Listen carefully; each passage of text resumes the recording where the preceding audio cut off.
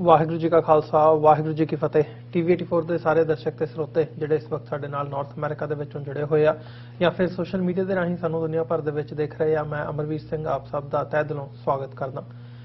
ਅੱਜ ਸੱਚ ਪ੍ਰੋਗਰਾਮ ਦੇ ਵਿੱਚ ਅਸੀਂ ਜਿਹੜੀਆਂ ਮੇਨ ਡਿਵੈਲਪਮੈਂਟਸ ਹੈਗੀਆਂ ਨੇ ਬੀਤੇ 24 ਘੰਟੇ ਦੀਆਂ ਜਾਂ ਜਿਹੜੀਆਂ ਇਸ ਵਕਤ ਡਿਸਕਸ਼ਨਸ ਸਿੱਖਾਂ ਦੇ ਲਈ ਇੰਪੋਰਟੈਂਟ ਨੇ ਸਿੱਖ ਨਜ਼ਰੀਏ ਤੋਂ, ਉਹਨਾਂ ਦੇ ਉੱਤੇ ਵਿਚਾਰ ਚਰਚਾ ਕਰਨ ਜਾ ਰਹੇ ਹਾਂ। ਖਾਲਿਸਤਾਨ ਅਫੇਅਰ ਸੈਂਟਰ ਦੇ ਸੰਚਾਲਕ ਡਾਕਟਰ ਅਮਰਜੀਤ ਸਿੰਘ ਸਾਡੇ ਨਾਲ ਹਰ ਰੋਜ਼ ਦੀ ਤਰ੍ਹਾਂ ਇਸ ਵਕਤ ਸਟੂਡੀਓ ਦੇ ਵਿੱਚ ਮੌਜੂਦ ਨੇ। ਆਓ ਉਹਨਾਂ ਦਾ ਸਵਾਗਤ ਕਰਕੇ ਸ਼ੁਰੂਆਤ ਕਰਦੇ ਹਾਂ ਅੱਜ ਦੇ ਪ੍ਰੋਗਰਾਮ ਦੀ। ਡਾਕਟਰ ਸਾਹਿਬ ਤੁਹਾਡਾ ਸਵਾਗਤ ਹੈ ਜੀ। ਵਾਹਿਗੁਰੂ ਜੀ ਕਾ ਖਾਲਸਾ ਵਾਹਿਗੁਰੂ ਜੀ ਕੀ ਫਤਿਹ ਜੀ। हाँ जी, अमरवीर सिंह जी ਤੁਹਾਨੂੰ ਵੀ ਤੇ ਦੁਨੀਆ ਭਰ ਚ ਬੈਠੇ ਸਾਡੇ ਟੀਵੀ 84 ਦੇ ਬਹੁਤ ਹੀ ਪਿਆਰੇ ਸੋਹਣੇ ਸਿਆਣੇ ਵਿਊਅਰਸ ਨੂੰ ਵੀ ਵਾਹਿਗੁਰੂ ਜੀ ਕਾ ਖਾਲਸਾ ਵਾਹਿਗੁਰੂ ਜੀ ਕੀ ਫਤਿਹ ਤੇ ਸਾਡੇ ਬਹੁਤ ਹੀ ਪਿਆਰੇ ਮੁਸਲਮਾਨ ਭੈਣਾਂ ਭਰਾਵਾਂ ਨੂੰ अस्सलाम वालेकुम जी। डॉक्टर साहब शुरुआत करिए। अज 17 मार्च 2022 ਤੇ 4 ਚੇਤ ਨਾਨਕਸ਼ਾਹੀ ਸੰਮਤ 554 ਦੇ ਦਿਨ ਅਸੀਂ ਗੱਲਬਾਤ ਕਰਨ ਜਾ ਰਹੇ ਹਾਂ ਤੇ ਇਸ ਵਕਤ ਜਦੋਂ ਅਸੀਂ ਸਾਰੀਆਂ ਖਬਰਾਂ ਦੇਖਦੇ ਹਾਂ ਤੇ ਇੰਟਰਨੈਸ਼ਨਲ ਅਫੇਅਰਸ ਦੇ ਵਿੱਚ ਜਿਹੜਾ ਯੂਕਰੇਨ ਦਾ ਇਸ਼ੂ ਹੈ, ਯੂਕਰੇਨ ਦੇ ਵਿੱਚ ਜੋ ਸਥਿਤੀ ਬਣੀ ਹੋਈ ਹੈ, ਸਾਰਿਆਂ ਦੀਆਂ ਨਜ਼ਰਾਂ ਉੱਥੇ ਲੱਗੀਆਂ ਹੋਈਆਂ ਨੇ।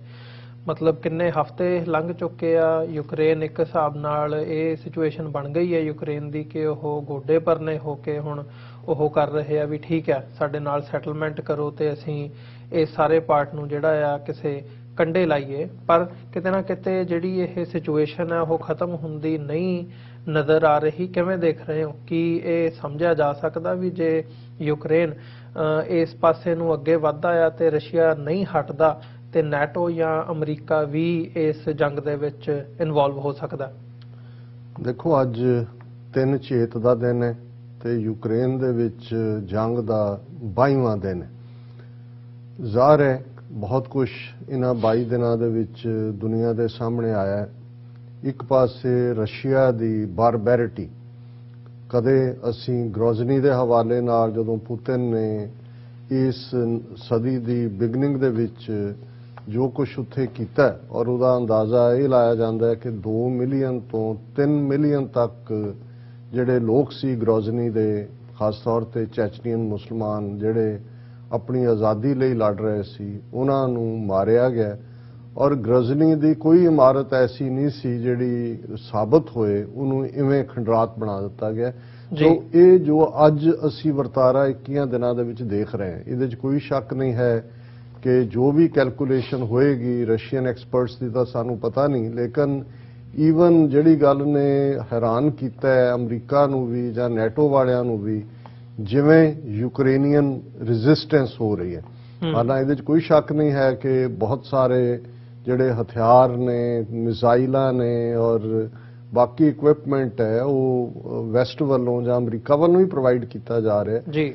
ਪਰ ਜਿਸ ਹਿੰਮਤ ਤੇ ਦਲੇਰੀ ਨਾਲ ਯੂਕਰੇਨੀਅਨ ਰੈਜ਼ਿਸਟ ਕਰ ਰਹੇ ਨੇ, ਉਸ ਨੇ ਜਿਹੜਾ ਰਸ਼ੀਅਨਸ ਦਾ ਪਲਾਨ ਹੋਏਗਾ ਇਨੀਸ਼ੀਅਲੀ ਹਫਤਾ ਜਾਂ 10 ਦਿਨ ਦੇ ਵਿੱਚ ਇਸ ਆਪਰੇਸ਼ਨ ਨੂੰ ਖਤਮ ਕਰਨ ਦਾ, ਉਸ ਦੇ ਵਿੱਚ 22 ਦਿਨ ਬੀਤਣ ਬਾਅਦ ਵੀ ਨਾ ਉਹ ਅਜੇ ਰਾਜਧਾਨੀ ਕੀਵ ਨੂੰ ਲੈ ਸਕੇ ਨੇ ਔਰ ਬਾਕੀ ਸੂਬਿਆਂ ਦੇ ਵਿੱਚ ਵੀ ਜਿਸ ਕਿਸਮ ਦਾ ਰਸ਼ੀਅਨ ਜਿੱਥੇ ਜਾਂਦੇ ਵੀ ਨੇ ਲੋਕ, ਜਿਵੇਂ ਉਹਨਾਂ ਨੂੰ ਘੇਰ ਕੇ ਰੈਜ਼ਿਸਟ ਕਰਦੇ ਨੇ ਔਰ ਕਿਵੇਂ ਉਹਨਾਂ ਨੂੰ ਕਈ ਥਾਂ ਤੇ ਜ਼ਲੀਲ ਕੀਤਾ ਜਾ ਰਿਹਾ। ਸੋ ਇਸ ਵੇਲੇ ਅਜੇ ਤੱਕ ਆਪਣਾ ਇੰਨਾ ਨੁਕਸਾਨ ਕਰਾਉਣ ਦੇ ਬਾਵਜੂਦ, ਕਿਉਂਕਿ ਅੱਜ ਜਿਹੜੀ ਫਿਗਰ ਅਮਰੀਕਾ ਵੱਲੋਂ ਆਈ ਹੈ ਉਹ 7000 ਦੇ ਕਰੀਬ ਰੂਸੀ ਸੋਲਜਰ ਮਾਰੇ ਜਾ ਚੁੱਕੇ ਨੇ ਔਰ ਇਸੇ ਖਬਰ 'ਚ ਕਿਹਾ ਗਿਆ ਹੈ ਵੀ ਜਿੰਨੇ ਅਮਰੀਕਾ ਦੇ 20 ਸਾਲ ਦੀ ਇਰਾਕ ਜਾਂ ਅਫਗਾਨਿਸਤਾਨ ਵਾਰ ਦੇ ਵਿੱਚ ਮਾਰੇ ਗਏ, ਉਸ ਨਾਲੋਂ ਜ਼ਿਆਦਾ ਰੂਸੀ ਜਿਹੜੇ ਫੌਜੀ ਨੇ ਉਹ ਪਿਛਲੇ 20-21 ਦਿਨਾਂ ਦੇ ਵਿੱਚ ਮਾਰੇ ਗਏ ਨੇ। ਹਾਲਾਂਕਿ ਥੋੜੀ ਬਹੁਤ ਐਗਜ਼ੈਜਰੇਸ਼ਨ ਵੀ ਹੋ ਸਕਦੀ ਹੈ ਨੰਬਰ ਦੀ, ਪਰ ਇਹਦੇ 'ਚ ਕੋਈ ਸ਼ੱਕ ਨਹੀਂ ਹੈ ਕਿ ਜੇ ਰਸ਼ੀਅਨ ਟਰੂਪਸ ਗਰਾਊਂਡ ਦੇ ਉੱਤੇ ਐਡਵਾਂਸ ਨਹੀਂ ਕਰ ਰਹੇ, ਟੈਂਕਸ ਦਾ ਇੱਕ ਵੱਡਾ ਕਾਲਮ ਕੀਵ ਰਾਜਧਾਨੀ ਤੋਂ ਦੂਰ 40 ਮੀਲ ਤੱਕ ਸੀ, ਜੋ ਐਡਵਾਂਸ ਨਹੀਂ ਕਰ ਰਹੇ ਤੇ ਉਹ ਵੀ ਆਪਣੀਆਂ ਕੈਜੂਅਲਟੀਜ਼ ਨੂੰ ਅੱਗੋਂ ਬਚਾਉਣਾ ਚਾਹੁੰਦੇ ਨੇ ਕਿਉਂਕਿ ਉਹਨਾਂ ਨੂੰ ਲੱਗ ਰਿਹਾ ਵੀ ਗਰਾਊਂਡ ਦੇ ਉੱਤੇ ਰੈਜ਼ਿਸਟੈਂਸ ਬਹੁਤ ਜ਼ਿਆਦਾ ਹੈ ਔਰ ਇਸ ਲਈ ਉਹ ਜ਼ਿਆਦਾ ਆਪਣੀ 에ਅਰ ਪਾਵਰ ਦੇ ਉੱਤੇ, ਜਿਹਦੇ 'ਚ ਅਸੀਂ ਦੇਖ ਰਹੇ ਹਾਂ ਕਿ ਪਹਿਲਾਂ ਮਿਲਟਰੀ ਠਿਕਾਣੇ, ਹੌਲੀ ਹੌਲੀ ਸਿਵਿਲੀਅਨ, ਫਿਰ ਹੁਣ ਈਵਨ ਉਸ ਕਿਸਮ ਦੇ ਕਮਿਊਨਿਟੀ ਹਸਪੀਟਲਸ, ਕਮਿਊਨਿਟੀ ਹਾਊਸਿਸ ਔਰ ਜਿਵੇਂ ਅਸੀਂ ਇੱਕ ਜਿਹੜਾ ਮੇਨ ਸ਼ਹਿਰ ਦੇ ਹਵਾਲੇ ਨਾਲ ਕੱਲ ਗੱਲ ਕੀਤੀ ਸੀ ਕਿ ਉਹਨਾਂ ਨੇ ਕਿਵੇਂ ਜਿਹੜਾ ਉਹਨਾਂ ਦਾ ਮੇਨ ਮੈਰੀਪੋਲ ਸ਼ਹਿਰ ਹੈ ਜਿਹਦੇ 'ਚ ਸੀ ਕਿ ਵੀ ਹਜ਼ਾਰਾਂ ਲੋਕਾਂ ਨੇ ਉੱਥੇ ਸ਼ੈਲਟਰ ਲਈ ਹੋਈ ਸੀ, ਉਹਨੂੰ ਬੰਬਾਰਡ ਕੀਤਾ ਹੈ। ਔਰ ਇਹ ਵੀ ਸਾਹਮਣੇ ਆਇਆ ਕਿ ਉਹਦੇ 'ਚ 1000 ਤੋਂ ਜ਼ਿਆਦਾ ਔਰਤਾਂ ਔਰ ਬੱਚੇ ਉਹ ਥੀਏਟਰ ਹੈ ਔਰ ਉਹਦੇ 'ਚ ਉਹਨਾਂ ਨੇ ਜਿਹੜਾ ਈਵਨ ਉੱਥੋਂ ਦਾ ਮੈਟਰੀਪੋਲ ਦਾ ਮੇਅਰ ਨੂੰ ਵੀ ਪਹਿਲਾਂ ਉਹਨਾਂ ਨੇ ਬੰਦੀ ਬਣਾਇਆ ਸੀ ਰਸ਼ੀਅਨ ਫੌਜ ਨੇ ਔਰ ਹੁਣ ਇਹ ਆਇਆ ਵੀ ਉਹਨਾਂ ਨੂੰ ਰਿਲੀਜ਼ ਕਰ ਦਿੱਤਾ ਗਿਆ। ਸੋ ਇੱਕ ਐਸਪੈਕਟ ਤਾਂ ਇਹ ਹੈ ਕਿ ਜਿੱਥੇ ਯੂਕਰੇਨੀਅਨ ਰੈਜ਼ਿਸਟੈਂਸ ਹੈ ਇੰਟਰਨੈਸ਼ਨਲੀ ਪਾਲਾਬੰਦੀ ਜਾਂ ਸਫਬੰਦੀ ਜਿਹਨੂੰ ਅਸੀਂ ਕਹਿੰਦੇ ਹਾਂ ਉਹ ਹੋ ਰਹੀ ਹੈ। ਪੁਤਿਨ ਜਿਹੜਾ ਇੱਕ ਸਟੇਜ ਤੇ ਜਦੋਂ UN ਸਿਕਿਉਰਿਟੀ ਕਾਉਂਸਲ ਜਾਂ UN ਜਨਰਲ ਅਸੈਂਬਲੀ ਦੇ ਵਿੱਚ ਮਤੇ ਆਏ ਤੇ ਬਿਲਕੁਲ ਆਈਸੋਲੇਟਡ ਲੱਗਦਾ ਸੀ ਜੀ, ਹੁਣ ਲੱਗਦਾ ਹੈ ਕਿ ਵੀ ਉਸ ਦਾ ਆਪਣਾ ਜਿਹੜੀ ਗਰੁੱਪਿੰਗ ਹੈ ਉਹ ਵੀ ਕਾਇਮ ਹੋ ਰਹੀ ਹੈ ਕਿਉਂਕਿ ਜਰਮਨ ਔਰ ਫਰਾਂਸ ਉਸ ਲਾਈਨ ਦੇ ਉੱਤੇ ਨਹੀਂ ਜਾ ਰਹੇ ਲੱਗਦੇ ਜਿਸ ਦੇ ਉੱਤੇ ਨੈਟੋ ਹੈ। ਔਰ ਫਿਰ ਅਸੀਂ ਮਿਡਲ ਈਸਟ ਦੇ ਹਵਾਲੇ ਨਾਲ ਗੱਲ ਕਰੀਏ ਕਿ ਸਾਊਦੀ ਅਰੇਬੀਆ ਦੇ ਕਰਾਊਨ ਪ੍ਰਿੰਸ ਔਰ UAE ਵਾਲੇ ਨੇ ਜਿਵੇਂ ਬਾਈਡਨ ਦੀ ਕਾਲ ਲੈਣ ਤੋਂ ਨਾ ਕੀਤਾ ਲੇਕਿਨ ਪੁਤਿਨ ਦੇ ਨਾਲ ਉਹ ਰਾਫਤੇ 'ਚ ਨੇ।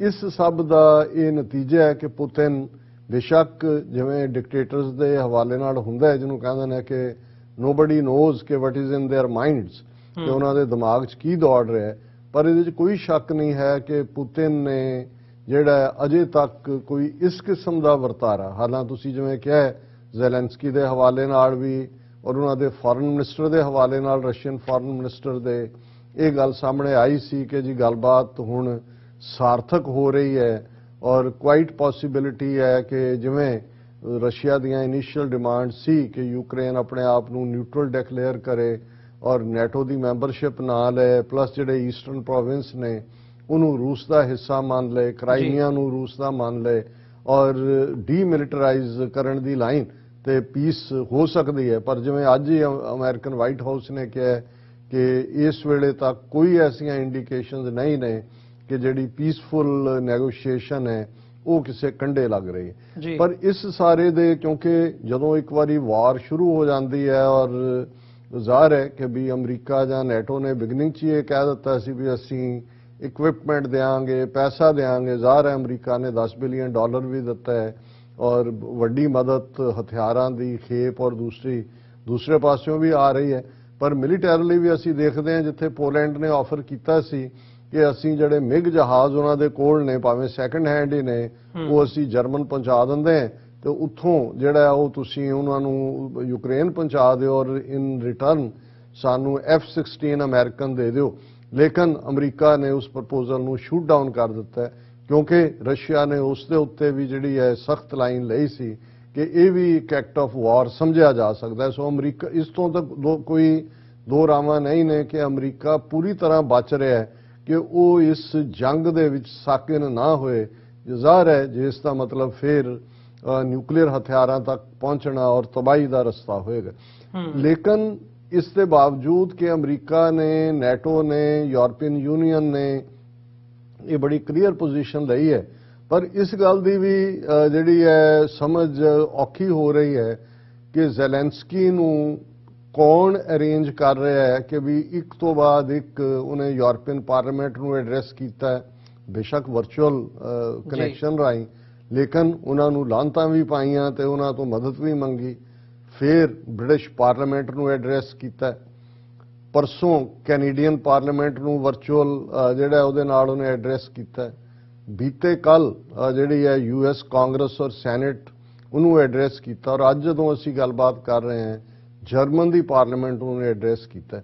ਹੁਣ ਇਹ ਜਿਹੜੇ ਸਾਰੇ ਐਡਰੈਸ ਨੇ ਕਿਉਂਕਿ ਦੇਖੋ ਜਿਹੜਾ ਪਬਲਿਕ ਓਪੀਨੀਅਨ ਹੁੰਦਾ ਹੈ ਜੇ ਉਹ ਇੱਕ ਪਾਸੇ ਉਲਰਨਾ ਸ਼ੁਰੂ ਹੋ ਜਾਏ ਤਾਂ ਨੋ ਮੈਟਰ ਹਕੂਮਤ ਦੀ ਪਾਲਿਸੀ ਕੀ ਹੋਏ ਜਾਂ ਕੀ ਹੁੰਦੀ ਹੋਏ ਉਹ ਫਿਰ ਈਵਨ ਦੂਸਰੀ ਪੋਜੀਸ਼ਨ ਵੀ ਲੈ ਸਕਦੇ ਨੇ। ਹੁਣ ਜ਼ਾਹਰ ਹੈ ਅਸੀਂ ਅਮਰੀਕਾ ਦੇ ਹਵਾਲੇ ਨਾਲ ਦੇਖਦੇ ਕਿ ਜਦੋਂ ਸੈਕੰਡ ਵਰਲਡ ਵਾਰ ਸ਼ੁਰੂ ਹੁੰਦਾ 1939 ਦੇ ਵਿੱਚ 1942 ਤੱਕ ਲਗਭਗ 2-2.5 ਸਾਲ ਅਮਰੀਕਾ ਨਿਊਟਰਲ ਸੀ। ਉਹਨੇ ਜੰਗ ਦੇ ਵਿੱਚ ਹਿੱਸਾ ਨਹੀਂ ਲਿਆ, ਨਾ ਉਹ ਜਰਮਨ ਦੀ ਸਾਈਡ ਤੇ ਸੀ ਨਾ ਬ੍ਰਿਟਿਸ਼ ਦੀ ਸਾਈਡ ਤੇ ਸੀ।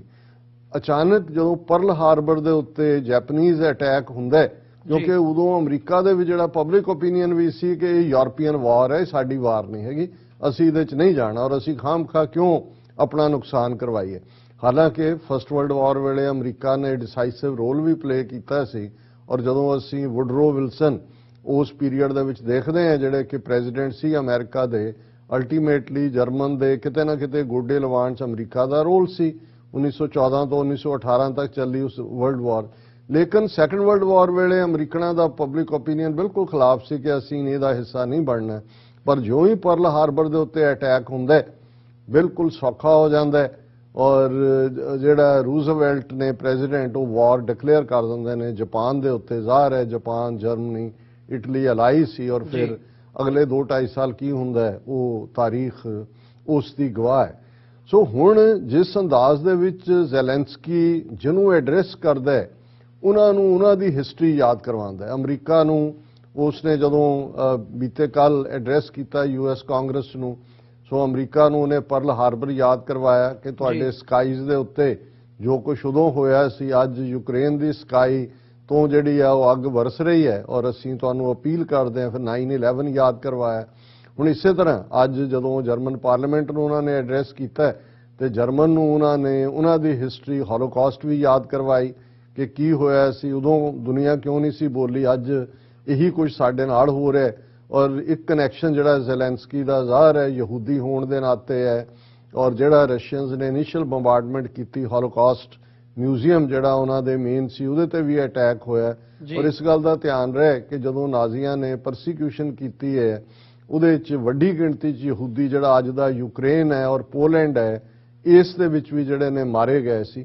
ਸੋ ਅੱਜ ਜ਼ੈਲੈਂਸਕੀ ਨੇ ਜਰਮਨ ਪਾਰਲੀਮੈਂਟ ਮੈਂਬਰਾਂ ਨੂੰ ਕਿਹਾ ਕਿ ਭਾਈ ਤੁਹਾਨੂੰ ਯਾਦ ਹੋਣਾ ਚਾਹੀਦਾ ਕੀ ਹੈ। ਫਿਰ ਉਹਨਾਂ ਨੂੰ ਯਾਦ ਦਹਾਨੀ ਕਰਵਾਈ ਕਿ ਇਹੀ ਰਸ਼ੀਆ ਜਿਹਨੇ ਤੁਹਾਡੇ ਬਰਲਿਨ ਨੂੰ ਕਿਵੇਂ ਆਇਰਨ ਵਾਲ ਖੜੀ ਕੀਤੀ ਸੀ, ਕਿਵੇਂ ਜਰਮਨ ਨੂੰ ਈਸਟ ਔਰ ਵੈਸਟ ਦੇ ਵਿੱਚ ਵੰਡਿਆ ਸੀ। ਸੋ ਇਹ ਕਹਿ ਕੇ ਔਰ ਇਸੇ ਤਰ੍ਹਾਂ ਈਵਨ ਜਦੋਂ ਬ੍ਰਿਟਿਸ਼ ਪਾਰਲੀਮੈਂਟ ਨੂੰ ਐਡਰੈਸ ਕੀਤਾ। ਸੋ ਮੈਨੂੰ ਇਹ ਲੱਗਦਾ ਹੈ ਕਿ ਵੀ ਜਿਹੜਾ ਓਵਰਆਲ ਇਸ ਵੇਲੇ ਜਿਸ ਕਿਸਮ ਦਾ ਇੱਕ ਸਿੰਪੈਥੀ ਕੈਂਪੇਨ ਵੀ ਚੱਲ ਰਿਹਾ ਔਰ ਬਾਕੀ ਇੱਕ ਪਾਸੇ ਸੈਂਕਸ਼ਨਸ ਲੱਗ ਰਹੀਆਂ ਨੇ ਵਰਲਡ ਲੈਵਲ ਤੇ। ਅਸੀਂ ਕੱਲ ਦੇਖਿਆ ਕਿ international court of justice ICJ ਨੇ ਜਿਹੜਾ ਉਹ ਸਟਰੋਂਗਲੀ ਉਹਨੂੰ ਕਿਹਾ ਕਿ ਵੀ ਬੰਦ ਕਰੋ ਔਰ ਬਾਈਡਨ ਈਵਨ ਇੱਕ ਸਟੈਪ ਅੱਗੇ ਗਿਆ ਔਰ ਅੱਜ ਰਸ਼ੀਆ ਨੇ, ਕ੍ਰੈਮਲਿਨ ਨੇ ਉਹਦਾ ਵਿਰੋਧ ਕੀਤਾ। ਰਸ਼ੀਆ ਨੇ ਕਿਹਾ ਕਿ ਪੁਤਿਨ ਵਾਰ ਕ੍ਰਿਮੀਨਲ ਹੈ, ਉਹ ਵਾਰ ਕ੍ਰਾਈਮਸ ਕਰ ਰਿਹਾ। ਔਰ ਇੱਕ ਪਾਸੇ ਇਹ ਜਿਹੜੀ ਇੱਕ ਸਿੰਪੈਥੀ ਵੇਵ ਬਣ ਰਹੀ ਹੈ ਔਰ ਰਸ਼ੀਆ ਦਾ ਐਟੀਟਿਊਡ ਹਾਰਸ਼ ਹੁੰਦਾ ਜਾਂਦਾ ਹੈ। ਜਿਹੜੇ ਵਿਦਨ ਰਸ਼ੀਆ ਵਾਰ ਦੇ ਅਗੇਂਸਟ ਸੀ, ਜਿਵੇਂ ਇੱਕ ਬੀਬੀ ਜਿਹੜੀ ਬੈਲੇ ਡਾਂਸਰ, ਉਹਨੇ ਪਬਲਿਕ ਪ੍ਰੋਟੈਸਟ ਵੀ ਕੀਤਾ ਤੇ ਅੱਜ ਇਹਨੇ ਪੁਤਿਨ ਨੇ ਕਿਹਾ ਕਿ ਵੀ ਇਹ ਸਾਰੇ 5th ਕਾਲਮਨਿਸਟ ਨੇ ਜਿਹੜੇ ਵਿਦਨ ਦਾ ਕੰਟਰੀ ਗ੍ਰੇਟ ਰਸ਼ੀਅਨ ਜਿਹੜੀ ਹੈ ਐਮਪਾਇਰ ਉਸ ਦੇ ਖਿਲਾਫ ਭੁਗਤਣ ਵਾਲੇ ਲੋਕ ਨੇ। ਇਹ ਜਿਹਨੂੰ ਤੁਸੀਂ ਟ੍ਰੇਟਰ ਕਹਿੰਦੇ ਹੋ, ਉਹਨਾਂ ਨੂੰ ਕਿਹਾ ਇਹਨਾਂ ਨੂੰ ਆਇਡੈਂਟੀਫਾਈ ਕਰੋ ਤੇ ਜਿਵੇਂ ਮੱਖਣ ਚੋਂ ਵਾਲ ਕੱਢ ਕੇ ਪਾਸੇ ਕੀਤਾ ਜਾਂਦਾ ਇਵੇਂ ਇਹਨਾਂ ਨੂੰ ਕੀਤਾ ਜਾਏ। ਸੋ ਉਸ ਤੋਂ ਇਹ ਅੰਦਾਜ਼ਾ ਹੁੰਦਾ ਹੈ ਕਿ ਪੁਤਿਨ ਜਿਹੜਾ ਉਸ ਹਾਰਸ਼ ਡਿਸੀਜਨ ਮੇਕਿੰਗ ਦੇ ਥੱਲੇ ਉਹਦੇ ਮਨ 'ਚ ਕੀ ਹੈ, ਕਿੱਧਰ ਨੂੰ ਜਾ ਰਿਹਾ। ਪਰ ਇਹ ਸਾਡਾ ਫੀਅਰ ਹੈ ਕਿ ਕਿਤੇ ਨਾ ਕਿਤੇ ਜੇ ਆਉਣ ਵਾਲੇ ਦਿਨਾਂ 'ਚ ਕਿਤੇ ਇਹ ਕੋਈ ਪੀਸ ਨੈਗੋਸ਼ੀਏਸ਼ਨ ਜਿਹੜੀ ਇਨੀਸ਼ੀਏਟ ਕੀਤੀ ਹੋਈ ਹੈ, ਗੱਲਬਾਤ ਨਾਲ ਦੀ ਨਾਲ ਚੱਲ ਰਹੀ ਹੈ, ਉਹ ਕਿਸੇ ਕੰਢੇ ਨਹੀਂ ਲੱਗਦੀ ਤੇ ਇਸ ਵਾਰ ਦੇ ਐਕਸਪੈਂਡ ਹੋਣ ਦੇ ਕਾਫੀ ਚਾਂਸਸ ਨੇ। ਹਾਂ, ਰਸ਼ੀਆ ਦਾ ਨੁਕਸਾਨ ਵੀ ਹੋ ਰਿਹਾ ਹੈ। ਇੱਕ ਜਿਹੜੀ ਮੇਨ ਇੰਸਟੀਟਿਊਟ ਮਾਰਸ ਜਿਹੜਾ ਜਿਹਨੂੰ ਰੈੱਡ ਪਲੈਨਟ ਕਹਿੰਦੇ ਨੇ ਉਹਦੇ 'ਚ ਜਿਹੜਾ ਯੂਰਪੀਅਨ ਔਰ ਰਸ਼ੀਅਨ ਜੁਆਇੰਟ ਐਕਸਪੀਡੀਸ਼ਨ ਸੀ ਲਾਂਚ ਹੋਣੀ, ਉਹ ਵੀ ਮੁਲਤਵੀ ਕਰ ਦਿੱਤੀ ਗਈ ਹੈ। ਵਰਲਡ ਦੀਆਂ ਫਾਈਨੈਂਸ਼ੀਅਲ ਇੰਸਟੀਟਿਊਸ਼ਨਸ ਨੇ ਜਿਹੜਾ ਰਸ਼ੀਆ ਦੀ ਢਿਬਰੀ ਚੰਗੀ ਤਰ੍ਹਾਂ ਕੱਸੀ ਹੈ। ਇੰਡੀਆ ਦੇ ਹਵਾਲੇ ਨਾਲ ਵੀ ਅਸੀਂ ਦੇਖਿਆ ਕਿ ਉਹ ਕਰੂਡ ਆਇਲ ਲੈ ਰਹੇ ਨੇ ਔਰ ਕਿਵੇਂ ਅਮਰੀਕਨਾਂ ਦਾ ਜਿਹੜਾ ਉਹਦੇ ਤੇ ਸਟਰੋਂਗ ਰਿਐਕਸ਼ਨ ਹੈ ਕਿ ਭਾਈ ਜਦੋਂ ਹਿਸਟਰੀ ਲਿਖੀ ਜਾਏਗੀ ਤੁਸੀਂ ਹਿਸਟਰੀ ਦੇ ਕਿਸ ਸਾਈਡ ਤੇ ਖਲੋਤੇ ਹੋਵੋਗੇ ਇਸ ਨੂੰ ਦੇਖੋ। ਸੋ ਇਹ ਲੱਗਦਾ ਹੈ ਕਿ ਵੀ ਅਮਰੀਕਾ ਦਾ ਔਰ ਅਮਰੀਕਾ ਜਿਹੜਾ ਪਬਲਿਕ ਓਪੀਨੀਅਨ ਵੀ ਹੈ ਉਹ ਕਾਫੀ ਇਸ ਵੇਲੇ ਐਂਟਾਈ ਰਸ਼ੀਆ ਯੂਕਰੇਨ ਦੇ ਹੱਕ 'ਚ ਹੈ ਔਰ ਕੋਈ ਵੀ ਇਸ ਕਿਸਮ ਦਾ ਔਰ ਜਿਸ ਪਾਸੇ ਵੱਲ ਬਾਈਡਨ ਜਾ ਰਿਹਾ ਜੇ ਤੁਸੀਂ ਵਾਰ ਕ੍ਰਿਮੀਨਲ ਡਿਕਲੇਅਰ ਕਰਦੇ ਹੋ ਪੁਤਿਨ ਨੂੰ, ਸੋ ਇਸ ਦਾ ਮਤਲਬ ਹੈ ਕਿ ਜਿਹੜੀ ਆਪਸੀ ਗੱਲਬਾਤ ਰਾਹੀਂ ਰੂਸ ਔਰ ਅਮਰੀਕਾ ਦਾ ਅਲਟੀਮੇਟਲੀ ਕੋਈ ਨੇੜੇ ਆਉਣ ਦੀ ਲਾਈਨ ਹੈ ਉਹ ਇਮੀਡੀਏਟ ਦੀ ਨਜ਼ਰ ਨਹੀਂ ਆ ਰਹੀ। ਹਾਂ, ਹਾਲਾਤ ਬਦਲਦੇ ਰਹਿੰਦੇ ਨੇ ਕਿਉਂਕਿ 1956 ਦੇ ਵਿੱਚ ਜਦੋਂ ਹੰਗਰੀ ਦੇ ਉੱਤੇ ਸੋਵੀਅਤ ਯੂਨੀਅਨ ਨੇ ਅਟੈਕ ਕੀਤਾ ਸੀ ਇਹੋ ਕੁਝ ਮਾਹੌਲ ਬਣ ਗਿਆ ਸੀ। ਲੇਕਿਨ ਉਸ ਤੋਂ 3 ਸਾਲ ਬਾਅਦ ਉਹੀ ਜਿਹੜਾ ਖਰੁਸ਼ਚੇਫ ਹੈ ਉਹ ਵਾਸ਼ਿੰਗਟਨ ਡੀਸੀ ਦੇ ਵਿੱਚ ਓਪਨ ਜੀਪ ਦੇ ਵਿੱਚ ਅਮਰੀਕਨ ਪ੍ਰੈਜ਼ੀਡੈਂਟ ਦੇ ਨਾਲ ਸੀ। ਸੋ ਬਦਲਦਾ ਰਹਿੰਦਾ, ਇਹ ਨਹੀਂ ਹੈ ਕਿ ਵੀ ਪਹਿਲਾਂ ਜਿਹੜਾ ਉਹ ਟਕਰਾਅ ਨਹੀਂ ਹੁੰਦਾ ਜਾਂ ਗੱਲਬਾਤ ਨਹੀਂ ਹੁੰਦੀ। ਪਰ ਜਿਸ ਕਿਸਮ ਦਾ ਪੁਤਿਨ ਦਾ ਰਵੱਈਆ ਹੈ ਉਹ ਇਸ ਵੇਲੇ ਕਿਤੇ ਵੀ ਕੋਈ ਕਿਸੇ ਹੱਲ ਦੇ ਨੇੜੇ ਪਹੁੰਚਣ ਦਾ ਨਹੀਂ ਹੈ, ਉਹ ਕਨਫਰੰਟੇਸ਼ਨ ਵਾਲਾ ਲੱਗ ਰਿਹਾ ਜੀ। ਡਾਕਟਰ ਸਾਹਿਬ, ਇਸ ਸਾਰੇ ਚ ਭਾਰਤ ਨੂੰ ਕਿੱਥੇ ਖੜਾ ਦੇਖਦੇ ਹੋ? ਕਿਉਂਕਿ ਇੰਡੀਆ ਦੀ ਜਿਹੜੀ ਸਿਚੁਏਸ਼ਨ ਹੈ, ਮਤਲਬ ਇਸ ਸਾਰੇ ਟਾਈਮ ਪੀਰੀਅਡ ਦੇ ਵਿੱਚ ਹੀ ਉਹਨਾਂ ਨੇ ਕੋਸ਼ਿਸ਼ ਕੀਤੀ ਹੈ ਕਿ ਅਸੀਂ ਨਿਊਟਰਲ ਰਹੀਏ। ਅਮਰੀਕਾ ਦਾ ਕੱਲ ਦਾ ਹੀ ਬਿਆਨ ਜਿਹਦਾ ਤੁਸੀਂ ਜ਼ਿਕਰ ਕੀਤਾ ਕਿ ਉਹ ਜੇ ਉੱਥੋਂ ਕਰੂਡ ਆਇਲ ਦੀਆਂ ਉਹਨਾਂ ਨੇ ਬੈਰਲਸ ਲਈਆਂ ਨੇ ਤੇ ਅਮਰੀਕਾ ਨੇ ਸਿੱਧਾ ਕਿਹਾ ਵੀ ਤੁਸੀਂ ਕਿਸ ਪਾਸੇ ਖਲੋਤੇ ਹੋ, ਉਹਦੇ ਤੇ ਕੁਐਸਚਨ ਮਾਰਕ ਲਾਇਆ। ਤੇ ਜੇ ਸਿਚੁਏਸ਼ਨ ਯੂਕਰੇਨ ਦੇ ਵਿੱਚ ਐਸਕੇਲੇਟ ਹੁੰਦੀ ਹੈ, ਗੱਲ ਵਾਰ ਪ੍ਰੋਲੋਂਗ ਹੁੰਦੀ ਹੈ ਜਾਂ ਅਮਰੀਕਾ ਹੋਰ ਅਗਰੈਸਿਵਲੀ ਇਸ ਪਾਰਟ ਨੂੰ ਪਰਸਿਊ ਕਰਦਾ, ਤੇ ਭਾਰਤ ਲਈ ਔਖਾ ਹੋ ਜਾਣਾ ਜਿੱਥੇ ਉਹ ਇਸ ਵਕਤ ਖੜੇ ਆ ਉਹ ਨਿਊਟਰੈਲਿਟੀ ਦੀ ਗਰਾਊਂਡ ਦੇ ਉੱਤੇ ਰਹਿ ਕੇ ਕੰਮ ਕਰਨਾ। ਉਹਨਾਂ ਨੂੰ ਵੀ ਕਿਸੇ ਨਾ ਕਿਸੇ ਪਾਸੇ ਜਿਹੜੀ ਸਾਈਡ ਹੈ ਉਹ ਲੈਣੀ ਪੈਣੀ ਆ। ਜੇ ਉਹ ਸਾਈਡ ਲੈਂਦੇ ਆ ਤੇ ਕਿਹਦੀ ਸਾਈਡ ਲੈਣਗੇ, ਕਿੱਧਰ ਨੂੰ ਜਾਣਗੇ ਤੇ ਕਿਵੇਂ ਕਰਨਗੇ, ਤੇ ਫਿਰ ਜਿਹੜੀ ਸਿਚੁਏਸ਼ਨ ਹੈ ਉਹ ਕਿਸ ਪਾਸੇ ਵੱਲ ਰੁਖ ਲਵੇਗੀ। ਤੇ ਇਹ ਸਿਚੁਏਸ਼ਨ ਜਿਹੜੀ ਸਾਰੀ ਇਸ ਵਕਤ ਬਣੀ ਹੋਈ ਹੈ ਇਹ ਵਰਲਡ ਆਰਡਰ ਨੂੰ ਵੀ ਕਿਤੇ ਨਾ ਕਿਤੇ ਇੰਪੈਕਟ ਕਰਦੀ ਨਜ਼ਰ ਆ ਰਹੀ ਹੈ ਵੀ ਆਉਣ ਵਾਲੇ ਸਮੇਂ ਦੇ ਵਿੱਚ ਦੁਨੀਆ ਦੀ ਜਿਹੜੀ ਪੋਲਿਟਿਕਸ ਹੈ ਉਹ ਵੀ ਚੇਂਜ ਹੋਣ ਦੀਆਂ ਸੰਭਾਵਨਾਵਾਂ ਬਹੁਤ ਨੇ।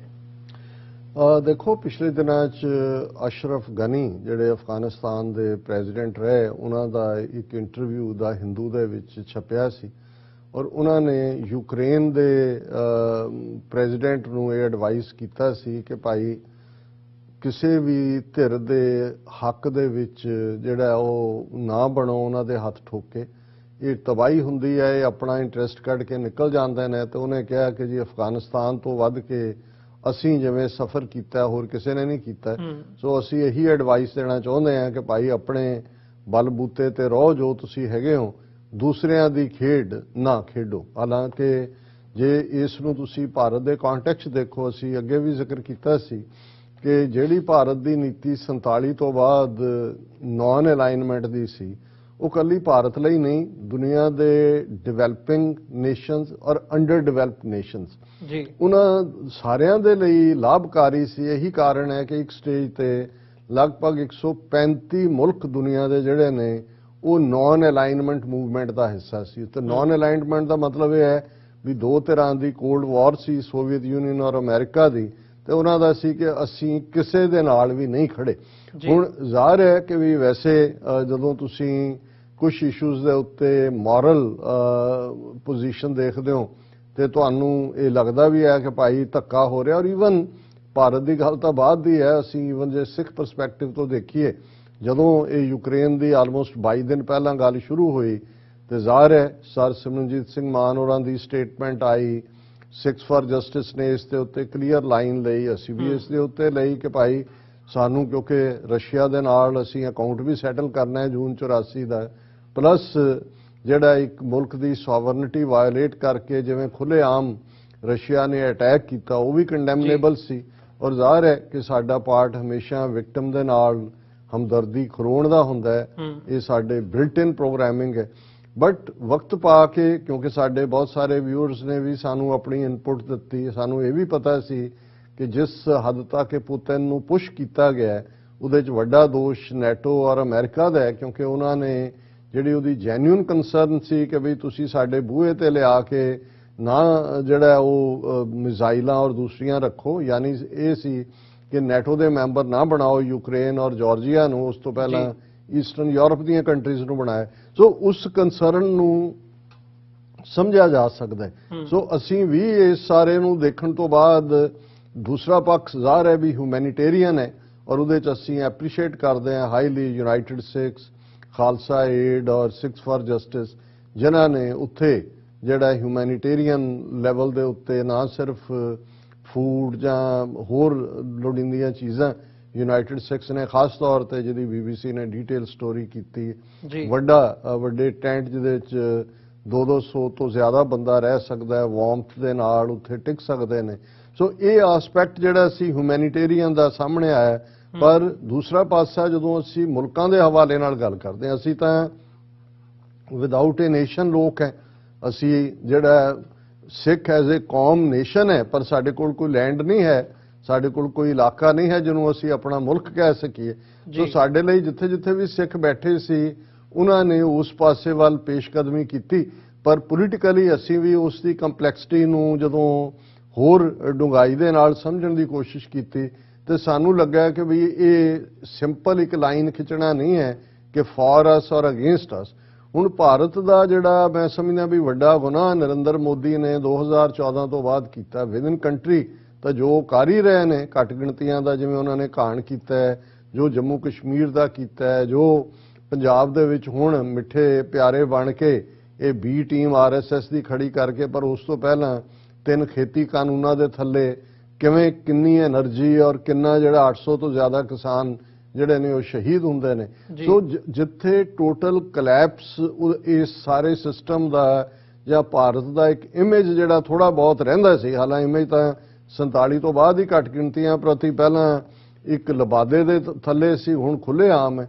ਲੇਕਿਨ ਜੇ ਈਵਨ ਭਾਰਤ ਦੇ ਐਂਗਲ ਤੋਂ ਹੀ ਦੇਖੀਏ ਤੇ ਆਪਣਾ ਬੇੜਾ ਗਰਕ ਜਾਂ ਇਹ ਕਹਿਣਾ ਹੋਏ ਕਿ ਆਪਣੀ ਮਿੱਟੀ ਆਪ ਪੁੱਟਣ ਦੀ ਗੱਲ ਜਾਂ ਆਪਣੀ ਕਬਰ ਆਪ ਪੁੱਟਣ ਦੀ ਗੱਲ ਜੇ ਕਹਿਣੀ ਹੋਏ ਤੇ ਉਹ ਮੋਦੀ ਦੀ ਫੋਰਨ ਪਾਲਿਸੀ ਨੇ ਕੀਤੀ। ਪਹਿਲਾ ਜਿਹੜਾ ਸੀ ਪਾਕਿਸਤਾਨ ਪ੍ਰਤੀ ਟੋਟਲ ਹੌਸਟਿਲਿਟੀ, ਇਹ ਜਾਣਦਿਆਂ ਹੋਇਆਂ ਵੀ ਕਿ ਅਲਟੀਮੇਟਲੀ ਪਾਕਿਸਤਾਨ ਜਿਹੜਾ ਉਹ ਭਾਰਤ ਔਰ ਸੈਂਟਰਲ ਏਸ਼ੀਆ ਤੇ ਯੂਰਪ ਦੇ ਵਿਚਕਾਰ ਬੈਠਾ ਹੈ। ਜੇ ਤੁਸੀਂ ਕੋਈ ਵੀ ਟ੍ਰੇਡ ਕਰਨਾ ਹੈ, ਕੁਝ ਕਰਨਾ ਹੈ, ਉਧਰ ਨੂੰ ਜਾਣਾ ਹੈ। ਫਿਰ ਇਹ ਜਾਣਦਿਆਂ ਹੋਇਆਂ ਵੀ ਕਿ ਪਾਕਿਸਤਾਨ ਇੱਕ ਨਿਊਕਲੀਅਰ ਪਾਵਰ ਹੈ, ਇਹ ਜਾਣਦਿਆਂ ਹੋਇਆਂ ਕਿ ਪਾਕਿਸਤਾਨ ਔਰ ਚੀਨ ਉਹ ਉਹਨਾਂ ਦੀ ਸਾਂਝਾਂ ਕਿਸ ਕਿਸਮ ਦੀਆਂ ਨੇ, ਔਰ ਇਹ ਜਾਣਦਿਆਂ ਹੋਇਆਂ ਕਿ ਵੀ ਪਾਕਿਸਤਾਨ ਦੇ ਵਿੱਚ ਜਿਹੜੀ ਚੇਂਜ ਪੋਲੀਟੀਕਲੀ ਹੋਈ, ਇਮਰਾਨ ਖਾਨ ਜਿਹੜੇ ਪਾਵਰ ਚਾਹੁੰਦੇ ਨੇ ਉਹ ਨੇ ਜਿਹੜੇ ਭਾਰਤ ਵਿਜ਼ਿਟ ਵੀ ਕਰਦੇ ਰਹੇ, ਔਰ ਉਹਨਾਂ ਨੇ ਆਪਣੀ ਸਹੁੰ ਚੁੱਕ ਸਮਾਗਮ ਦੇ ਵੇਲੇ ਇਹ ਕਿਹਾ ਕਿ ਜੇ ਭਾਰਤ ਇੱਕ ਕਦਮ ਅੱਗੇ ਵਧੇਗਾ ਗੱਲਬਾਤ ਲਈ ਔਰ ਪੀਸਫੁਲੀ ਹੱਲ ਕਰਨ ਲਈ, ਜ਼ਾਹਰ ਹੈ ਕਸ਼ਮੀਰ ਦਾ ਮਸਲਾ, ਅਸੀਂ 2 ਕਦਮ ਵਧਾਂਗੇ।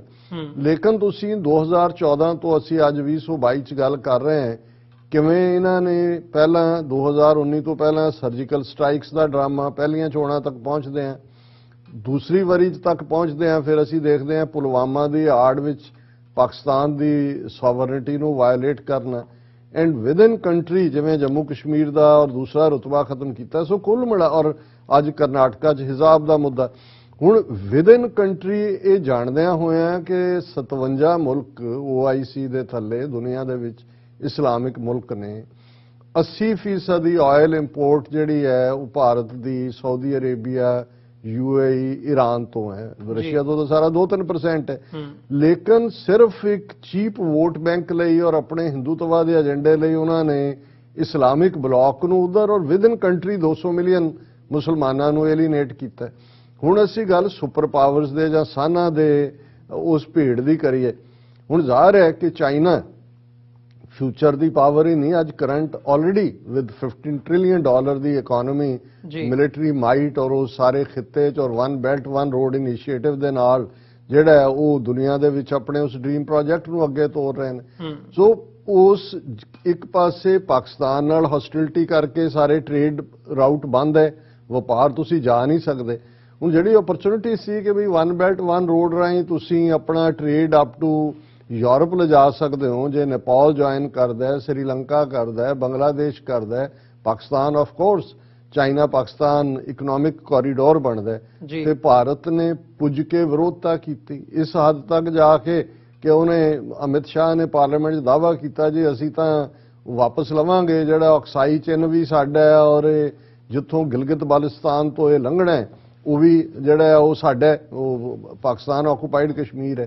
ਸੋ ਅਸੀਂ ਸਮਝਦੇ ਹਾਂ ਵੀ ਇੱਥੇ ਹੀ ਇਹ ਨਹੀਂ ਰੁਕੇ, ਚੀਨ ਦੇ ਅਗੇਂਸਟ ਫਿਰ ਜਿਵੇਂ ਉਹ ਅਮਰੀਕਾ ਦੀ ਬਿਲਕੁਲ ਪ੍ਰੌਕਸੀ ਬਣ ਕੇ ਜਿਸ ਅੰਦਾਜ਼ ਦੇ ਵਿੱਚ ਜਿਹੜਾ ਉਹ ਕੁਆਡ ਦਾ ਹਿੱਸਾ ਬਣਨਾ, ਜੁਆਇੰਟ ਮਿਲਟਰੀ ਐਕਸਰਸਾਈਜ਼ਸ ਦੇ ਥੱਲੇ ਜਾਂ ਦੂਸਰਾ, ਔਰ ਇਸ ਜਾਣਦੇ ਹੋਏ ਵੀ ਕਿ ਚਾਈਨਾ ਔਰ ਰਸ਼ੀਆ, ਕਿਉਂਕਿ ਰਸ਼ੀਆ ਜਿਹੜਾ ਕਿ ਐਲੀਨੇਟ ਜਿਹਨੂੰ ਕੀਤਾ ਹੈ ਯੂਰਪ ਦੇ ਵਿੱਚ ਔਰ ਇਹ ਨੈਟੋ ਦੇ ਪਸਾਰ ਦੇ ਥੱਲੇ, ਰਸ਼ੀਆ ਚੀਨ ਦੇ ਹੋਰ ਕਲੋਜ਼ ਗਿਆ ਔਰ ਰਸ਼ੀਆ ਨੇ ਅਲਟੀਮੇਟਲੀ ਚਾਈਨਾ ਦੇ ਨਾਲ ਜੇ ਇਹਨਾਂ ਨੇ ਕੁਆਡ ਬਣਾਇਆ ਜਿਹਦੇ ਚ ਜ਼ਾਹਰ ਹੈ ਅਮਰੀਕਾ, ਇੰਡੀਆ, ਆਸਟ੍ਰੇਲੀਆ ਔਰ ਜਾਪਾਨ ਸੀ, ਤੇ ਰਸ਼ੀਆ ਨੇ ਕਿਹਾ ਕਿ ਵੀ ਇਟ ਇਜ਼ ਏਸ਼ੀਆਜ਼ ਨੈਟੋ। ਹੁਣ ਔਰ ਫਿਰ ਚਾਈਨਾ ਦੇ ਨਾਲ ਕਲੈਸ਼, ਅਸੀਂ ਗਲਵਾਨ ਵੈਲੀ ਹੋਏ, ਡੈਪਸਾਂਗ ਹੋਏ, ਪੈਂਗਸਾਓਜ਼ ਲੋਏਕ ਹੋਏ, ਉਸ ਤੋਂ ਪਹਿਲਾਂ 2017 ਚ ਡੋਕਲਾਮ ਹੋਏ। ਹੁਣ ਇਹਨਾਂ ਸਾਰਿਆਂ ਦੇ ਚੱਲਦਿਆਂ ਈਵਨ ਇੱਕ ਤਾਂ ਚਾਈਨਾ ਦੀ ਹੌਸਟਿਲਿਟੀ, ਫਿਰ ਅਮਰੀਕਾ ਸੋਵੀਅਤ ਯੂਨੀਅਨ ਦੇ ਵਿੱਚ ਬੈਲੈਂਸ ਤਾਂ ਦੂਰ ਦੀ ਗੱਲ, ਖੁੱਲ੍ਹ ਕੇ ਅਮਰੀਕਾ ਦੇ ਨਾਲ ਔਰ ਲੌਜਿਸਟਿਕ ਸ਼ੇਅਰਿੰਗ ਵੀ ਉਸ ਸਾਊਥ ਚਾਈਨਾ ਸੀ ਨਹੀਂ ਇਧਰਲੇ 'ਚ ਵੀ, ਔਰ ਇੰਟਰਨੈਸ਼ਨਲੀ ਜ਼ਾਹਰ ਹੈ ਕਿ ਵੀ ਈਵਨ ਜਿਹੜਾ ਪੂਰਾ ਖੁੱਲ੍ਹ ਕੇ ਇਜ਼ਰਾਈਲ ਦੇ ਨਾਲ ਵੀ ਉਹੀ ਲਾਈਨ ਜਿਹੜਾ ਇੱਕ ਪਾਸੇ ਜਿਹੜਾ ਉਹ ਇਸਲਾਮਿਕ ਵਰਲਡ ਨੂੰ ਵੀ ਇਰੀਟੇਟ ਕਰਦਾ ਹੈ ਔਰ ਦੂਸਰਾ। ਸੋ ਇਸ ਸਭ ਦੇ ਚੱਲਦਿਆਂ ਅਸੀਂ ਸਮਝਦੇ ਹਾਂ ਕਿ ਵੀ ਬੇਸ਼ੱਕ ਇਹ ਈਵਨ ਚਾਈਨਾ ਲਈ ਵੀ ਸੌਖਾ ਨਹੀਂ ਹੈ, ਇਸ ਲਈ ਚਾਈਨਾ ਨੇ ਵੀ ਅਬਸਟੇਨ, ਕਿਉਂਕਿ ਚਾਈਨਾ ਨੂੰ ਵੀ ਇਹ ਘੁਰਕੀ ਵੀ ਹੈ, ਧਮਕੀਆਂ ਵੀ ਨੇ ਕਿ ਜੀ ਇਕਨੋਮਿਕਲ ਸੈਂਕਸ਼ਨਸ ਲੱਗ ਸਕਦੀਆਂ। ਚਾਈਨਾ ਬਹੁਤ ਕੌਸ਼ੀਅਸਲੀ ਚੱਲ ਰਿਹਾ ਹੈ। ਜੇ ਹੁਣ 2 ਦਿਨ ਪਹਿਲਾਂ ਚਾਈਨਾ ਨੇ ਕਿਹਾ ਜੀ ਅਸੀਂ ਦੋਨਾਂ ਨੂੰ ਰਸ਼ੀਆ ਔਰ ਯੂਕਰੇਨ ਦੀ ਜਿਹੜੀ ਆਰਥਿਕ ਮਦਦ ਕਰਾਂਗੇ, we will economically help them। ਹੁਣ ਭਾਰਤ ਦੇ ਕੋਲ ਜਿੱਥੇ ਯੂਕਰੇਨ ਵਾਲੇ ਇਹ ਕਹਿੰਦੇ ਰਹੇ 20,000 ਤੁਹਾਡਾ ਸਟੂਡੈਂਟ ਉੱਥੇ ਬੈਠਾ ਹੈ, ਉਹ ਤਾਂ ਤੁਸੀਂ ਤਰਲੇ ਕਰ ਰਹੇ ਹੋ ਜੀ ਉਹਨਾਂ ਨੂੰ ਸੇਫਲੀ ਦੂਸਰੇ ਤੀਸਰੇ ਕੱਢੋ, ਪਰ ਤੁਹਾਡੀ ਅੱਜ ਤੱਕ ਕੋਈ ਲਾਈਨ ਤੁਸੀਂ ਇਹ ਲੈਣ ਨੂੰ ਤਿਆਰ ਨਹੀਂ। ਜਾਂ ਤਾਂ ਚਾਈਨਾ ਵਾਂਗ ਕਹੋ ਜੀ ਅਸੀਂ ਠੀਕ ਹੈ, ਅਸੀਂ ਹਿਊਮੈਨਿਟੇਰੀਅਨ ਗਰਾਊਂਡ ਤੇ ਯੂਕਰੇਨ ਦੀ ਮਦਦ ਕਰਦੇ ਹਾਂ, ਪਰ ਅਸੀਂ ਅਦਰਵਾਈਜ਼ ਜਿਹੜਾ ਹੈ ਉਹ ਕਿਉਂਕਿ ਅਸੀਂ ਨੈਗੋਸ਼ੀਏਟ ਕਰਵਾਉਣ ਦੀ ਲਾਈਨ ਰੱਖੀ ਹੈ ਤੇ ਕਿ ਆਪਸ 'ਚ ਹੋਏ ਗੱਲਬਾਤ ਰਹੀ, ਇਸ ਲਈ ਅਸੀਂ ਨਿਊਟਰਲ ਹੈ, ਪਰ ਉਹ ਫਸੇ ਹੋਏ ਨੇ। ਔਰ ਮੈਂ ਸਮਝਦਾ ਹਾਂ ਵੀ ਆਉਣ ਵਾਲੇ ਦਿਨਾਂ 'ਚ ਜਿਵੇਂ ਦਾ ਅਮਰੀਕਾ ਦੀ ਪੋਸਚਰਿੰਗ ਹੋ ਰਹੀ ਹੈ, ਅਮਰੀਕਾ ਖਫਾ ਹੈ ਕਿ ਭਾਰਤ ਨੇ ਕਿਵੇਂ UN ਸਿਕਿਉਰਿਟੀ ਕੌਂਸਲ 'ਚ, UN ਜਨਰਲ ਅਸੈਂਬਲੀ 'ਚ ਔਰ ਬਾਅਦ ਦੇ ਵਿੱਚ ਹਿਊਮਨ ਰਾਈਟ ਕੌਂਸਲ ਦੇ ਵਿੱਚ ਅਬਸਟੇਨ ਕਰਕੇ ਰੂਸ ਦੀ ਮਦਦ ਕੀਤੀ। ਹੁਣ ਕਰੂਡ ਆਇਲ ਜਿਹੜਾ ਅਦਰਵਾਈਜ਼ 2-2.5% ਉਹਦਾ ਸਾਰਾ ਇੰਪੋਰਟ ਰੂਸ ਤੋਂ ਹੈ, ਤੇ ਜੇ ਉਹਨਾਂ ਨੇ ਸਬਸਿਡਾਈਜ਼ ਕੀਤਾ ਤੇ ਇਹ ਛੜਪਾ ਮਾਰ ਕੇ ਉੱਥੇ ਪਹੁੰਚ ਗਿਆ ਕਿ ਸਾਨੂੰ ਦਿਓ। ਔਰ ਜਿਵੇਂ ਵਾਈਟ ਹਾਊਸ ਸਪੋਕਸਪਰਸਨ ਬੀਬੀ ਨੇ ਇਸ ਦਾ ਨੋਟਿਸ ਲਿਆ। ਸੋ ਸਾਨੂੰ ਇਹ ਲੱਗਦਾ ਹੈ ਕਿ ਵੀ ਇਹ ਭਾਵੇਂ ਹੁਣ ਤੱਕ ਇਹਨਾਂ ਨੂੰ ਲੱਗਦਾ ਹੈ ਕਿ ਜੀ ਉਹ ਬੜੇ ਸੇਫ ਨੇ ਕਿਉਂਕਿ ਉਹਨਾਂ ਨੇ ਰੂਸ ਨੂੰ ਨਹੀਂ ਗਵਾਇਆ, ਕਿਉਂਕਿ 70% ਉਹਨਾਂ ਦੀ ਮਿਲਟਰੀ ਇਕਵਿਪਮੈਂਟ ਔਰ ਦੂਸਰਾ ਉੱਥੋਂ ਆਉਂਦਾ ਹੈ। ਪਰ ਮੈਨੂੰ ਇਹ ਲੱਗਦਾ ਵੀ ਜੇ ਤਾਂ ਕੋਈ ਗੱਲਬਾਤ ਨੈਗੋਸ਼ੀਏਸ਼ਨ ਰਾਹੀਂ ਮੁੱਕ ਜਾਂਦੀ ਹੈ, ਜਿਹਦੀ ਅੱਜ ਦੀ ਡੇਟ 'ਚ ਪੋਸੀਬਿਲਿਟੀ ਘਟਦੀ ਜਾਂਦੀ ਹੈ, ਫਿਰ ਤਾਂ ਬਾਕੀਆਂ ਵਾਂਗ ਭਾਰਤ ਵੀ ਉਹਦੇ 'ਚੋਂ ਨਿਕਲ ਆਏਗਾ ਔਰ ਰਸ਼ੀਆ ਵੀ ਅਲਟੀਮੇਟਲੀ ਇਹ ਚਾਹੇਗਾ ਕਿ ਹੌਲੀ ਹੌਲੀ ਉਹਦੇ ਤੇ ਸੈਂਕਸ਼ਨਸ ਜਿਹੜੀਆਂ ਲੱਗੀਆਂ ਨੇ ਉਹ ਬੰਦ ਹੋਣ ਜਾਂ ਖਤਮ ਹੋਣ।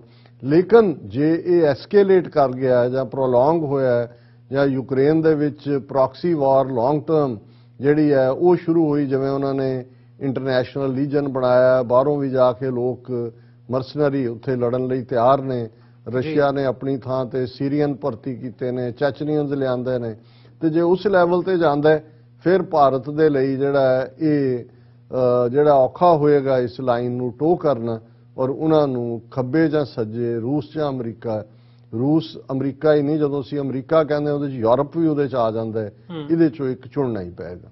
ਜੀ ਡਾਕਟਰ ਸਾਹਿਬ, ਚਲੋ ਇਹ ਆਉਣ ਵਾਲੇ ਸਮੇਂ ਦੇ ਵਿੱਚ ਇਸ ਗੱਲ ਤੇ ਮੋਰ ਕਲੈਰਿਟੀ ਹੁੰਦੀ ਹੈ ਕਿ ਗੱਲ ਜਾਂਦੀ ਕਿੱਧਰ ਨੂੰ ਆ। ਜਿਹੜੇ ਸਾਡੇ ਨਾਲ ਇਸ ਵਕਤ ਦਰਸ਼ਕ ਜੁੜੇ ਹੋਏ ਆ ਵਿਊਅਰਸ, ਅਸੀਂ ਇੱਕ ਛੋਟੇ ਜਿਹੇ ਕਮਰਸ਼ੀਅਲ ਬ੍ਰੇਕ ਦੇ ਲਈ ਇੱਥੇ ਰੁਕਾਂਗੇ। ਉਹਦੇ ਤੋਂ ਬਾਅਦ ਜਿਹੜੀ ਇਹ ਸਾਰੀ ਸਿਚੁਏਸ਼ਨ ਬਣੀ ਹੋਈ ਹੈ ਸਾਊਥ ਏਸ਼ੀਅਨ ਕੰਟੈਕਸਟ ਦੇ ਵਿੱਚ, ਖਾਸ ਤੌਰ ਤੇ ਭਾਰਤ ਤੇ ਪਾਕਿਸਤਾਨ ਦੇ ਰਿਲੇਸ਼ਨ ਜਿਹੜੇ ਇਸ ਵਕਤ ਬਣੇ ਹੋਏ ਆ, ਉਸ ਤੇ ਦਾ ਕੀ ਇੰਪੈਕਟ ਪੈਂਦਾ ਤੇ ਉਹਦੇ ਹੋਰ ਅੱਗੇ ਜਿਹੜੇ ਪ੍ਰਭਾਵ ਨੇ ਉਹਨਾਂ ਬਾਰੇ ਵਿਚਾਰ ਚਰਚਾ ਕਰਾਂਗੇ ਇੱਕ ਛੋਟੇ ਜਿਹੇ ਕਮਰਸ਼ੀਅਲ ਬ੍ਰੇਕ ਤੋਂ ਬਾਅਦ।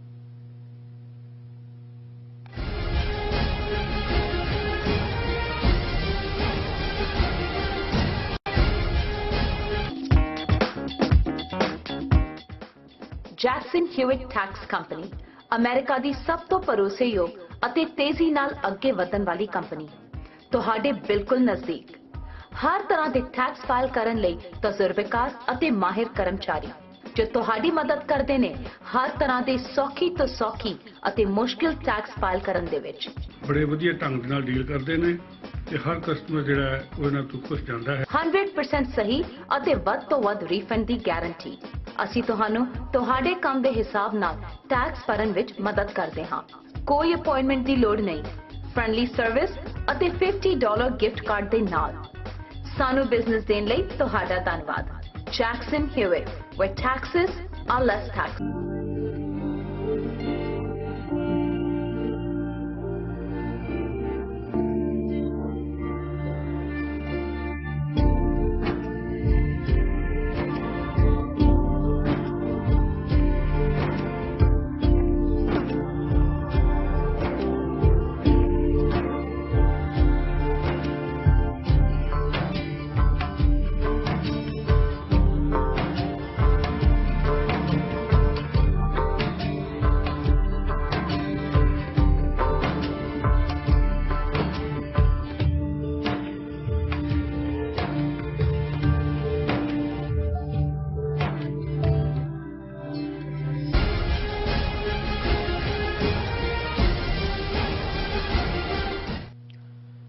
ਬ੍ਰੇਕਥਮਾ ਤੁਹਾਡਾ ਸਾਰਿਆਂ ਦਾ ਸਵਾਗਤ ਹੈ। ਗੱਲਬਾਤ ਨੂੰ ਅੱਗੇ ਤੋਰਦੇ ਹਾਂ। ਡਾਕਟਰ ਸਾਹਿਬ, ਜਿਹੜੀ ਇਹ ਸਾਰੀ ਸਿਚੁਏਸ਼ਨ ਬਣੀ ਹੋਈ ਹੈ, ਚਲੋ ਸਾਊਥ ਏਸ਼ੀਅਨ ਕੰਟੈਕਸਟ ਦੇ ਵਿੱਚ ਅਸੀਂ ਗੱਲ ਕਰਦੇ ਹਾਂ, ਹੁਣ ਜਿਹੜੀ ਵਰਲਡ ਪੋਲਿਟਿਕਸ ਹੈ ਉਹ ਚੇਂਜ ਹੁੰਦੀ ਨਜ਼ਰ ਆ ਰਹੀ ਹੈ, ਜਾਂ ਸਾਰੀ ਜਿਹੜੀ ਫੋਕਸ ਹੈ ਉਹ ਸਾਊਥ ਏਸ਼ੀਆ ਦੇ ਵਿੱਚ ਬਣਿਆ ਹੋਇਆ ਹੈ, ਤੇ ਭਾਰਤ ਪਾਕਿਸਤਾਨ ਦੇ ਜਿਹੜੇ ਸਬੰਧ ਨੇ ਉਹਨਾਂ ਤੇ ਜਾਂ ਉਹਨਾਂ ਦਾ ਮੁਲਾਂਕਣ ਕਰਨਾ ਵੀ ਇਸ ਦੇ ਵਿੱਚ ਬਹੁਤ ਜ਼ਰੂਰੀ ਹੈ। ਮਤਲਬ ਪਾਕਿਸਤਾਨ ਦੇ ਪ੍ਰਧਾਨ ਮੰਤਰੀ ਰਸ਼ੀਆ ਜਾਂਦੇ ਆ, ਜਦੋਂ ਰਸ਼ੀਆ ਚੜ ਕੇ ਆਉਂਦਾ ਆ ਯੂਕਰੇਨ ਦੇ ਉੱਤੇ, ਉਦੋਂ ਉੱਥੇ ਹੁੰਦੇ ਆ, ਉਹਨਾਂ ਦੀ ਪ੍ਰੈਜ਼ੈਂਸ ਉੱਥੇ ਹੁੰਦੀ ਆ, ਸੋ ਉਹ ਇੱਕ ਵੱਖਰਾ ਬਲੌਕ ਨਜ਼ਰ ਆਉਂਦਾ ਹੈ। ਅਮਰੀਕਾ ਕਿਵੇਂ ਭਾਰਤ ਨੂੰ ਉਹ ਕਰਨ ਦੇ ਚੱਕਰ ਦੇ ਵਿੱਚ ਹੈ ਕਿ ਭਾਰਤ ਸਾਈਡ ਲਵੇ, ਪਰ ਭਾਰਤ ਇਸ ਸਿਚੁਏਸ਼ਨ ਦੇ ਵਿੱਚ ਉਹ ਨਹੀਂ ਇੱਕ ਕਿਸੇ ਪਾਸੇ ਵੀ ਹੋ ਰਿਹਾ। ਹਾਲਾਂਕਿ ਚੀਨ ਦੇ ਖਿਲਾਫ ਜ਼ਰੂਰ ਭਾਰਤ ਨੇ ਜਿਹੜਾ ਆਪਣਾ ਮੋਢਾ ਉਹ ਅਮਰੀਕਾ ਦੇ ਲਈ ਜਿਹੜਾ ਆ ਉਹ ਦਿੱਤਾ ਹੋਇਆ ਸੀਗਾ, ਪਰ ਇਹ ਸਾਰੀ ਜਿਹੜੀ ਕੰਪਲੈਕਸ ਜੀ ਸਿਚੁਏਸ਼ਨ ਬਣੀ ਹੋਈ ਹੈ, ਇਹਦਾ ਇੰਡੀਆ ਪਾਕਿਸਤਾਨ ਦੇ ਰਿਲੇਸ਼ਨਸ ਦੇ ਉੱਤੇ ਕੀ ਇੰਪੈਕਟ ਪੈਂਦਾ ਨਜ਼ਰ ਆਉਂਦਾ ਹੈ? ਖਾਸ ਤੌਰ ਤੇ ਇਸ ਨਜ਼ਰੀਏ ਤੋਂ ਵੀ ਇਹਨੂੰ ਦੇਖਣਾ ਬਣਦਾ, ਜਿਹੜੀ ਮਿਸਾਈਲ ਹੁਣ ਬ੍ਰਹਮੋਸ ਮਿਸਾਈਲ ਫਾਇਰ ਕੀਤੀ ਗਈ ਸੀ ਭਾਰਤ ਦੇ ਵਿੱਚੋਂ ਕਿ ਜੀ ਐਕਸੀਡੈਂਟ ਹੋ ਗਿਆ, ਮਾਲ ਫੰਕਸ਼ਨ ਹੋ ਗਿਆ, ਉਹ ਜਾ ਕੇ ਪਾਕਿਸਤਾਨ 'ਚ ਉਹ ਕਰਦੀ ਹੈ, ਤੇ ਪਾਕਿਸਤਾਨ ਨੇ ਹੁਣ UN ਤੱਕ ਪਹੁੰਚ ਕੀਤੀ ਹੈ ਕਿ ਜੀ ਇਹਦਾ ਸਾਡਾ ਹੱਲ ਕੱਢਿਆ ਜਾਵੇ। ਮਤਲਬ ਇਹ ਗੱਲ ਜਾ ਕਿੱਧਰ ਨੂੰ ਰਹੀ ਆ? ਦੇਖੋ, ਪਹਿਲਾਂ ਤਾਂ ਯੂਕਰੇਨ ਦੇ ਹਵਾਲੇ ਨਾਲ ਅਸੀਂ ਜਿਵੇਂ ਪਿਛਲੇ ਸੈਗਮੈਂਟ 'ਚ ਵੀ ਗੱਲ ਕੀਤੀ ਹੈ ਕਿ ਹਰ ਇੱਕ ਦੇ ਆਪਣੇ ਆਪਣੇ ਨੈਸ਼ਨਲ ਇੰਟਰਸਟ ਹੁੰਦੇ ਨੇ। ਸੋ ਜ਼ਾਹਰ ਹੈ ਕਿ ਰਸ਼ੀਆ ਔਰ ਚਾਈਨਾ, ਕਿਉਂਕਿ ਆਇਰਨ ਬ੍ਰਦਰਸ ਦੇ ਨਾਤੇ ਔਰ ਅਮਰੀਕਾ ਦੇ ਖਿਲਾਫ ਜਿਹੜਾ ਮੁਹਾਜ਼ ਨਜ਼ਰ ਆ ਰਿਹਾ ਸਾਹਮਣੇ ਬਣਦਾ, ਉਹਦੇ 'ਚ ਉਹ ਕੋ ਪਾਰਟਨਰ ਨੇ। ਚਾਈਨਾ ਔਰ ਪਾਕਿਸਤਾਨ ਦੀ ਰਿਲੇਸ਼ਨਸ਼ਿਪ, ਜਿਸ ਬਾਰੇ ਅਕਸਰ ਇਹ ਫਰੇਜ਼ जुमला कि हिमालय से ऊंची और समुंदर से गहरी, उस लेवल ਦੀ ਉਹਨਾਂ ਦੀ ਦੋਸਤੀ ਜੀ, ਔਰ ਭਾਰਤ ਦੀ ਮੂਰਖਾਨਾ ਫੋਰਨ ਪਾਲਿਸੀ ਨੇ ਔਰ ਖਾਸ ਤੌਰ ਤੇ ਪਾਕਿਸਤਾਨ ਨੂੰ ਸਕੇਅਰ ਕਰਨ ਦੀ ਲਾਈਨ ਐਂਟਾਈ ਪਾਕਿਸਤਾਨ, ਐਂਟਾਈ ਮੁਸਲਿਮ ਸਟਾਂਸ, ਔਰ ਜਦੋਂ ਅਕਸਾਈ ਚਿੰਨ੍ਹ ਲੈਣ ਦੀ ਗੱਲ ਵੀ ਅਮਿਤ ਸ਼ਾਹ ਪਾਰਲੀਮੈਂਟ ਦੇ ਵਿੱਚ ਕਰਦਾ ਹੈ, ਔਰ ਗਲਵਾਨ ਤੋਂ ਬਾਅਦ ਔਰ one belt one road initiative, China Pakistan economical corridor ਦੇ ਉੱਤੇ ਵੀ ਕਿਵੇਂ ਭਾਰਤੀ ਏਜੰਸੀ ਰਾਹ ਨੇ ਕਿਵੇਂ ਉਹਦੇ ਤੇ ਅਟੈਕ ਕਰਵਾ ਕੇ ਇੱਕ ਰਾਹ ਦੇ ਵਿੱਚ ਜਿਹੜੇ ਕੁਝ ਇੰਜੀਨੀਅਰ ਸੀ ਚਾਈਨੀਜ਼ ਉਹਨਾਂ ਨੂੰ ਮਾਰਿਆ। ਸੋ ਜ਼ਾਹਰ ਹੈ ਵੀ ਇਹ ਸਾਰੇ ਨੇ ਸਗੋਂ ਪਾਕਿਸਤਾਨ ਔਰ ਚਾਈਨਾ ਦੀ ਰਿਲੇਸ਼ਨਸ਼ਿਪ ਨੂੰ ਇਹੀ ਨਹੀਂ ਵੀ ਸੀਮੈਂਟ ਕੀਤਾ।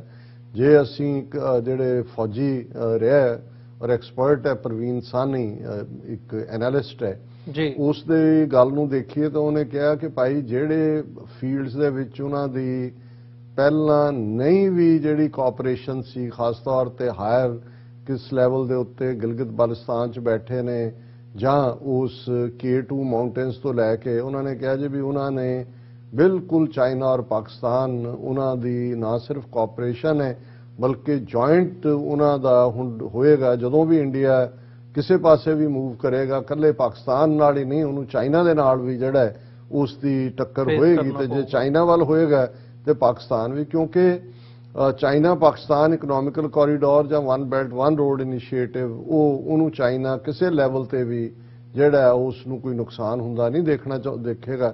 ਔਰ ਇਹੀ ਕਾਰਨ ਹੈ ਕਿ ਆਲਰੇਡੀ ਉਹਨੇ ਉਸ ਰਾਊਟ ਦੇ ਉੱਤੇ, ਜੇ ਤੁਸੀਂ ਪੈਂਗੋਂਗ ਸੋ ਲੇਕ ਤੋਂ ਲੈ ਕੇ ਥੱਲੇ ਤੱਕ ਉਹ ਸਾਰਾ ਦੇਖੋ ਟੋਪੋਗ੍ਰਾਫੀ ਉਸ ਖਿੱਤੇ ਦੀ, ਸੋ ਚਾਈਨਾ ਨੇ ਰਾਦਰ ਇਹ ਜਿਹੜਾ ਐਗਰੈਸਿਵ ਸਟਾਂਸ ਜੂਨ 2020 ਤੋਂ ਲਿਆ, ਉਸ ਤੋਂ ਬਾਅਦ ਉਹਨੇ ਉਸ ਆਪਣੇ ਸਾਰੇ ਖਿੱਤੇ ਨੂੰ ਸੇਵ ਕੀਤਾ।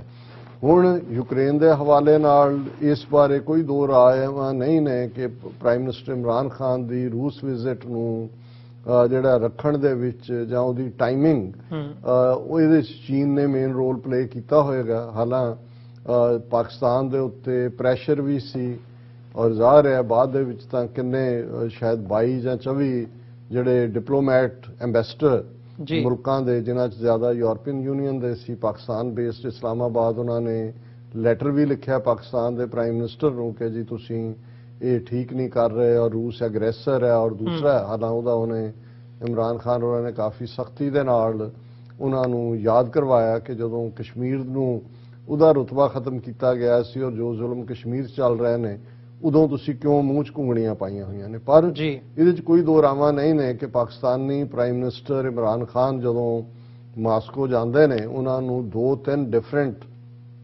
ਗਾਰਡ ਆਫ ਆਨਰ ਦਿੱਤਾ ਜਾਂਦਾ ਹੈ।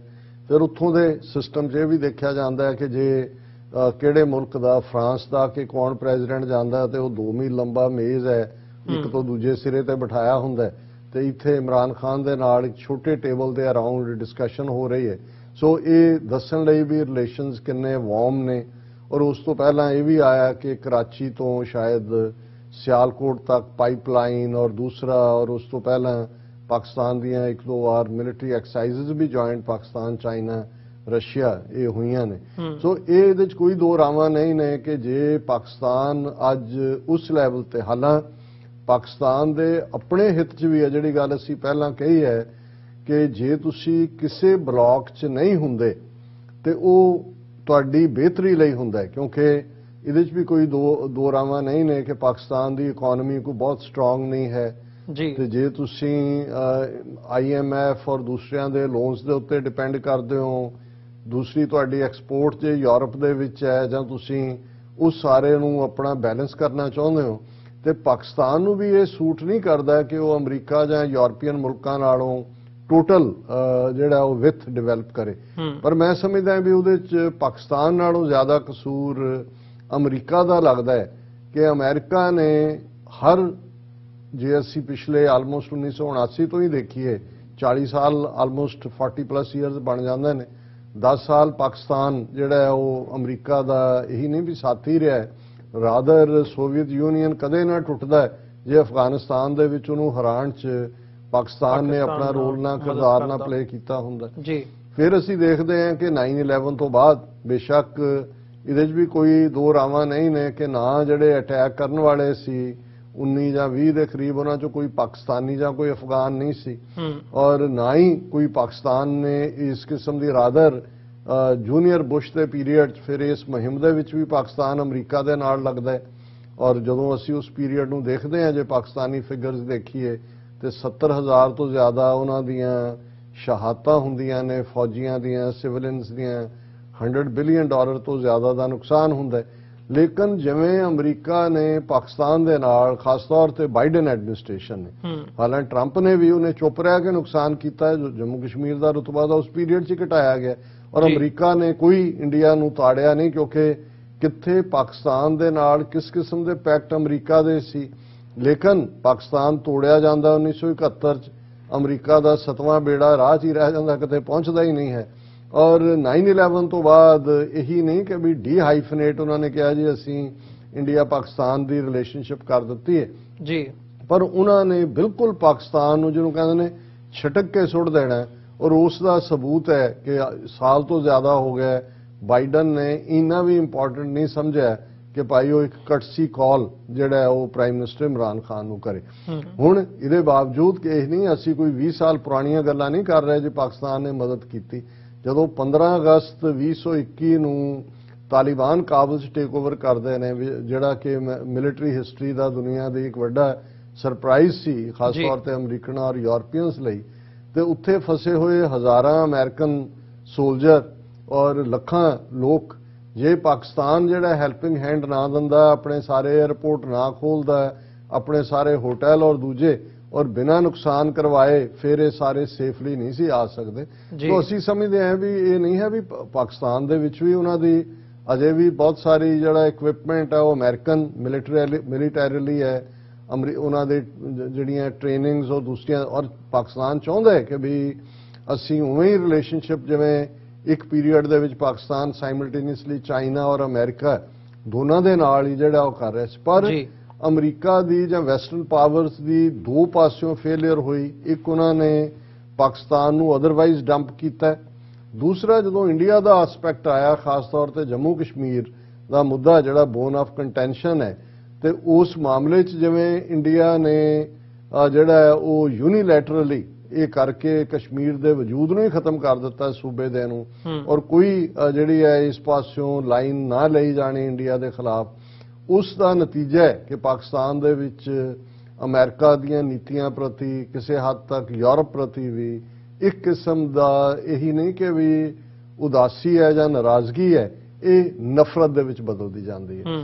ਹੁਣ ਜੇ ਭਾਰਤ ਦਾ ਰਵੱਈਆ ਦੇਖੀਏ, ਜਿਸ ਨੂੰ ਅਸੀਂ ਬਾਰ-ਬਾਰ ਹੀ ਕਹਿੰਦੇ ਹਾਂ ਕਿ ਭਾਈ ਚੀਨ ਦਾ ਤੁਸੀਂ ਕੋਈ ਮੁਕਾਬਲਾ ਨਹੀਂ ਕਰ ਸਕਦੇ, ਪੱਲੇ ਤੁਹਾਡੇ ਕੋਈ ਹੈ ਨਹੀਂ, ਪਰ ਜੇ ਤੁਸੀਂ ਇੱਕ ਵੱਡੇ ਭਰਾ ਵਾਂਗ ਈਵਨ ਸਾਰਕ ਵਰਗੀ ਜਿਹੜਾ ਫੋਰਮ ਜਿਹਦੇ ਥੱਲੇ ਸਾਊਥ ਏਸ਼ੀਆ ਦੇ 8 ਮੁਲਕ ਨੇ, ਉਹਦੇ 'ਚ ਵੀ ਭਾਰਤ ਦਾ ਰਵੱਈਆ ਅੱਜ ਤੱਕ ਇਹ ਹੈ ਕਿ ਹੁਣ ਪਾਕਿਸਤਾਨ ਦੇ ਕੋਲ ਉਹਦੀ ਪ੍ਰੈਜ਼ੀਡੈਂਸੀ ਹੈ ਔਰ ਅਜੇ ਤੱਕ ਵੀ ਉੱਥੇ ਜਾਣ ਨੂੰ ਤਿਆਰ ਨਹੀਂ ਨੇ ਜਾਂ ਮੰਨਣ ਨੂੰ ਤਿਆਰ ਨਹੀਂ।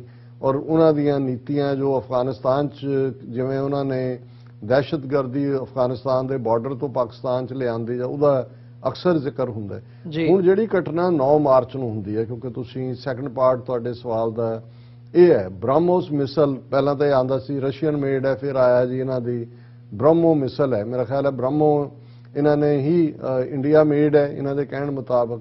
ਔਰ ਕਿਉਂਕਿ ਹਰ ਕੁਝ ਇਹਨਾਂ ਦਾ ਪੁਰਾਣਾ ਔਰ ਪੁਰਾਣ ਜਿਹੜੇ ਹਿੰਦੂ ਮਾਈਥੋਲੋਜੀਕਲ ਗੌਸਿਪਸ ਨੇ ਉਸ ਚੋਂ ਕੱਢਦੇ ਨੇ ਤੇ ਉਹਨਾਂ ਦੀ ਇਮੇਜਿਨੇਸ਼ਨ ਦੇ ਵਿੱਚ ਜਿਹੜੀਆਂ ਪੁਰਾਣਾਂ ਦੀਆਂ ਕਹਾਣੀਆਂ ਦੇ ਵਿੱਚ ਇੱਕ ਬ੍ਰਹਮ ਅਸਤਰ ਦਾ ਜ਼ਿਕਰ ਹੈ। ਵੈਸੇ ਸ਼ਸਤਰ ਔਰ ਅਸਤਰ ਦੋ ਲਫ਼ਜ਼, ਸ਼ਸਤਰ ਜਿਹੜਾ ਤੁਸੀਂ ਹੱਥ ਫੜ ਕੇ ਚਲਾਉਂਦੇ ਹੋ, ਅਸਤਰ ਜਿਹੜਾ ਫਰੋਮ ਅ ਡਿਸਟੈਂਸ ਸੁੱਟਿਆ ਜਾਂਦਾ ਹੈ। ਜਿਵੇਂ ਨੇਜਾ ਜਿਹੜਾ ਹੈ ਉਹਨੂੰ ਅਸਤਰ ਮੰਨਿਆ ਜਾਂ ਤੀਰ ਅਸਤਰ ਹੈ ਔਰ ਧਨੁਸ਼ ਜਿਹੜਾ ਉਹ ਸ਼ਸਤਰ ਹੈ।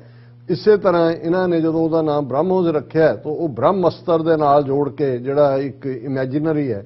ਲੇਕਿਨ ਅਸੀਂ ਜਿਸ ਘਟਨਾ ਦਾ ਜ਼ਿਕਰ ਕਰ ਰਹੇ ਹਾਂ ਕਿ 9 ਮਾਰਚ ਨੂੰ ਸਰਸਾ ਹਰਿਆਣੇ ਤੋਂ ਇਹਨਾਂ ਦੀ ਬ੍ਰਹਮੋ ਮਿਸਲ, ਕਿਉਂਕਿ ਹੁਣੇ ਬ੍ਰਹਮੋ ਕਹਿੰਦੇ ਨੇ ਉਹਨੂੰ, ਅਸੀਂ ਉਹੀ ਕੋਟ ਕਰਦੇ ਹਾਂ, ਉਹ ਉੱਥੋਂ ਦਾਗੀ ਜਾਂਦੀ ਹੈ ਤੇ ਜਿਹੜੀ ਪਾਕਿਸਤਾਨ ਦੇ ਜਿਹੜਾ ਖਾਨੇਵਾਲ ਜ਼ਿਲ੍ਹੇ ਦੇ ਮੀਆਂ ਚੰਨੂ ਦੇ ਵਿੱਚ ਆ ਕੇ ਜਿਹੜਾ ਲਗਭਗ 125-130 ਕਿਲੋਮੀਟਰ ਬਣਦਾ ਹੈ ਸਰਹੱਦ ਤੋਂ, ਉੱਥੇ ਜਾ ਕੇ ਡਿੱਗਦੀ ਹੈ। ਉਹਦੇ ਤੇ ਕੋਈ ਵਾਰਲੋਡ ਨਹੀਂ ਸੀਗਾ, ਕੋਈ ਵੀ ਜਿਸ ਨੂੰ ਵਾਰਹੈਡ ਕਹਿੰਦੇ ਨੇ, ਵਾਰਹੈਡ ਲੋਡਿੰਗ ਨਹੀਂ ਸੀ, ਲੇਕਿਨ ਵਾਇਓਲੇਸ਼ਨ ਸੀ ਪਾਕਿਸਤਾਨ ਦੀ ਜਿਹੜੀ ਹੈ ਉਹਦੀ ਹਦੂਦ ਦੀ। ਔਰ 3 ਮਿੰਟ 44 ਸੈਕਿੰਡ ਇਹ ਜਿਹੜੀ ਮਿਸਲ ਹੈ ਇਹ ਪਾਕਿਸਤਾਨ ਦੀ ਹਦੂਦ ਦੇ ਅੰਦਰ ਰਹੀ, ਕਿਉਂਕਿ ਕੋਈ ਵੀ ਵਾਰਹੈਡ ਲੋਡ ਨਹੀਂ ਸੀ ਔਰ ਕਿਸੇ ਆਬਾਦੀ ਦੇ ਉੱਤੇ ਨਹੀਂ ਡਿੱਗੀ, ਨੁਕਸਾਨ ਨਹੀਂ ਹੋਇਆ। ਸਭ ਤੋਂ ਜ਼ਿਆਦਾ ਨੁਕਸਾਨ ਹੋ ਸਕਦਾ ਸੀ ਜੇ ਇਸ 3 ਮਿੰਟ 22 ਸੈਕਿੰਡ ਦੇ 44 ਸੈਕਿੰਡ ਦੇ ਪੀਰੀਅਡ 'ਚ ਜਿੱਥੋਂ ਦੀ ਉਹ ਗਈ, ਕਿਉਂਕਿ ਇਹ ਕੋਈ ਬਹੁਤ ਉੱਚੀ ਨਹੀਂ ਜਾਂਦੇ, ਇਹਨਾਂ ਨੂੰ ਬੈਲਿਸਟਿਕ ਮਿਸਲ ਜਾਂ ਸਰਫੇਸ ਟੂ ਸਰਫੇਸ ਮਿਸਲ ਬਹੁਤ ਫਾਸਟ ਸੁਪਰਸੋਨਿਕ ਜਾਂ ਹਾਈਪਰਸੋਨਿਕ ਇਹ ਕਿਹਾ ਜਾਂਦਾ ਹੈ ਕਿ ਆਵਾਜ਼ ਨਾਲੋਂ ਵੀ 3 ਗੁਣਾ ਜ਼ਿਆਦਾ ਇਹ ਫਾਸਟਰ ਹੁੰਦੀ ਹੈ ਜੀ। ਪਾਕਿਸਤਾਨ ਦਾ ਇਮੀਡੀਏਟ ਰਿਐਕਸ਼ਨ ਨਹੀਂ ਆਇਆ। ਅਗਲੇ ਦਿਨ ਤੱਕ ਜਦੋਂ ਤੱਕ ਆਇਆ, ਭਾਰਤ ਨੇ ਕਿਹਾ ਜੀ ਇਹ ਮਕੈਨੀਕਲ ਫੇਲਿਅਰ ਹੋਇਆ, ਅਸੀਂ ਖੇਦ ਵਿਅਕਤ ਕਰਦੇ ਹਾਂ। ਹੁਣ ਖੇਦ ਦਾ ਮਾਫੀ ਨਹੀਂ ਹੈ ਔਰ ਇਹ ਹੈ ਕਿ ਵੀ ਰਿਗਰੈਟ, ਇਟਸ ਨਾਟ ਕਿ ਵੀ ਅਸੀਂ ਜਿਹੜਾ ਵੀ ਅਪੋਲੋਜਾਈਜ਼, ਰਿਗਰੈਟ ਔਰ ਅਪੋਲੋਜਾਈਜ਼ ਦੇ ਵਿੱਚ ਫਰਕ ਹੁੰਦਾ ਹੈ ਬਹੁਤ। ਉਹਨਾਂ ਨੇ ਕੋਈ ਨਹੀਂ ਕਿਹਾ ਔਰ ਪਹਿਲਾਂ ਪਾਕਿਸਤਾਨ ਨੇ ਵੀ ਇਸ ਨੂੰ ਉਸ ਗੰਭੀਰਤਾ ਨਾਲ ਨਹੀਂ ਲਿਆ। ਹਾਲਾਂਕਿ ਇਹ ਨਹੀਂ ਹੈ ਕਿ ਵੀ ਪਾਕਿਸਤਾਨ ਨੂੰ ਇਸ ਦੀ ਅਹਿਮੀਅਤ ਦਾ ਅਹਿਸਾਸ ਨਹੀਂ ਸੀ, ਪਰ ਐਸਾ ਕੀ ਕਾਰਨ ਹੈ? ਹਾਲਾਂਕਿ ਬਾਅਦ ਪਾਕਿਸਤਾਨ ਨੇ ਇਹਨੂੰ ਇਹ ਕਿਹਾ ਕਿ ਜੀ ਅਸੀਂ ਬੜਾ ਰੈਸਟ੍ਰੇਨ ਰੱਖਿਆ ਹੈ ਔਰ ਅਸੀਂ ਇਹ ਨਹੀਂ ਕੀਤਾ। ਲੇਕਿਨ ਅਸੀਂ ਜੇ ਦੇਖਦੇ ਹਾਂ ਕਿ ਹੁਣ ਇਸ ਦੇ ਉੱਤੇ ਜਿਹੜੀ ਪੋਲਿਟਿਕਸ ਹੋ ਰਹੀ ਹੈ ਭਾਰਤ ਦੇ ਵਿੱਚ, ਤਾਂ ਇਹਨੂੰ ਉਹਨਾਂ ਨੇ ਇਸ ਢੰਗ ਦੇ ਨਾਲ ਕੁਝ ਮੀਡੀਆ ਜਿਹੜੀਆਂ ਆਊਟਲੈਟਸ ਉਹਨਾਂ ਨੇ ਕਿਹਾ ਦੇਖੋ ਜੀ ਪਾਕਿਸਤਾਨ ਦਾ ਤਾਂ ਜ਼ਾਹਰ ਹੋ ਗਿਆ ਵੀ ਉਹਨਾਂ ਦਾ ਡਿਫੈਂਸ ਕਿੱਥੇ ਹੈ ਜਾਂ ਉਹਨਾਂ ਦੇ ਕਿੱਥੇ ਨੇ ਜਿਹੜੇ ਨੇ ਕਿ ਚੈੱਕ ਕਰਦੇ ਨੇ ਕਿ ਉਹਨਾਂ ਨੂੰ ਪਤਾ ਹੀ ਨਹੀਂ ਲੱਗਾ ਕਿ 3 ਮਿੰਟ 44 ਸੈਕਿੰਡ ਉਹਨਾਂ ਦੇ 에ਅਰ ਸਪੇਸ ਦੇ ਵਿੱਚੋਂ ਮਿਸਲ ਰਹੀ ਹੈ ਜੀ। ਔਰ ਇਸ ਸਾਰੇ ਦੇ ਉੱਤੇ ਪਾਕਿਸਤਾਨ ਨੇ ਹੌਲੀ ਹੌਲੀ ਪਹਿਲਾਂ ਉਹਨਾਂ ਨੇ ਜੁਆਇੰਟ ਇਨਵੈਸਟੀਗੇਸ਼ਨ ਦੀ ਮੰਗ ਕੀਤੀ ਔਰ ਹੁਣ ਜਿਵੇਂ ਕੱਲ ਦੀ ਇਹ ਖਬਰ ਸੀ ਔਰ ਉਹਨਾਂ ਦੇ ਫੋਰਨ ਮਿਨਿਸਟਰ ਨੇ ਕਿਹਾ ਕਿ ਜੀ ਯੂਨਾਈਟਿਡ ਨੇਸ਼ਨ ਸੈਕਟਰੀ ਜਨਰਲ ਜਿਹੜੇ ਨੇ ਉਹਨਾਂ ਦੇ ਨਾਲ ਜਿਹੜੀ ਹੈ ਉਹ ਗੱਲਬਾਤ ਹੋਈ ਹੈ ਔਰ ਅਸੀਂ ਇਹ ਕਿਹਾ ਕਿ ਵੀ ਅਸੀਂ ਸੰਤੁਸ਼ਟ ਨਹੀਂ ਹੈਗੇ ਭਾਰਤ ਦੇ ਇਹਦੀ ਹਾਇਰ ਲੈਵਲ ਇਨਵੈਸਟੀਗੇਸ਼ਨ ਹੋਏ and we are looking for other ways ਕਿ ਵੀ ਅਸੀਂ ਕਿਵੇਂ ਕਰਨਾ। ਸੋ ਚਲੋ ਇੱਕ ਪੋਜ਼ਿਟਿਵ ਗੱਲ ਹੈ ਕਿ ਪਾਕਿਸਤਾਨ ਨੇ ਇਸ ਨੂੰ ਇਸ ਲਿਹਾਜ਼ ਨਾਲ ਲਿਆ। ਲੇਕਿਨ ਹੁਣ ਅੱਜ ਤੁਸੀਂ ਇੰਡੀਅਨ ਮੀਡੀਆ ਸਣੇ BBC ਦੇ ਦੇਖੋਗੇ ਉਹਨਾਂ ਨੇ ਡਿਬੇਟ ਕੀਤੀ ਹੈ ਕਿ ਜੀ ਕੀ ਇਹ ਜਿਹੜੀ ਬ੍ਰਹਮੋਸ ਮਿਸਲ ਪਾਕਿਸਤਾਨ 'ਚ ਗਈ ਹੁਣ ਇਹ ਰਿਵਰਸ ਇੰਜੀਨੀਅਰਿੰਗ ਕਰਨਗੇ। ਰਿਵਰਸ ਇੰਜੀਨੀਅਰਿੰਗ ਟਰਮ ਯੂਜ਼ ਕੀਤੀ ਜਾਂਦੀ ਹੈ ਕਿ ਜਿਹਦੇ 'ਚ ਕਿ ਤੁਸੀਂ ਜਿਹੜੀ ਮਿਸਲ ਤੁਹਾਡੇ ਆ ਕੇ ਡਿੱਗਦੀ ਹੈ, ਕਿਉਂਕਿ ਉਹ ਫਟੀ ਤਾਂ ਨਹੀਂ ਹੈ ਕਿ ਵੀ ਉਹਦੇ 'ਚ ਤੁਸੀਂ ਦੇਖੋ ਕਿ ਕੀ ਟੈਕਨੀਕ ਯੂਜ਼ ਹੋਈ ਹੈ, ਕੀ ਕੰਪੋਨੈਂਟ ਹੈ ਔਰ ਉਹ ਸਾਰੇ ਨੂੰ ਦੇਖਿਆ ਜਾਂਦਾ। ਹਾਲਾਂਕਿ ਪਾਕਿਸਤਾਨ ਬਾਰੇ ਇਹ ਕਿਹਾ ਜਾਂਦਾ ਕਿਉਂਕਿ ਇਸ ਗੱਲ ਦਾ ਧਿਆਨ ਰਹੇ ਕਿ ਇਹ ਜਿਹੜਾ ਮਿਸਲ ਦਾਗ ਕੇ ਬਦਲਾ ਲੈਣ ਦੀ ਗੱਲ ਹੈ ਪ੍ਰੈਜ਼ੀਡੈਂਟ ਕਲਿੰਟਨ ਦੇ ਪੀਰੀਅਡ ਦੇ ਵਿੱਚ ਅਸੀਂ ਦੇਖਿਆ ਸੀ। ਟੌਮ ਹਾਕ ਮਿਸਲਸ ਜਿਹੜੀਆਂ ਕਲਿੰਟਨ ਐਡਮਿਨਿਸਟ੍ਰੇਸ਼ਨ ਵੇਲੇ ਦਾਗੀਆਂ ਗਈਆਂ ਸੀ ਅਫਗਾਨਿਸਤਾਨ ਦੇ ਉੱਤੇ ਲੇਕਿਨ ਉਹਨਾਂ ਚੋਂ ਇੱਕ ਟੌਮਹਾਕ ਮਿਸਲ ਜਿਹੜੀ ਹੈ ਉਹ ਬਲੋਚਿਸਤਾਨ ਦੇ ਵਿੱਚ ਡਿੱਗੀ ਔਰ ਇਹ ਇਸ ਲਈ ਹੁਣ ਕਿਸੇ ਨੂੰ ਖਿਆਲ ਆਏਗਾ ਵੀ 1998 ਚ ਅਫਗਾਨਿਸਤਾਨ 'ਚ ਕੀ ਹੌਸਟਿਲਿਟੀ ਸੀ। ਇਹ ਉਹ ਪੀਰੀਅਡ ਸੀ ਕਿ ਉਸ ਦੌਰਾਨ ਕੀਨੀਆ ਔਰ ਤੰਜ਼ਾਨੀਆ ਦੇ ਵਿੱਚ ਅਮਰੀਕੀ ਐਮਬੈਸੀਆਂ ਦੇ ਉੱਤੇ ਹਮਲੇ ਹੋਏ ਸੀ, ਬੰਬ ਬਲਾਸਟ ਹੋਏ ਸੀ ਔਰ ਉਦੋਂ ਹੀ ਉਸਾਮਾ ਦਾ ਨਾਂ ਸਾਹਮਣੇ ਆ ਗਿਆ ਸੀ ਕਿ ਵੀ ਉੱਥੇ ਉਹਦਾ ਹਾਈਡ ਆਊਟ ਹੈ ਅਫਗਾਨਿਸਤਾਨ 'ਚ। ਪਰ ਇਹ ਜਦੋਂ ਉਹਨਾਂ ਨੇ ਟੌਮਹਾਕ ਮਿਸਲ ਫਾਇਰ ਕੀਤੀ ਤੇ ਇੱਕ ਜਿਹੜੀ ਆ ਕੇ ਬਲੋਚਿਸਤਾਨ 'ਚ ਡਿੱਗੀ, ਜਿਹੜੀ ਫਟੀ ਨਹੀਂ ਸੀ ਜ਼ਾਹਰ ਹੈ, ਔਰ ਉਹਨੂੰ ਉਦੋਂ ਅਮਰੀਕਾ ਨਵਾਜ਼ ਸ਼ਰੀਫ ਸੀ ਪ੍ਰਾਈਮ ਮਿਨਿਸਟਰ, ਕਾਫੀ ਦਬਾਅ ਪਾਇਆ ਗਿਆ ਸੀ ਕਿ ਉਹ ਸਾਨੂੰ ਵਾਪਸ ਕਰੋ ਔਰ ਇਹ ਉਹ, ਪਰ ਉਹ ਵਾਪਸ ਨਹੀਂ ਸੀ ਪਾਕਿਸਤਾਨ ਨੇ ਕੀਤੀ। ਔਰ ਉਸ ਤੋਂ ਬਾਅਦ 2005 ਦੇ ਵਿੱਚ ਕਰੂਜ਼ ਮਿਸਲ ਸੀ, 2005 ਦੇ ਵਿੱਚ ਪਾਕਿਸਤਾਨ ਨੇ ਆਪਣੀ ਪਹਿਲੀ ਕਰੂਜ਼ ਮਿਸਲ ਜਿਹਦਾ ਨਾਮ ਉਹਨਾਂ ਨੇ ਬਾਬਰ ਰੱਖਿਆ ਉਹ ਫਾਇਰ ਕੀਤੀ ਸੀ। ਔਰ ਇਹ ਕਿਹਾ ਜਾਂਦਾ ਹੈ, ਪਤਾ ਨਹੀਂ ਕਿੰਨਾ ਸ਼ੋਰ, ਕਿਉਂਕਿ ਪਾਕਿਸਤਾਨ ਦੀ ਜਿਹੜੀ ਮਿਸਲ ਟੈਕਨੀਕ ਹੈ ਉਹ ਮੱਚ ਬੈਟਰ ਹੈ ਇੰਡੀਆ ਨਾਲੋਂ ਪਹਿਲਾਂ ਤੋਂ ਹੀ, ਕਿਉਂਕਿ ਚਾਈਨਾ ਨੇ ਵੀ ਹੈਲਪ ਕੀਤੀ ਹੈ ਔਰ ਨਾਰਥ ਕੋਰੀਆ ਦੇ ਨਾਲ ਵੀ ਔਰ ਅਦਰਵਾਈਜ਼ ਵੀ।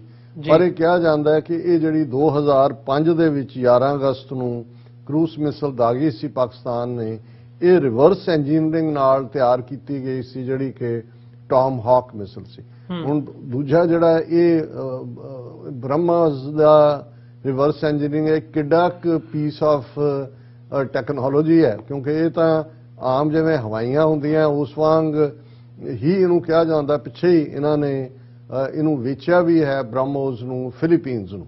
ਹੁਣ ਫਿਲੀਪੀਨਸ ਨੇ ਕਿਹਦੇ ਖਿਲਾਫ ਵਰਤਣੀ ਹੈ, ਪਰ ਮੈਨੂੰ ਇਸ ਤੋਂ ਵੀ ਜਿਹੜਾ ਗੱਲ ਸੀਰੀਅਸ ਲੱਗਦੀ ਹੈ ਕਿ ਭਾਈ ਉਹਨਾਂ ਦੀ ਟੈਕਨੀਕ ਜਾਂ ਦੂਜੀ ਤਾਂ ਕੀ ਹੈ, ਇਹ ਤਾਂ ਸਾਹਮਣੇ ਹੀ ਹੈ। ਲੇਕਿਨ ਇਹਨੂੰ ਜਦੋਂ ਤੁਸੀਂ ਇਹ ਕਹਿੰਦੇ ਹੋ ਟੈਸਟਿੰਗ ਆਫ ਵਾਟਰਸ, ਕਿ ਰਸ਼ੀਆ ਦਾ ਜਿਹੜਾ ਯੂਕਰੇਨ ਤੇ ਅਟੈਕ ਹੈ ਉਹਨੇ ਬਹੁਤ ਸਾਰੇ ਹੋਰ ਵੀ ਫਲੱਡ ਗੇਟ ਖੋਲ੍ਹੇ ਨੇ ਕਿ ਇੱਕ ਸੋਵਰਨ ਮੁਲਕ ਦੀ ਜੇ ਸੋਵਰਨਿਟੀ ਵਾਇਲੇਟ ਕਰਦੀ ਹੈ ਦੂਜੀ ਤਾਕਤ ਜੀ, ਔਰ ਉਹਨੂੰ ਕੋਈ ਚੈੱਕ ਨਹੀਂ ਹੈ, ਤੁਸੀਂ ਮਥੇ ਕਰ ਦਿੱਤੇ, ਆਈਸੀਜੀ ਨੇ ਕਹਿਤਾ, ਫਲਾਣਾ ਕਰਤਾ, ਤੇ ਉਹ ਬੇਰੋਕ ਟੋਕ ਜਾ ਰਿਹਾ।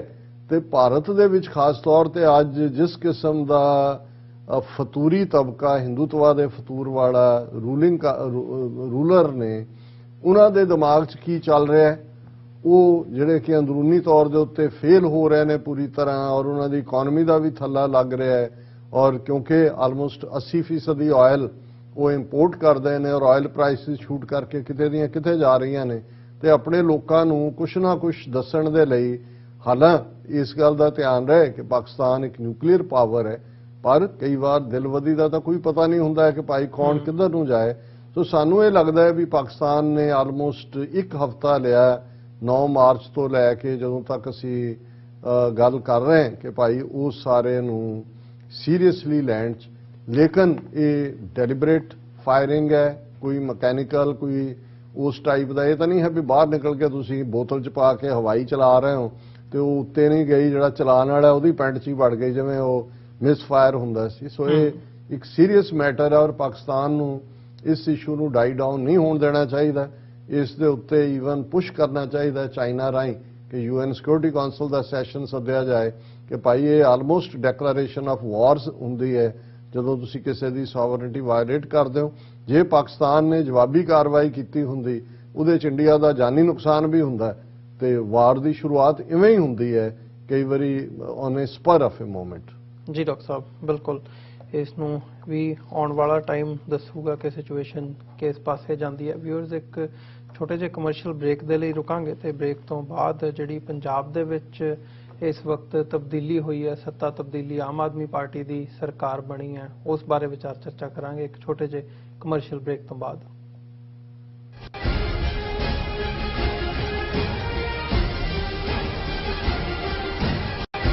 ਕੀ ਤੁਸੀਂ ਰੋਜ਼ਾਨਾ ਕੰਮ ਤੇ ਆਪਣਾ ਵਧੇਰੇ ਸਮਾਂ ਬਿਤਾਉਣ ਤੋਂ ਪਰੇਸ਼ਾਨ ਹੋ? ਆਪਣੀ ਪੂੰਜੀ ਨੂੰ ਕੰਮ ਤੇ ਲਗਾਓ, ਸਾਡੇ ਨਾਲ ਇਨਵੈਸਟ ਕਰੋ। ਅਸੀਂ ਤੁਹਾਡੀ ਪੂੰਜੀ ਤੋਂ ਤੁਹਾਡੇ ਲਈ ਵਧੇਰੇ ਪੈਸੇ ਬਣਾ ਸਕਦੇ ਹਾਂ। ਅਸੀਂ ਪ੍ਰਾਈਵੇਟ ਇਕੁਇਟੀ ਇਨਵੈਸਟਮੈਂਟ ਫਰਮ ਹਾਂ ਤੇ ਕਮਰਸ਼ੀਅਲ ਰੀਅਲ ਏਸਟੇਟ ਵਿੱਚ ਮਾਹਿਰ ਹਾਂ। Property management, leasing, asset management, commercial real estate investment ਵਿੱਚ ਸਾਰੀਆਂ ਸੇਵਾਵਾਂ ਲਈ ਅਮਰੀਕਾ ਭਰ ਵਿੱਚੋਂ ਤੁਸੀਂ ਸਾਡੇ ਤੱਕ ਪਹੁੰਚ ਕਰ ਸਕਦੇ ਹੋ। ਆਜ਼ਾਦ ਕਮਰਸ਼ੀਅਲ ਰੀਅਲਟੀ ਸਰਵਿਸਿਜ਼ ਤੇ Azad family trust, 701 North Post Oak Road, suite number 204 Houston Texas. ਤੁਸੀਂ ਸਾਨੂੰ ਸਾਡੇ ਫੋਨ ਨੰਬਰ 7136861277 ਤੇ ਵੀ ਸੰਪਰਕ ਕਰ ਸਕਦੇ ਹੋ। Azad commercial realty services. Signature truck service route 81 ਉੱਤੇ ਐਗਜ਼ਿਟ 235 ਤੇ ਟਰੱਕਰ ਵੀਰਾਂ ਲਈ 24 ਘੰਟੇ ਰੋਡ ਸਰਵਿਸ ਦੀ ਸੁਵਿਧਾ ਮੌਜੂਦ। Heavy duty repair, oil change, ਪੁਰਾਣੇ ਅਤੇ ਨਵੇਂ tyre, computer diagnostic, DPF cleaning, brake service ਜਾਂ ਰਸਤੇ ਵਿੱਚ ਆਈ ਹਰ ਤਰ੍ਹਾਂ ਦੀ ਰਿਪੇਅਰ ਪ੍ਰੋਫੈਸ਼ਨਲ ਟੀਮ ਵੱਲੋਂ ਕੀਤੀ ਜਾਂਦੀ ਹੈ। ਬ੍ਰੇਕਫਾਸਟ, ਲੰਚ ਅਤੇ ਡਿਨਰ ਲਈ ਪੰਜਾਬੀ ਢਾਬੇ ਦਾ ਆਨੰਦ ਵੀ ਮਾਣੋ। ਡਰਾਈਵਰ ਅਤੇ ਟਰੱਕ ਆਪਰੇਟਰ ਵੀਰ ਡਿਸਪੈਚ ਦੀ ਸਰਵਿਸ ਲਈ ਸਾਡੇ ਨਾਲ ਸੰਪਰਕ ਕਰਨ। Signature truck service 58 triangle drive, Weyers Cave, Virginia 24486।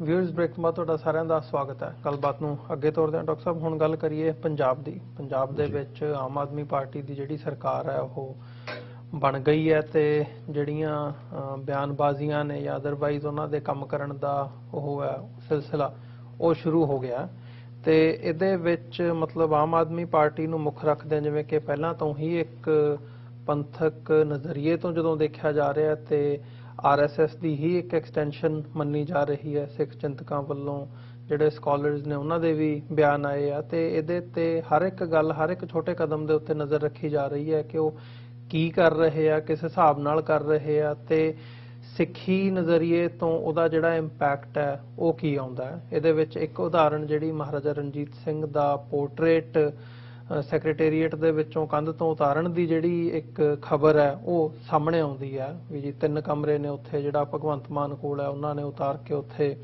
Doctor BR Ambedkar ਦੀ ਪਿਕਚਰ ਉੱਥੇ ਲਾਈ ਹੈ ਤੇ ਨਾਲ ਉਹਦੇ ਭਗਤ ਸਿੰਘ ਦੀ ਫੋਟੋ ਲਾਈ ਹੈ। ਉੱਥੇ ਮਹਾਰਾਜਾ ਰਣਜੀਤ ਸਿੰਘ ਦਾ ਪਹਿਲਾਂ ਜਿਹੜਾ ਪੋਰਟਰੇਟ ਹੈ ਪਿਛਲੇ ਮੁੱਖ ਮੰਤਰੀਆਂ ਦੇ ਟਾਈਮਾਂ ਦੇ ਵਿੱਚ ਉਹ ਹਮੇਸ਼ਾ ਲੱਗਿਆ ਹੁੰਦਾ। ਸੋ ਇਹਨੂੰ ਸਿੱਖ ਸਫਾਂ ਦੇ ਵਿੱਚ ਕਾਫੀ ਚਰਚਾ ਇਸ ਮਸਲੇ ਦੀ ਹੋ ਰਹੀ ਹੈ। ਕਿਵੇਂ ਦੇਖਦੇ ਹੋ ਇਹਨੂੰ? ਪਹਿਲਾਂ ਇੱਕ ਜਨਰਲ ਤੁਹਾਡਾ ਕੀ ਨਜ਼ਰੀਆ ਇਸ ਬਾਰੇ?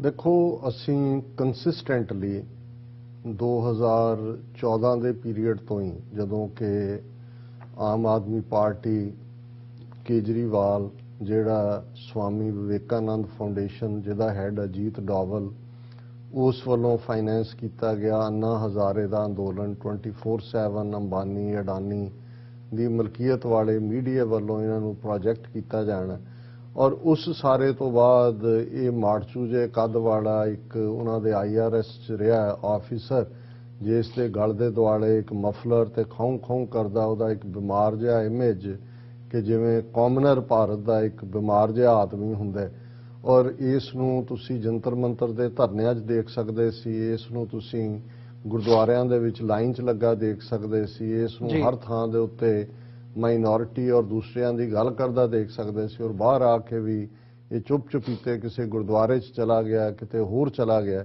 ਸੋ ਇਹ ਇਵੇਂ ਹੀ ਸੀ ਜਿਵੇਂ ਤੁਸੀਂ ਇੱਕ ਇਮੇਜ ਬਿਲਡਿੰਗ ਕਰ ਰਹੇ ਹੋ, ਤੁਸੀਂ ਪੈਨੀਟ੍ਰੇਟ ਵੀ ਕਰ ਰਹੇ ਹੋ, ਸਮਝਣ ਦੀ ਕੋਸ਼ਿਸ਼ ਵੀ ਕਰ ਰਹੇ ਹੋ ਔਰ ਆਪਣੇ ਆਪ ਨੂੰ ਤੁਸੀਂ ਸਾਫ਼ ਸੁਥਰਾ, ਇਮਾਨਦਾਰ ਔਰ ਜ਼ਾਹਰ ਹੈ ਕਿ ਅੰਨਾ ਹਜ਼ਾਰੇ ਦੀ ਜਿਹੜੀ ਸਾਰੀ ਐਜੀਟੇਸ਼ਨ ਸੀ ਉਸ ਦਾ ਬੇਸ ਹੀ ਇਹ ਸੀ ਕਿ ਮਨਮੋਹਨ ਸਿੰਘ ਸਰਕਾਰ ਕਰਪਟ ਹੈ ਔਰ ਜਿਹੜਾ ਇੱਕ ਆਯੋਗ ਜਾਂ ਕੀ ਲਫ਼ਜ਼ ਉਹਨਾਂ ਦਾ ਸੀ ਇਸਤੇਮਾਲ ਕਿ ਜੀ ਇਸ ਕਿਸਮ ਦਾ ਬਣਾਇਆ ਜਾਏ ਜਿਹੜਾ ਲੋਕਪਾਲ ਕਿ ਜਿਹੜਾ ਅਕਾਊਂਟੇਬਿਲਟੀ ਕਰੇ।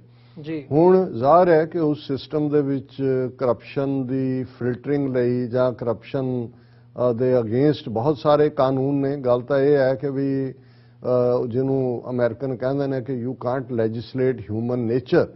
ਹੁਣ ਜੇ ਉੱਥੇ ਸਿਸਟਮ ਦੇ ਵਿੱਚ ਜਿਹੜੇ ਲੋਕ ਰਹਿੰਦੇ ਨੇ ਜਿਨ੍ਹਾਂ ਬਾਰੇ ਇਹਨਾਂ ਦੇ ਹੀ ਆਪਣੇ ਗ੍ਰੇਟ ਬੰਗਾਲੀ ਸਕਾਲਰ ਜਿਹੜਾ ਕਾਫੀ 99 ਸਾਲ ਦੀ ਉਮਰ 'ਚ UK 'ਚ ਜਿਹਦੀ ਮੌਤ ਹੋਈ, ਨਿਰਾਦ ਚੌਧਰੀ।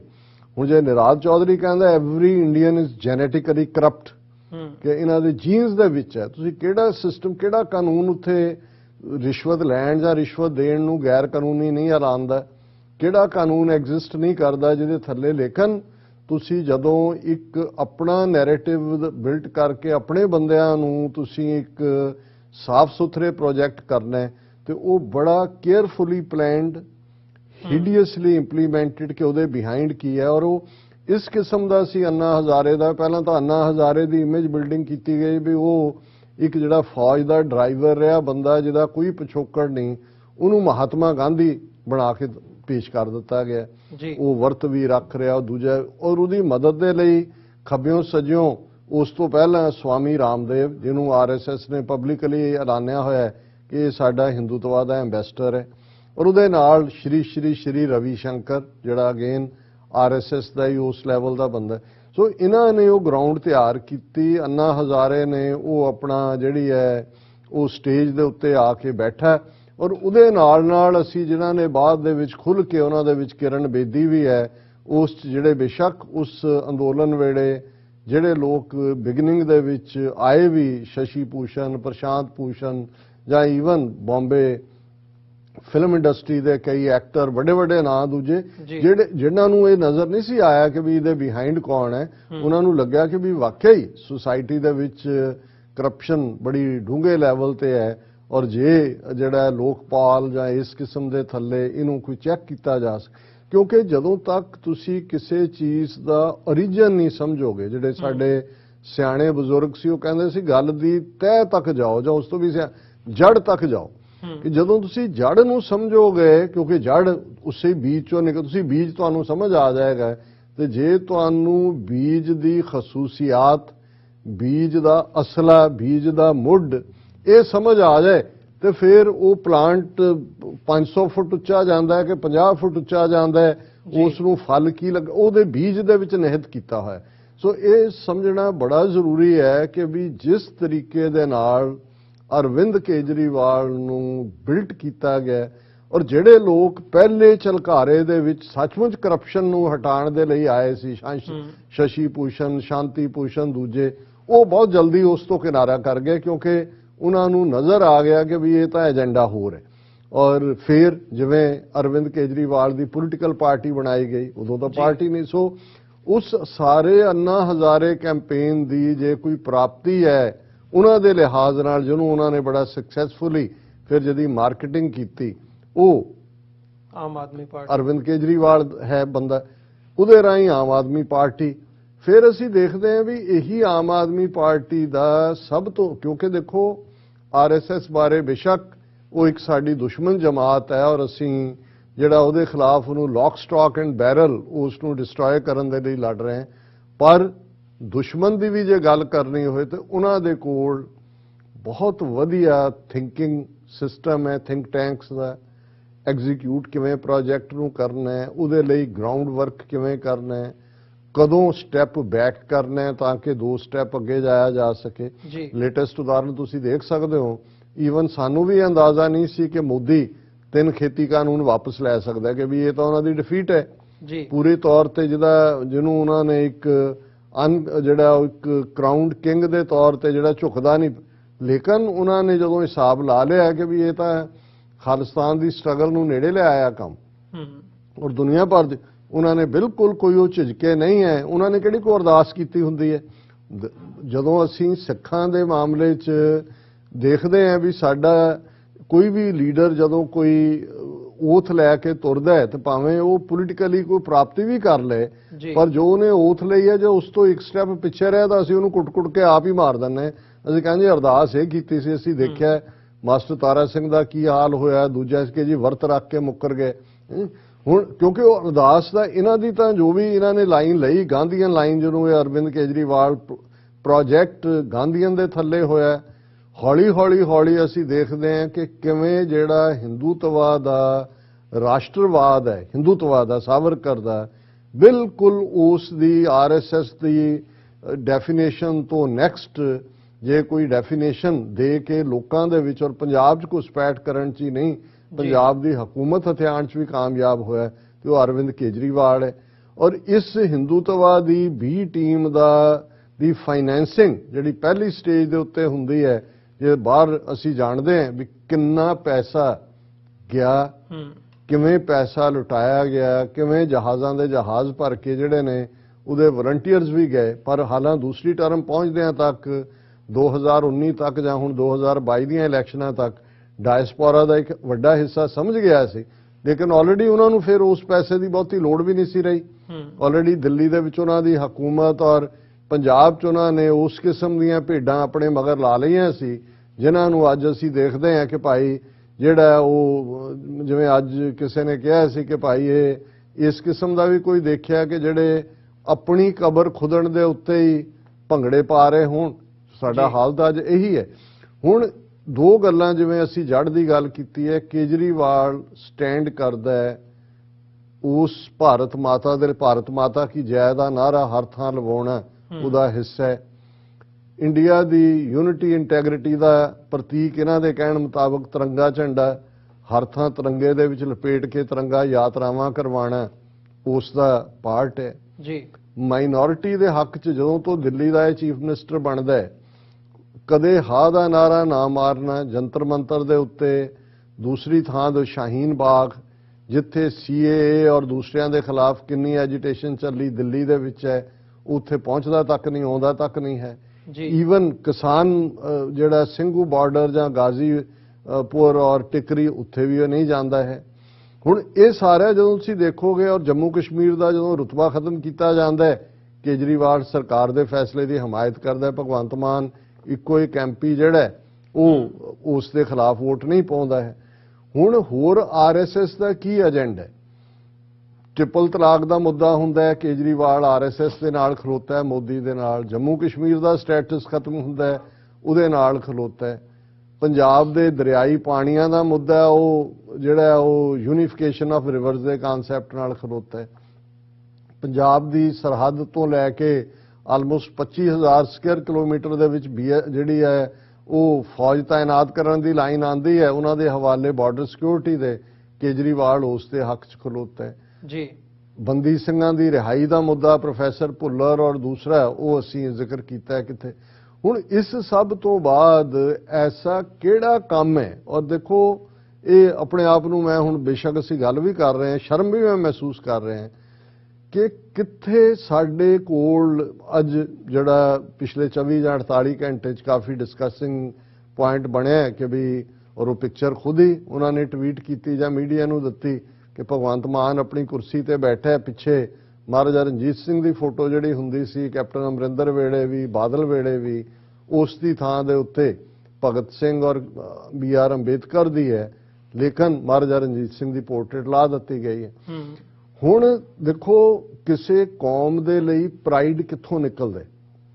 ਮੈਨੂੰ ਯਾਦ ਹੈ ਕਿ ਸਕੂਲ ਡੇਜ਼ ਦੇ ਵਿੱਚ ਸਾਡੇ ਇੱਕ ਗਿਆਨੀ ਟੀਚਰ ਪੰਜਾਬੀ ਦੇ ਸੀ ਤੇ ਉਹਨਾਂ ਨੇ ਇਹ ਕਹਿਣਾ ਕਿ ਭਾਈ ਇਕੱਲਾ ਰਾਜ ਮੁਗਲਾਂ ਦਾ ਨਹੀਂ ਹੋਇਆ ਜਾਂ ਦੂਜਿਆਂ ਦਾ ਨਹੀਂ ਹੋਇਆ, ਸਿੱਖਾਂ ਨੇ ਵੀ ਅੱਧੀ ਸਦੀ ਰਾਜ ਕੀਤਾ ਜੀ। ਹੁਣ ਜੇ ਅਸੀਂ ਲੜਦੇ ਹੀ ਰਹਿੰਦੇ 100 ਸਾਲ ਤਾਂ ਅਸੀਂ ਲੜੇ ਹੀ ਹਾਂ, ਰਾਜ ਨਾ ਹਾਸਲ ਕੀਤਾ, ਫਿਰ ਉਹ ਜਿਹਾ ਰਾਜ ਜਿਹਨੂੰ ਜੇ BBC ਦਾ ਇੱਕ ਸਰਵੇ ਜਾਂ ਦੂਜਾ ਮਹਾਰਾਜਾ ਰਣਜੀਤ ਸਿੰਘ ਨੂੰ ਉਸ ਪੀਰੀਅਡ ਹਾਲਾਂ ਉਹ ਮੋਨਾਰਕੀ ਸੀ, ਬਾਦਸ਼ਾਹਤ ਸੀ ਜੀ, ਔਰ ਸਿੱਖਾਂ ਦੀ ਆਬਾਦੀ ਉਸ ਰਾਜ ਦੇ ਵਿੱਚ 12-13% ਤੋਂ ਜ਼ਿਆਦਾ ਨਹੀਂ ਸੀ, ਮੈਜੋਰਿਟੀ ਮੁਸਲਮਾਨ ਸਨ ਜਿਨ੍ਹਾਂ ਦੇ ਨਾਲ ਜਿਹੜੇ ਮੁਗਲ ਔਰ ਅਫਗਾਨ ਇਸਲਾਮ 'ਚ ਬਿਲੀਵ ਕਰਨ ਵਾਲੇ ਸੀ। 100 ਸਾਲ ਸਿੱਖ ਜਿਹੜੇ ਨੇ ਜਿਨ੍ਹਾਂ ਦੇ ਖਿਲਾਫ ਸਟਰਗਲ ਕੀਤੀ ਮੁਗਲਿਆ ਸਲਤਨਤ ਔਰ ਅਫਗਾਨਾਂ ਦੇ ਖਿਲਾਫ, ਲੇਕਿਨ ਇੱਕ ਵੀ ਮੁਸਲਮਾਨ ਪਰਸੀਕਿਊਟ ਨਹੀਂ ਹੁੰਦਾ। ਸਾਂਝਾ ਪੰਜਾਬ ਦਾ ਰਾਜ ਬਣਦਾ ਹੈ ਔਰ ਉਸ 'ਚੋਂ ਪ੍ਰਾਈਡ, ਇਕਨੋਮਿਕਲ ਪ੍ਰੋਸਪੈਰਿਟੀ, ਜਸਟਿਸ ਔਰ ਆਫਤਾਬ ਇਕਬਾਲ ਦੇ ਨਾਲ ਉਹਨਾਂ ਦੇ ਇੱਕ ਉਹਨਾਂ ਦਾ ਮੈਨੂੰ ਨਾਮ ਭੁੱਲ ਗਿਆ, ਉਹ ਕਾਫੀ ਉਹਨਾਂ ਦੇ ਜਿਹੜੇ ਨੇ ਉਹ ਰਾਇਲ ਖਾਨਦਾਨ 'ਚੋਂ ਨੇ, FJ ਉਹਨਾਂ ਨੂੰ ਉਹ ਕਹਿੰਦੇ ਨੇ। ਉਹ ਇੱਕ ਦਿਨ ਡਿਸਕਸ਼ਨ ਮਹਾਰਾਜਾ ਰਣਜੀਤ ਸਿੰਘ ਤੇ ਚੱਲ ਰਹੀ ਸੀ, ਉਹਨਾਂ ਨੇ ਉਹ ਕਹਿੰਦੇ ਕਿ ਵੀ ਸ਼ਾਹਜਹਾਨ ਦੇ ਪੀਰੀਅਡ ਤੱਕ ਜਿੰਨਾ ਮੁਗਲਿਆ ਸਲਤਨਤ ਦਾ ਰੈਵਨਿਊ ਸੀ ਉਸ ਤੋਂ ਜ਼ਿਆਦਾ ਮਹਾਰਾਜਾ ਰਣਜੀਤ ਸਿੰਘ ਦੇ ਐਮਪਾਇਰ ਦਾ ਸੀ। ਉਹ ਖੁਸ਼ਹਾਲੀ ਦੀ ਗੱਲ, ਜਸਟਿਸ, ਖੁਸ਼ਹਾਲੀ, ਮਜ਼ਹਬੀ ਆਜ਼ਾਦੀ ਔਰ ਹਰ ਇੱਕ ਦਾ ਇੱਕ ਧਿਆਨ ਰੱਖਣਾ। ਹੁਣ ਇਹੀ ਇਸ ਤੋਂ ਵੱਡੀ ਤਾਂ ਹੋਰ ਕੋਈ ਸੈਕੂਲਰਿਜ਼ਮ ਦੇ ਨਾਂ ਥੱਲੇ 75 ਸਾਲਾਂ ਦੀ ਮਾਈਨੋਰਿਟੀਜ਼ ਨਾਲ ਕੀ ਹੋਇਆ ਜੀ। ਹੁਣ ਜਿਹੜਾ ਔਰ ਪ੍ਰਾਈਡ ਹੈ ਕੱਲਾ ਮਹਾਰਾਜਾ ਰਣਜੀਤ ਸਿੰਘ ਸਿੱਖਾਂ ਦਾ ਨਹੀਂ ਹੈ। ਜੇ ਅਸੀਂ ਪੰਜਾਬ ਦੇ ਹਵਾਲੇ ਨਾਲ ਗੱਲ ਕਰੀਏ ਤੇ ਸ਼ਾਹ ਮੁਹੰਮਦ ਜਿਹੜਾ ਪੰਜਾਬੀ ਸ਼ਾਇਰ ਹੈ, ਉਹ ਜਦੋਂ ਮਹਾਰਾਜਾ ਰਣਜੀਤ ਸਿੰਘ ਨੂੰ ਟ੍ਰਿਬਿਊਟ ਦਿੰਦਾ ਤੇ ਉਹ ਕਹਿੰਦਾ ਮਹਾਬਲੀ ਰਣਜੀਤ ਸਿੰਘ ਹੋਇਆ ਪੈਦਾ, ਨਾਲ ਜ਼ੋਰ ਦੇ ਮੁਲਕ ਹਿਲਾਏ ਗਿਆ। ਅੱਗੇ ਉਹਨੇ ਇਲਾਕੇ ਕਿਹੜੇ-ਕਿਹੜੇ ਫਤਿਹ ਕੀਤੇ। ਹੁਣ ਇਹ ਆਪਣੇ ਆਪ 'ਚ ਇੱਕ ਟ੍ਰਿਬਿਊਟ ਹੈ ਕਿ ਸ਼ਾਹ ਮੁਹੰਮਦ ਦਾ ਜਾਨ 50 ਬਰਸਾਂ ਅੱਛਾ ਰੱਜ ਕੇ ਰਾਜ ਕਮਾਏ ਗਿਆ। ਹੁਣ ਜਿਹੜਾ ਪ੍ਰਾਈਡ ਹੈ, ਜਸਟ 1849 ਸਾਡੇ ਤੋਂ 150 ਸਾਲ ਪਹਿਲਾਂ ਦਾ ਜੀ ਉਸੇ ਪੰਜਾਬ ਦੀ ਧਰਤੀ ਦਾ ਉਹ ਪ੍ਰਾਈਡ ਜਿਹਨੂੰ ਦੁਨੀਆ ਐਕਨੋਲੇਜ ਕਰਦੀ ਹੈ, ਜਿਹੜਾ ਸੈਕੂਲਰਿਜ਼ਮ। ਪਰ ਕਿਉਂਕਿ ਕੇਜਰੀਵਾਲ ਦਾ ਏਜੰਡਾ, ਆਮ ਆਦਮੀ ਪਾਰਟੀ ਦਾ ਏਜੰਡਾ, RSS ਦਾ ਏਜੰਡਾ, ਉਹਨਾਂ ਨੂੰ ਉਹ ਸੂਟ ਕਰਦਾ ਹੈ ਜਿਹੜਾ ਉਹਨਾਂ ਦੇ ਹਿੰਦੂਵਾਦ ਜਾਂ ਰਾਸ਼ਟਰਵਾਦ ਦਾ ਪ੍ਰਤੀਕ ਹੈ। ਸ਼ਹੀਦ ਭਗਤ ਸਿੰਘ ਦਾ ਇੱਕ ਆਪਣਾ ਰੁਤਬਾ ਹੈ ਬਹਾਦਰੀ ਦੇ ਐਂਗਲ ਤੋਂ, ਦੂਜੇ ਤੋਂ। ਪਰ ਜੇ ਤੁਸੀਂ ਆਈਡੀਓਲੋਜੀਕਲੀ ਦੇਖੋ, 22-23 ਸਾਲ ਦਾ ਯੰਗ ਮੁੰਡਾ ਜਿਹੜਾ ਫਾਂਸੀ ਚੜ੍ਹ ਜਾਂਦਾ ਹੈ, ਅਜੇ ਉਹਦੀ ਆਈਡੀਓਲੋਜੀ ਇਨ ਦਾ ਮੇਕਿੰਗ ਸੀ, ਕਿਉਂਕਿ 1917 ਚ ਰਸ਼ੀਅਨ ਇਨਕਲਾਬ ਆਇਆ, ਉਹਦਾ ਪ੍ਰਭਾਵ ਉਹਨੇ ਕਬੂਲ ਲਿਆ। ਪਹਿਲਾਂ ਫੈਮਿਲੀ ਦੇ ਵਿੱਚ ਆਰੀਆ ਸਮਾਜ ਰਨ ਹੁੰਦਾ ਸੀ, ਉਹਦਾ ਪ੍ਰਭਾਵ ਕਬੂਲਿਆ। ਅਕਾਲੀ ਐਜੀਟੇਸ਼ਨ, ਜੈਤੋ ਦਾ ਮੋਰਚਾ ਲੱਗਾ, ਉਹਦਾ ਵੀ ਸਿੱਖੀ ਪਾਰਟ ਤਾਂ ਸੀ। ਉਹਦੀਆਂ ਚਿੱਠੀਆਂ ਇੱਕ ਓਂਕਾਰ ਤੋਂ ਸ਼ੁਰੂ ਹੁੰਦੀਆਂ ਸੀ, ਜੇਲ੍ਹ ਚੋਂ ਲਿਖਿਆ। ਹਾਲਾਂ ਬਾਹਰਲੇ ਕਾਮਰੇਡਾਂ ਨੇ ਉਹਦੇ ਨਾਂ ਤੇ ਚਿੱਠੀਆਂ ਲਿਖ ਕੇ ਜੀ ਮੈਂ ਨਾਸਤਕ ਕਿਉਂ ਬਣਿਆ, ਜੋ ਕੋਈ ਉਹਦੀ ਲਿਖਤ ਨਹੀਂ ਹੈਗੀ। ਹਾਲਾਂ ਉਹ ਬਹੁਤ ਜਿਹੜਾ ਇੱਕ ਸੂਝਵਾਨ ਨੌਜਵਾਨ ਸੀ, ਲੇਕਿਨ ਇਨ ਦਾ ਮੇਕਿੰਗ ਸੀ। ਔਰ ਜਦੋਂ ਟੁਵਰਡਸ ਦਾ ਐਂਡ ਭਾਈ ਰਣਧੀਰ ਸਿੰਘ ਹੋਰਾਂ ਦੇ ਨਾਲ ਮੇਲ ਮੁਲਾਕਾਤ ਹੁੰਦੀ ਹੈ, ਉਹ ਆਪਣੀਆਂ ਸਿੱਖੀ ਦੀਆਂ ਜੜ੍ਹਾਂ ਨੂੰ ਪਛਾਣਦਾ। ਲੇਕਿਨ ਭਗਤ ਸਿੰਘ ਨੂੰ ਜਿਵੇਂ ਪ੍ਰੈਜ਼ੈਂਟ ਕੀਤਾ ਗਿਆ ਉੱਥੇ, ਜਿਵੇਂ ਇੱਕ ਫਿਲਮ ਭਗਤ ਸਿੰਘ ਦੇ ਉੱਤੇ ਜਿਹੜੀ ਬੜੀ ਪਪੂਲਰ ਹੋਈ ਸੀ, ਉਹਦੇ 'ਚ ਇੱਕ ਡਾਇਲੌਗ ਸੀ ਕਿ ਜਦੋਂ ਭਗਤ ਸਿੰਘ ਆਪਣੇ ਕੇਸ ਕਤਲ ਕਰਾ ਕੇ ਆਪਣੇ ਦੋਸਤਾਂ ਦੇ ਕੋਲ ਆਂਦਾ ਹੈ ਜਿਹੜੇ ਰੈਵੋਲੂਸ਼ਨਰੀ ਸੀ, ਤਾਂ ਉਹਨਾਂ 'ਚੋਂ ਇੱਕ ਪੁੱਛਦਾ ਹੈ ਕਿ ਬਈ ਭਗਤ ਸਿੰਘ ਤੁਮਾਰੇ ਕੇਸ਼ ਕਹਾਂ ਗਏ, ਤੇ ਉਹ ਕਹਿੰਦਾ ਭਾਰਤ ਮਾਤਾ ਕੋ ਅਰਪਣ ਕਰ ਦਿਏ। ਹੁਣ ਇਹ ਹੈ ਮੈਸੇਜ ਕਿ ਭਾਈ ਧਰਮ ਮੈਟਰ ਨਹੀਂ ਕਰਦਾ, ਜੇ ਭਾਰਤ ਮਾਤਾ ਦੀ ਜੈ ਕਰਨੀ ਹੈ ਤੇ ਫਿਰ ਜਿਹੜਾ ਹੈ ਉਹਦੇ ਲਈ ਉਹਨਾਂ ਦਾ ਉਹੀ ਸਿੰਬੋਲਿਜ਼ਮ ਹੈ। ਭਗਤ ਸਿੰਘ ਦੇ ਰੂਪ ਦੇ ਵਿੱਚ ਜਿਹਦੇ ਸਿਰ ਤੇ ਵਾਲ ਨਹੀਂ ਨੇ, ਇਹਦੇ ਵੀ ਨਹੀਂ ਨੇ ਭਗਵੰਤ ਮਾਨ ਦੇ, ਉਹ ਤਾਂ ਅਰਵਿੰਦ ਕੇਜਰੀਵਾਲ ਜਾਂ ਏਜੰਸੀਆਂ ਉਹਨਾਂ ਨੇ ਕਿਹਾ ਵੀ ਜੇ ਸਿੱਖਾਂ 'ਚ ਐਕਸੈਪਟੇਬਲ ਪਹਿਲਾਂ ਪੱਗ ਬੰਨ। ਤੁਸੀਂ ਦੇਖਦੇ ਹੋ ਕਿ ਭਾਈ ਪੱਗ ਵੀ ਹੁਣ ਕਿਵੇਂ ਬੰਨਣ ਲੱਗ ਗਿਆ। ਸੋ ਮਤਲਬ ਹੋਰ ਬਹੁ ਰੂਪੀਏ ਕੀ ਹੁੰਦੇ ਨੇ, ਇਹ ਤਾਂ ਇਹਦੀ ਤਾਂ ਯਕੀਨੀ ਭੁੱਖ, ਮੈਂ ਚੀਫ ਮਿਨਿਸਟਰ ਬਣ ਗਿਆ, ਰਨ ਕੌਣ ਕਰਦਾ, ਕੌਣ ਕਰੇਗਾ, ਕੌਣ ਕਰ ਰਿਹਾ। ਸੋ ਇਹ ਜਿਹੜਾ ਮਹਾਰਾਜਾ ਰਣਜੀਤ ਸਿੰਘ ਦਾ ਪਿਕਚਰ ਦਾ ਹਟਾਣਾ ਮਹਿਜ਼ ਇਹ ਨਹੀਂ ਹੈ ਕਿ ਕਿਹਦੀ ਕੀ ਪਸੰਦ ਹੈ, ਇਹ ਇੱਕ ਥਾਟ ਦਾ। ਕਿਉਂਕਿ ਜਦੋਂ ਅਸੀਂ ਮਹਾਰਾਜਾ ਰਣਜੀਤ ਸਿੰਘ ਦੀ ਗੱਲ ਕਰਦੇ ਹਾਂ, ਅਸੀਂ ਸਿੱਖ ਰਾਜ ਦੀ ਗੱਲ ਕਰਦੇ ਹਾਂ, ਅਸੀਂ ਸਰਕਾਰੇ ਖਾਲਸਾ ਜੀਓ ਦੀ ਗੱਲ ਕਰਦੇ ਹਾਂ, ਅਸੀਂ ਸਿੱਖ ਪ੍ਰਾਈਡ ਦੀ ਗੱਲ ਕਰਦੇ ਹਾਂ। ਭਗਤ ਸਿੰਘ ਦੀ ਯਾਦ 'ਚ ਗੁਰਦੁਆਰਿਆਂ 'ਚ ਅਖੰਡ ਪਾਠਾਂ ਦੇ ਭੋਗ ਨਹੀਂ ਪਾਏ ਜਾਂਦੇ। ਭਗਤ ਸਿੰਘ ਬੇਸ਼ੱਕ ਉਹਨੂੰ as a Bahadur, as a young man Sikh appreciate ਕਰਦੇ ਨੇ ਕਿ ਭਾਈ ਇਹ ਹੈ, ਲੇਕਿਨ ਉਹ ਸਾਡਾ ਰੋਲ ਮਾਡਲ ਨਹੀਂ ਹੈ। ਉਹਨੇ ਕੋਈ ਨਾ ਰਾਜ ਲਿਆ ਨਾ ਰਾਜ ਕਮਾਇਆ ਜਿਹਦਾ ਤੁਸੀਂ ਕੋਈ ਮਾਡਲ ਬਣਾ ਸਕਦੇ ਹੋ। ਡਾਕਟਰ BR ਅੰਬੇਦਕਰ ਬਹੁਤ ਵੱਡੇ ਸਕਾਲਰ, ਬੁੱਧੀਜੀਵੀ, ਕਨਸਟੀਟਿਊਸ਼ਨ ਦਿੱਤਾ, ਪਰ ਉਸੇ ਕਨਸਟੀਟਿਊਸ਼ਨ ਬਾਰੇ ਉਹਨਾਂ ਦੇ ਆਪਣੇ ਕੀ ਖਿਆਲ ਸੀ ਉਹ ਵੀ ਬਾਅਦ 'ਚ ਸੁਣ ਲਓ, ਜਦੋਂ ਕਿ ਨਹਿਰੂ ਨੇ ਉਹਨਾਂ ਨੂੰ ਹਰਵਾਇਆ ਉੱਥੋਂ, ਤੇ ਕਿਵੇਂ ਫਰਸਟ੍ਰੇਟ ਹੋ ਕੇ ਉਹਨਾਂ ਨੇ ਅਲਟੀਮੇਟਲੀ ਹਿੰਦੂ ਧਰਮ ਵੀ ਛੱਡਿਆ, ਬੁੱਧਿਸਟ ਬਣੇ। ਔਰ ਉਸ ਦੇ ਨਾਲ ਨਾਲ ਉਹਨਾਂ ਦਾ ਹਮੇਸ਼ਾ ਹੀ ਜਿਹੜਾ, ਜੇ ਤੁਸੀਂ ਡਾਕਟਰ ਅੰਬੇਦਕਰ ਦੀ ਥਿੰਕਿੰਗ 'ਚੋਂ ਦੇਖੋਗੇ ਤੇ ਉਹ ਇਸ ਬ੍ਰਾਹਮਣਵਾਦ ਵਾਲੇ ਜਾਂ ਇਹ ਹਿੰਦੂਤਵਾਦ ਦਾ ਜਿਹੜਾ ਰਾਮ ਰਾਜ ਹੈ, ਉਸ ਦੇ ਤਾਂ ਉਹ ਤਾਂ ਗਾਂਧੀ ਔਰ ਰਾਮ ਰਾਜ ਔਰ ਇਹ ਸਾਰੇ ਫਰਾਡ ਨੂੰ ਉਹਨਾਂ ਨੇ ਐਕਸਪੋਜ਼ ਕੀਤਾ ਜੀ। ਸੋ ਤੁਸੀਂ ਕਿਵੇਂ ਇੱਕੋ ਵੇਲੇ ਜਿਹੜਾ ਉਹ, ਹਾਲਾਂਕਿ ਅਲਟੀਮੇਟਲੀ ਅੰਬੇਦਕਰ ਜਾਂ ਭਗਤ ਸਿੰਘ ਦੇ ਵੀ ਇਹ ਨਾ ਹੀ ਵਰਤੇ ਜਾ ਰਹੇ ਨੇ, ਨਾ ਤਾਂ ਇਹਨਾਂ 'ਚ ਕੋਈ ਇਹ ਭਗਤ ਸਿੰਘ ਜਾ ਕੇ ਇਵੇਂ ਜਿਵੇਂ ਕੇਜਰੀਵਾਲ ਦੇ ਤਰਲੇ ਕੱਢ ਕੇ ਰੋ ਪਿੱਟ ਕੇ ਜਿਵੇਂ ਦਾ ਇਹ ਕਰਦਾ, ਇਹ ਭਗਤ ਸਿੰਘ ਕਰੈਕਟਰ ਹੈ। ਭਗਤ ਸਿੰਘ ਕਰੈਕਟਰ ਇਹ ਨਹੀਂ ਹੈ। ਭਗਤ ਸਿੰਘ ਦੀ ਜੇ ਡਿਫਾਈਂਸ ਜਿਹੜੀ ਸਿੱਖਾਂ 'ਚ ਜਾਂ ਪੰਜਾਬ ਦੇ ਯੂਥ ਨੂੰ ਅੱਜ ਵੀ ਪਾਉਂਦੀ ਹੈ, ਉਹ ਚੈਲੰਜ ਹੈ। ਚੈਲੰਜ ਜਿਹੜਾ ਹੈ ਉਹ ਉਹੀ ਹੈ ਜੋ ਭਗਤ ਸਿੰਘ ਖਲੋ ਕੇ ਅਦਾਲਤ ਦੇ ਵਿੱਚ ਕਹਿੰਦਾ ਹੈ ਕਿ ਜਦੋਂ ਕੋਈ ਸਰਕਾਰ ਅੱਖਾਂ ਤੋਂ ਅੰਨੀ, ਕੰਨਾਂ ਤੋਂ ਬੋਲੀ ਹੋਏ ਤੇ ਉਹਨੂੰ ਸੁਣਾਉਣ ਦੇ ਲਈ ਫਿਰ ਧਮਾਕੇ ਕਰਨੇ ਪੈਂਦੇ ਨੇ। ਤੇ ਭਗਤ ਸਿੰਘ ਕਿਹਦੇ ਖਿਲਾਫ ਲੜਦਾ ਹੈ?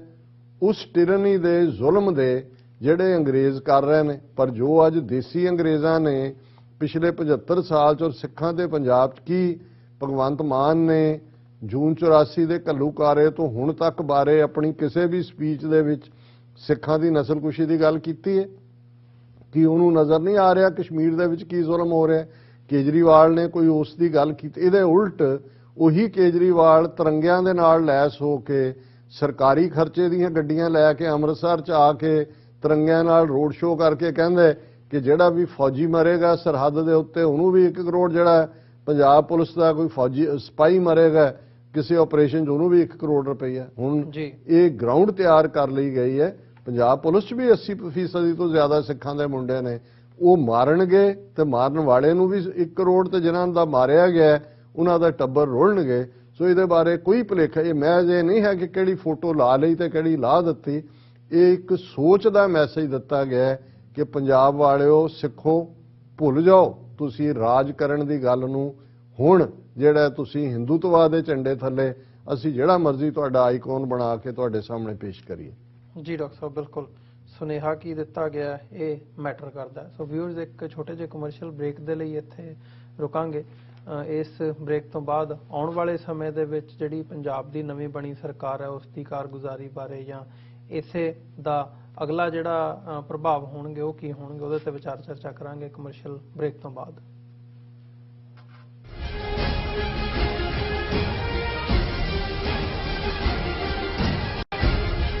ਕੀ ਤੁਸੀਂ ਆਪਣੇ ਟੈਕਸਸ ਨੂੰ ਲੈ ਕੇ ਚਿੰਤਤ ਹੋ? ਤੁਸੀਂ ਆਪਣੀ ਕਮਾਈ ਲਈ ਮਿਹਨਤ ਕਰਦੇ ਹੋ, ਭਾਵੇਂ ਤੁਸੀਂ ਨੌਕਰੀ ਵਿੱਚ ਹੋਵੋ ਜਾਂ ਆਪਣਾ ਬਿਜ਼ਨਸ ਚਲਾਉਂਦੇ ਹੋ। ਜਦੋਂ ਟੈਕਸ ਭਰਨ ਦਾ ਸਮਾਂ ਆਉਂਦਾ ਹੈ ਤਾਂ ਤੁਹਾਨੂੰ ਇੱਕ ਭਰੋਸੇਯੋਗ ਟੈਕਸ ਅਕਾਊਂਟੈਂਟ ਦੀ ਲੋੜ ਹੈ ਜੋ ਟੈਕਸ ਬੈਲੈਂਸ ਦਾ ਤੁਹਾਡੇ ਪੱਖ ਵਿੱਚ ਜਾਣਾ ਯਕੀਨੀ ਬਣਾਵੇ। ਸਿਆਟਲ ਦੀ ਜਾਣੀ ਪਛਾਣੀ ਕੰਪਨੀ ਐਕੂਰੇਟ ਅਕਾਊਂਟੈਂਟਸ ਐਂਡ ਟੈਕਸਸ ਤੁਹਾਡੀ ਸੇਵਾ ਵਿੱਚ ਹਾਜ਼ਰ ਹੈ। ਅਸੀਂ ਹਰ ਤਰ੍ਹਾਂ ਦੇ ਟੈਕਸ ਭਰਨ ਵਿੱਚ ਤੁਹਾਡੀ ਮਦਦ ਕਰਾਂਗੇ। ਟੈਕਸ ਸੰਬੰਧੀ ਕਿਸੇ ਵੀ ਤਰ੍ਹਾਂ ਦੇ ਸਵਾਲ ਲਈ ਅੱਜ ਹੀ ਸਾਡੇ ਤੱਕ ਪਹੁੰਚ ਕਰੋ। Accurate accountants and taxes. ਕੀ ਤੁਸੀਂ ਰੋਜ਼ਾਨਾ ਕੰਮ ਤੇ ਆਪਣਾ ਵਧੇਰੇ ਸਮਾਂ ਬਿਤਾਉਣ ਤੋਂ ਪਰੇਸ਼ਾਨ ਹੋ? ਆਪਣੀ ਪੂੰਜੀ ਨੂੰ ਕੰਮ ਤੇ ਲਗਾਓ, ਸਾਡੇ ਨਾਲ ਇਨਵੈਸਟ ਕਰੋ। ਅਸੀਂ ਤੁਹਾਡੀ ਪੂੰਜੀ ਤੋਂ ਤੁਹਾਡੇ ਲਈ ਵਧੇਰੇ ਪੈਸੇ ਬਣਾ ਸਕਦੇ ਹਾਂ। ਅਸੀਂ ਪ੍ਰਾਈਵੇਟ ਇਕੁਇਟੀ ਇਨਵੈਸਟਮੈਂਟ ਫਰਮ ਹਾਂ ਤੇ ਕਮਰਸ਼ੀਅਲ ਰੀਅਲ ਏਸਟੇਟ ਵਿੱਚ ਮਾਹਿਰ ਹਾਂ। Property management, leasing, asset management, commercial real estate investment ਵਿੱਚ ਸਾਰੀਆਂ ਸੇਵਾਵਾਂ ਲਈ ਅਮਰੀਕਾ ਭਰ ਵਿੱਚੋਂ ਤੁਸੀਂ ਸਾਡੇ ਤੱਕ ਪਹੁੰਚ ਕਰ ਸਕਦੇ ਹੋ। ਆਜ਼ਾਦ ਕਮਰਸ਼ੀਅਲ ਰੀਅਲਟੀ ਸਰਵਿਸਿਜ਼ ਤੇ Azad family trust, 701 North Post Oak Road, suite number 204, Houston, Texas. ਤੁਸੀਂ ਸਾਨੂੰ ਸਾਡੇ ਫੋਨ ਨੰਬਰ 7136861277 ਤੇ ਵੀ ਸੰਪਰਕ ਕਰ ਸਕਦੇ ਹੋ। Azad commercial realty services.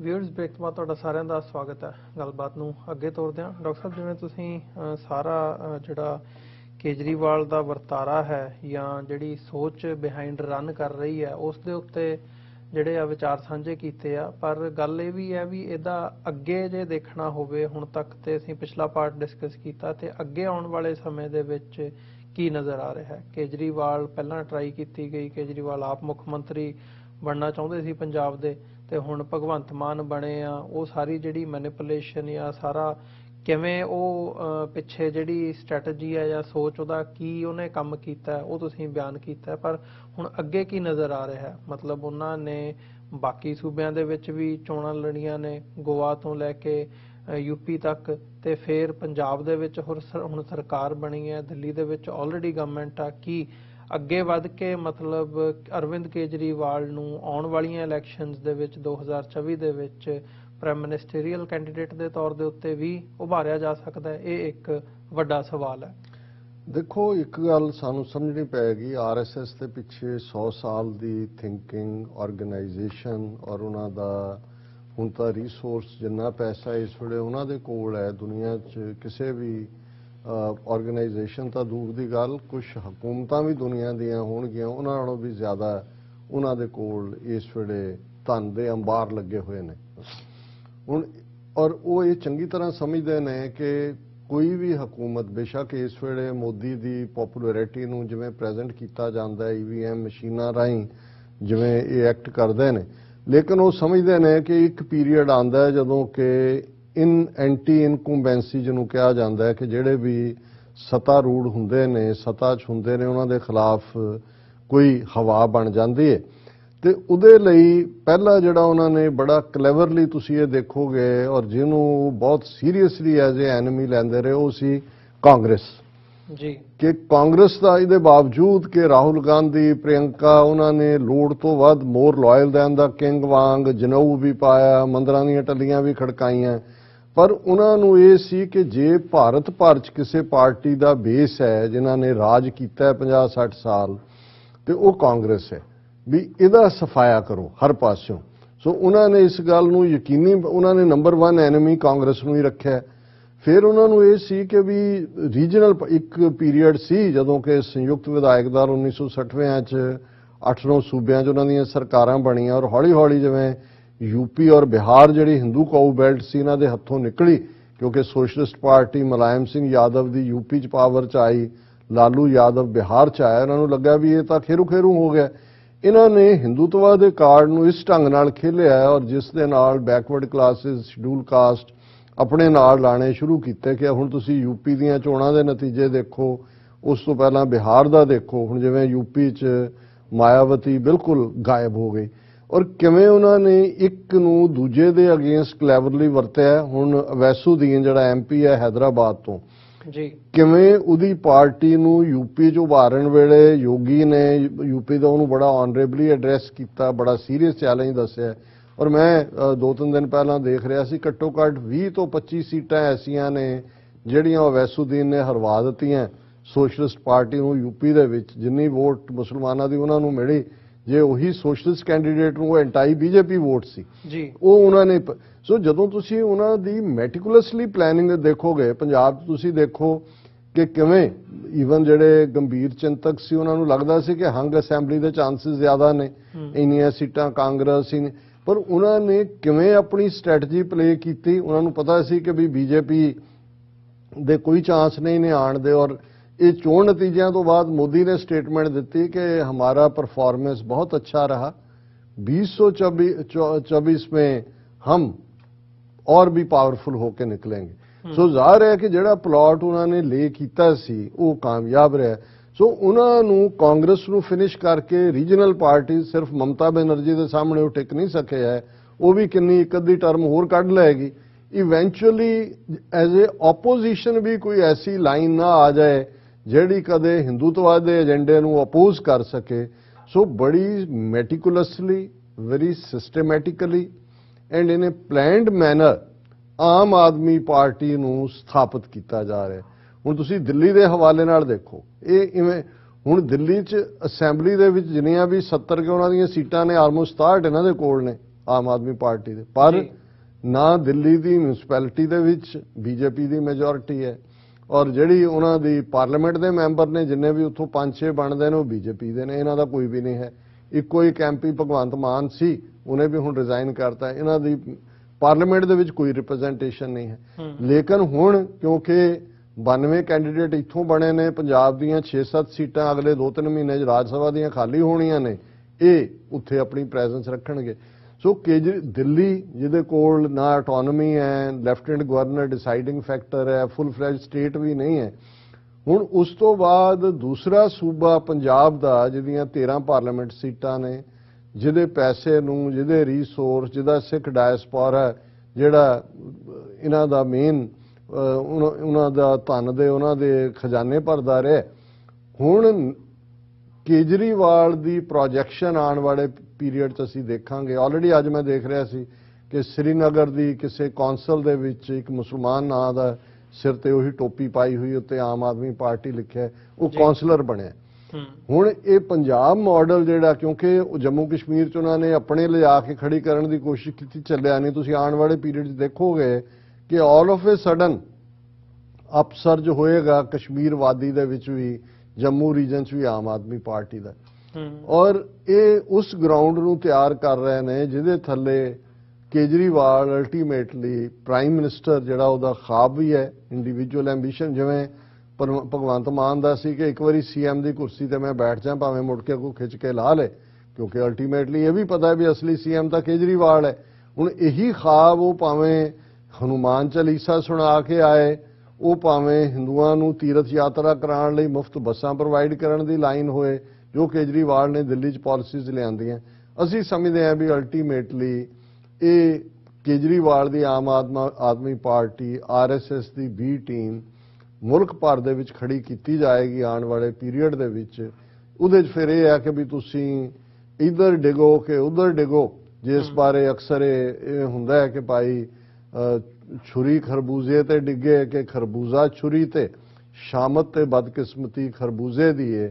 ਸੋ ਉਹਦੇ 'ਚ ਅਲਟੀਮੇਟਲੀ ਕਿਸੇ ਪਾਸਿਓਂ ਵੀ ਦੇਖੋ RSS ਦਾ ਹਿੰਦੂਤਵਾ ਦਾ ਏਜੰਡਾ ਹੀ ਤੁਹਾਨੂੰ ਵਿਨਰ ਏਜੰਡਾ ਨਜ਼ਰ ਆਉਂਦਾ ਹੈ। ਜੀ ਡਾਕਟਰ ਸਾਹਿਬ ਬਿਲਕੁਲ। ਵਿਊਅਰਸ ਇੱਕ ਛੋਟੇ ਜਿਹੇ ਕਮਰਸ਼ੀਅਲ ਬ੍ਰੇਕ ਦੇ ਲਈ ਰੁਕਦੇ ਹਾਂ, ਬ੍ਰੇਕ ਤੋਂ ਬਾਅਦ ਦੁਬਾਰਾ ਮੁਲਾਕਾਤ ਹੁੰਦੀ ਹੈ।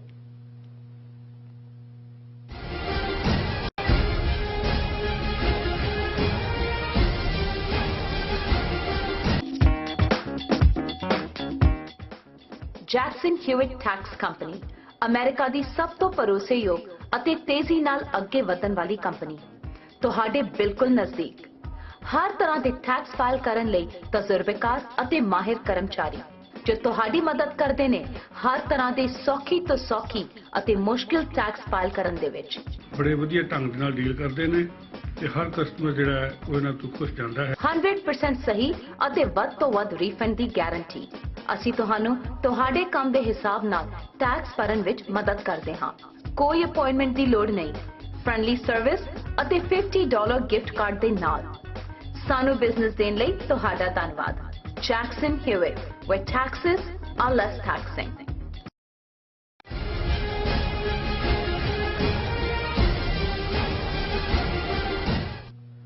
ਵਿਊਅਰਸ ਬ੍ਰੇਕ ਤੋਂ ਬਾਅਦ ਤੁਹਾਡਾ ਸਾਰਿਆਂ ਦਾ ਸਵਾਗਤ ਹੈ। ਗੱਲਬਾਤ ਨੂੰ ਅੱਗੇ ਤੋਰਦੇ ਹਾਂ। ਡਾਕਟਰ ਸਾਹਿਬ ਜਿਹੜੀ ਇਹ ਸਾਰੀ ਸਿਚੁਏਸ਼ਨ ਜਦੋਂ ਅਸੀਂ ਆਮ ਆਦਮੀ ਪਾਰਟੀ ਦੇ ਅਪਸਰਜ ਦੀ ਜਾਂ ਪੰਜਾਬ 'ਚ ਸਰਕਾਰ ਬਣਾਉਣ ਦੀ ਗੱਲ ਕਰਦੇ ਹਾਂ, ਇਹਨੂੰ ਜਦੋਂ ਅਸੀਂ ਪੰਥਕ ਨਜ਼ਰੀਏ ਤੋਂ ਦੇਖਦੇ ਹਾਂ, ਮਤਲਬ ਐਂਟੀ ਇਨਕੰਬੈਂਸੀ ਦੀ ਗੱਲ ਹੁੰਦੀ ਹੈ। ਸਰਕਾਰਾਂ ਦੇ ਖਿਲਾਫ ਜਿਹੜੀਆਂ ਸੱਤਾਧਾਰੀ ਪਹਿਲਾਂ ਪਾਰਟੀਆਂ ਰਹੀਆਂ ਨੇ, ਐਸਟੈਬਲਿਸ਼ਡ ਪਾਰਟੀਜ਼ ਨੇ, ਉਹਨਾਂ ਦੇ ਖਿਲਾਫ ਲੋਕਾਂ ਦੇ ਰੁਝਾਨ ਦੀ ਗੱਲ ਹੈ। ਹੁਣ ਉੱਥੇ ਆ ਕੇ ਫਿਰ ਥਾਂ ਬਣਦੀ ਹੈ ਵੀ ਜੇ ਇਹ ਨਹੀਂ ਤੇ ਉੱਥੇ ਕੌਣ ਆਵੇ? ਆਉਂਦੀ ਹੈ ਉੱਥੇ ਆਮ ਆਦਮੀ ਪਾਰਟੀ। ਪਰ ਪੰਥਕ ਨਜ਼ਰੀਏ ਤੋਂ ਦੇਖਣਾ ਹੋਵੇ, ਇੱਕ ਵੱਡਾ ਸਵਾਲ ਹੈ ਵੀ ਇੱਥੇ ਪੰਥਕ ਧਿਰਾਂ ਦੀ ਜਾਂ ਪੰਥਕ ਸੋਚ ਵਾਲੇ ਬੰਦਿਆਂ ਦੀ ਜਿਹੜੀ ਹੈ ਦਾਅਵੇਦਾਰੀ ਉਹਨਾਂ ਦੀ ਬਣਦੀ ਹੈ। ਪੰਜਾਬ ਦੇ ਇਸ਼ੂਜ਼ ਹੋਣ, ਪੰਜਾਬ ਦੀਆਂ ਹੱਕੀ ਮੰਗਾਂ ਹੋਣ, ਸਾਰੇ ਇਸ਼ੂਜ਼ ਤੁਸੀਂ ਸ਼ੋਅ ਦੇ ਵਿੱਚ ਪਿਛਲੇ ਸੈਗਮੈਂਟਸ ਦੇ ਵਿੱਚ ਡਿਸਕਸ ਕੀਤੇ ਆ।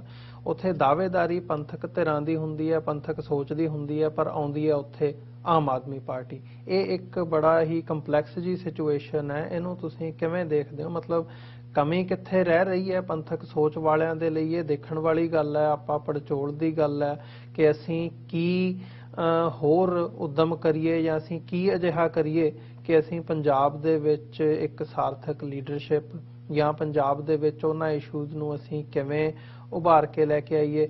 ਚੋਣਾਂ ਦੇ ਵਿੱਚ ਰਹਿੰਦਿਆਂ ਹੋਇਆਂ, ਬਾਹਰ ਰਹਿੰਦਿਆਂ ਹੋਇਆਂ, ਇਹ ਸਾਰੀ ਜਿਹੜੀਆਂ ਆਪਸ਼ਨਸ ਨੇ ਉਹ ਅਵੇਲੇਬਲ ਨੇ ਜਾਂ ਓਪਨ ਨੇ, ਪਰ ਕੀ ਕੀਤਾ ਜਾਵੇ ਤੇ ਕਮੀ ਕਿੱਥੇ ਰਹਿ ਰਹੀ ਹੈ, ਇਹ ਇੱਕ ਵੱਡਾ ਸਵਾਲ ਹੈ। ਦੇਖੋ, ਇੱਕ ਗੱਲ ਸਾਨੂੰ ਬਿਲਕੁਲ ਸਪਸ਼ਟਤਾ ਦੇ ਨਾਲ, ਕਲੈਰਿਟੀ ਦੇ ਨਾਲ ਸਮਝ ਲੈਣੀ ਚਾਹੀਦੀ ਹੈ ਕਿ ਪੰਜਾਬ ਸਿੱਖਾਂ ਦਾ ਹੋਮਲੈਂਡ ਹੈ। ਸਾਡਾ ਸਭ ਕੁਝ ਪੰਜਾਬ ਦੀ ਡੈਸਟਨੀ ਦੇ ਨਾਲ, ਸਿੱਖ ਕੌਮ ਦੀ ਡੈਸਟਨੀ ਜੁੜੀ ਹੋਈ ਹੈ ਤੇ ਸਾਡਾ ਦੁਸ਼ਮਣ ਇਸ ਗੱਲ ਨੂੰ ਬਹੁਤ ਚੰਗੀ ਤਰ੍ਹਾਂ ਸਮਝਦਾ ਹੈ ਕਿ ਉਸ ਦੀ ਲੜਾਈ ਕਿਸ ਦੇ ਖਿਲਾਫ ਹੈ। ਔਰ ਖੇਤੀ ਕਾਨੂੰਨਾਂ ਦੇ ਖਿਲਾਫ ਜਿਹੜੀ ਸਟਰਗਲ, ਜਿਸ ਨੂੰ 40 ਦੇ ਕਰੀਬ ਉਹਨਾਂ ਦੇ ਕਾਮਰੇਡੀ ਆਗੂਆਂ ਨੇ ਪੂਰਾ ਟਿਲ ਲਾਇਆ ਕਿ ਉਹ ਉਸ ਨੂੰ ਨਿਸ਼ਾਨ ਸਾਹਿਬ ਤੋਂ ਬਾਹਰ, ਸਿੱਖੀ ਸਿੰਬੋਲਿਜ਼ਮ ਤੋਂ ਬਾਹਰ, ਔਰ ਉਹਨੂੰ ਉਹ ਇੱਕ ਬਿਲਕੁਲ ਆਰਥਿਕ ਮੰਗ ਦੇ ਤੌਰ ਤੇ ਰੱਖਣ ਔਰ ਆਰਥਿਕ ਝੰਡੇ ਦੇ ਥੱਲੇ ਹੀ ਉਹ ਕੰਮ ਕਰਨ। ਲੇਕਿਨ ਇਹਦੇ ਬਾਵਜੂਦ ਜੇ ਮੋਦੀ ਨਵੰਬਰ ਮਹੀਨੇ ਦੇ ਵਿੱਚ 2021 ਗੁਰੂ ਨਾਨਕ ਸਾਹਿਬ ਦੇ ਪ੍ਰਕਾਸ਼ ਪੁਰਬ ਦੇ ਮੌਕੇ ਆ ਕੇ ਮੁਆਫੀ ਮੰਗ ਕੇ ਉਹਨਾਂ 3 ਖੇਤੀ ਕਾਨੂੰਨਾਂ ਨੂੰ ਵਾਪਸ ਲੈਣ ਦੀ ਗੱਲ ਕਰਦਾ ਤੇ ਫਿਰ ਘੱਟੋ ਘੱਟ ਦੁਸ਼ਮਣ ਦੀਆਂ ਅੱਖਾਂ ਨਾਲ ਦੇਖੀਏ ਕਿ ਉਹਨੂੰ ਨਜ਼ਰ ਆ ਰਿਹਾ ਸੀ ਕਿ ਭਾਈ ਇਹ ਸਟਰਗਲ ਸਿੱਖ ਕੌਮ ਦੀ ਸਟਰਗਲ ਹੈ ਔਰ ਇਸ ਵੇਲੇ ਇਹ ਵਿਜ਼ਡਮ ਹੈ ਕਿ ਸਿੱਖ ਹੁਣ ਪੂਰਾ ਅਰਾਊਜ਼ ਹੋ ਚੁੱਕਾ ਹੈ, ਸਿੱਖਾਂ ਦਾ ਜੋਸ਼ ਦੁਨੀਆ ਭਰ ਦੇ ਵਿੱਚ, ਔਰ ਇਹ ਉਹਨਾਂ ਦੇ ਗੋਲ ਦੇ ਕਰੀਬ ਉਹਨਾਂ ਨੂੰ ਲਿਆ ਰਹੀ ਹੈ ਔਰ ਉਹਨਾਂ ਨੇ ਬੈਕ ਆਫ ਕਰਨਾ ਹੀ ਠੀਕ ਸਮਝਿਆ। ਸੋ ਇਹ ਆਪਣੇ ਆਪ ਦੇ ਵਿੱਚ ਫਿਰ ਤੁਸੀਂ ਉਸ ਦਾ ਦੂਸਰਾ ਜੈਸਚਰ ਦੇਖਦੇ ਹੋ। 5 ਜਨਵਰੀ ਜਿਹੜਾ ਮੂਲ ਨਾਨਕਸ਼ਾਹੀ ਕੈਲੰਡਰ ਮੁਤਾਬਕ 10ਵੇਂ ਪਾਤਸ਼ਾਹ ਦਾ ਪ੍ਰਕਾਸ਼ ਪੁਰਬ ਹੈ, ਉਸ ਦਿਨ ਉਹ ਛੋਟੇ ਸਾਹਿਬਜ਼ਾਦਿਆਂ ਦੀ ਸ਼ਹਾਦਤ ਦੇ ਦਿਨ ਨੂੰ ਰੈਕਗਨਾਈਜ਼ ਕਰਨ ਦੀ ਗੱਲ ਕਰਦਾ ਹੈ। ਇਸੇ ਪੀਰੀਅਡ ਦੇ ਵਿੱਚ ਉਹ 14 ਅਗਸਤ ਦੇ ਦਿਨ ਨੂੰ ਜਿਹੜਾ ਉਹ ਹੋਲੋਕਾਸਟ ਨਾਲ ਜੋੜ ਕੇ ਜਾਂ 47 ਦੀ ਉਸ ਆਪਸੀ ਖਾਨਾ ਜੰਗੀ ਨਾਲ ਜੋੜ ਕੇ ਰੈਕਗਨਾਈਜ਼ ਕਰਨ ਦੀ ਗੱਲ ਕਰਦਾ ਜ਼ਾਹਰ ਹੈ ਉਹ ਵੀ ਸਿੱਖਾਂ ਦੀ ਤਰਫ ਹੀ ਸੇਧਤ ਲਾਈਨ ਸੀ ਉਹਨਾਂ ਨੂੰ ਰੱਖਣ ਦੀ। ਹੁਣ ਜਦੋਂ ਦੁਸ਼ਮਣ ਨੂੰ ਬੜਾ ਕਲੀਅਰ ਹੈ ਫਿਰ ਸਾਨੂੰ ਇਹ ਸਮਝ ਆਉਣਾ ਚਾਹੀਦਾ ਹੈ ਕਿ ਭਾਈ ਉਹ ਬੀਜੇਪੀ ਦਾ ਏਜੰਡਾ ਤਾਂ ਚੱਲਿਆ ਨਹੀਂ ਹੈ, ਉਹ ਰੱਥ 2014 'ਚ ਵੀ ਰੁਕਿਆ, 2019 'ਚ ਵੀ ਰੁਕਿਆ। 2014 'ਚ 4 ਪਾਰਲੀਮੈਂਟ ਦੀਆਂ ਸੀਟਾਂ ਆਮ ਆਦਮੀ ਪਾਰਟੀ ਨੂੰ ਮਿਲਣ ਤੋਂ ਬਾਅਦ ਉਹਨਾਂ ਨੇ ਦੇਖ ਲਿਆ ਕਿ ਭਾਈ ਇਹਨਾਂ ਦੇ ਲਈ ਸਪੇਸ ਬਣਾਇਆ ਜਾ ਸਕਦਾ ਹੈ ਔਰ ਉਹਨਾਂ ਨੇ ਸਪੇਸ ਬਣਾਇਆ। 7 ਸਾਲਾਂ ਦੇ ਵੀ 2014 ਤੋਂ ਬਾਅਦ 8 ਸਾਲ ਬਾਅਦ ਅਸੀਂ ਦੇਖਦੇ ਹਾਂ ਕਿ ਐਬਸੋਲੂਟ ਹੀ ਨਹੀਂ 2/3 ਵੀ ਕ੍ਰਾਸ ਕਰਕੇ 3/4 ਤੱਕ ਪਹੁੰਚਣ ਵਾਲੀ ਜਿਹੜੀ ਹੈ ਮੈਜੋਰਿਟੀ ਉਹਨਾਂ ਨੂੰ ਦਿੱਤੀ ਜੀ। ਹੁਣ ਸਿੱਖ ਜਨਤਾ ਦੀ, ਸਿੱਖ ਸਿਆਸੀ ਧਿਰਾਂ ਦਾ ਜਾਂ ਸਿੱਖ ਬੁੱਧੀਜੀਵੀਆਂ ਦਾ ਝੱਲਾਪਨ ਕਹਿ ਲਓ, ਬੂਝੜਪੁਣਾ ਕਹਿ ਲਓ, ਉਹਨਾਂ ਦਾ ਭੰਬਲ ਪੂਸਾ ਕਹਿ ਲਓ, ਕੋਈ ਵੀ ਲਫ਼ਜ਼ ਉਹਦੇ ਲਈ ਤੁਸੀਂ ਇਸਤੇਮਾਲ ਕਰ ਸਕਦੇ ਹੋ ਕਿ ਅਸੀਂ ਕੱਲਾ ਕੱਲਾ ਸਮਝਦੇ ਹਾਂ ਚੈਲੰਜ ਨੂੰ ਵੀ, ਲੜਨ ਦੀ ਕੋਸ਼ਿਸ਼ ਵੀ ਕਰਦੇ ਹਾਂ। ਸੋਸ਼ਲ ਮੀਡੀਆ ਇੱਕ ਨਵਾਂ ਪਲੇਟਫਾਰਮ ਬਣਿਆ ਹੋਇਆ ਹੈ, ਉਸ ਜਿਹਨੂੰ ਮਰਜ਼ੀ ਤੁਸੀਂ ਜੋ ਮਰਜ਼ੀ ਕਹਿਣਾ ਕਹਿ ਸਕਦੇ ਹੋ।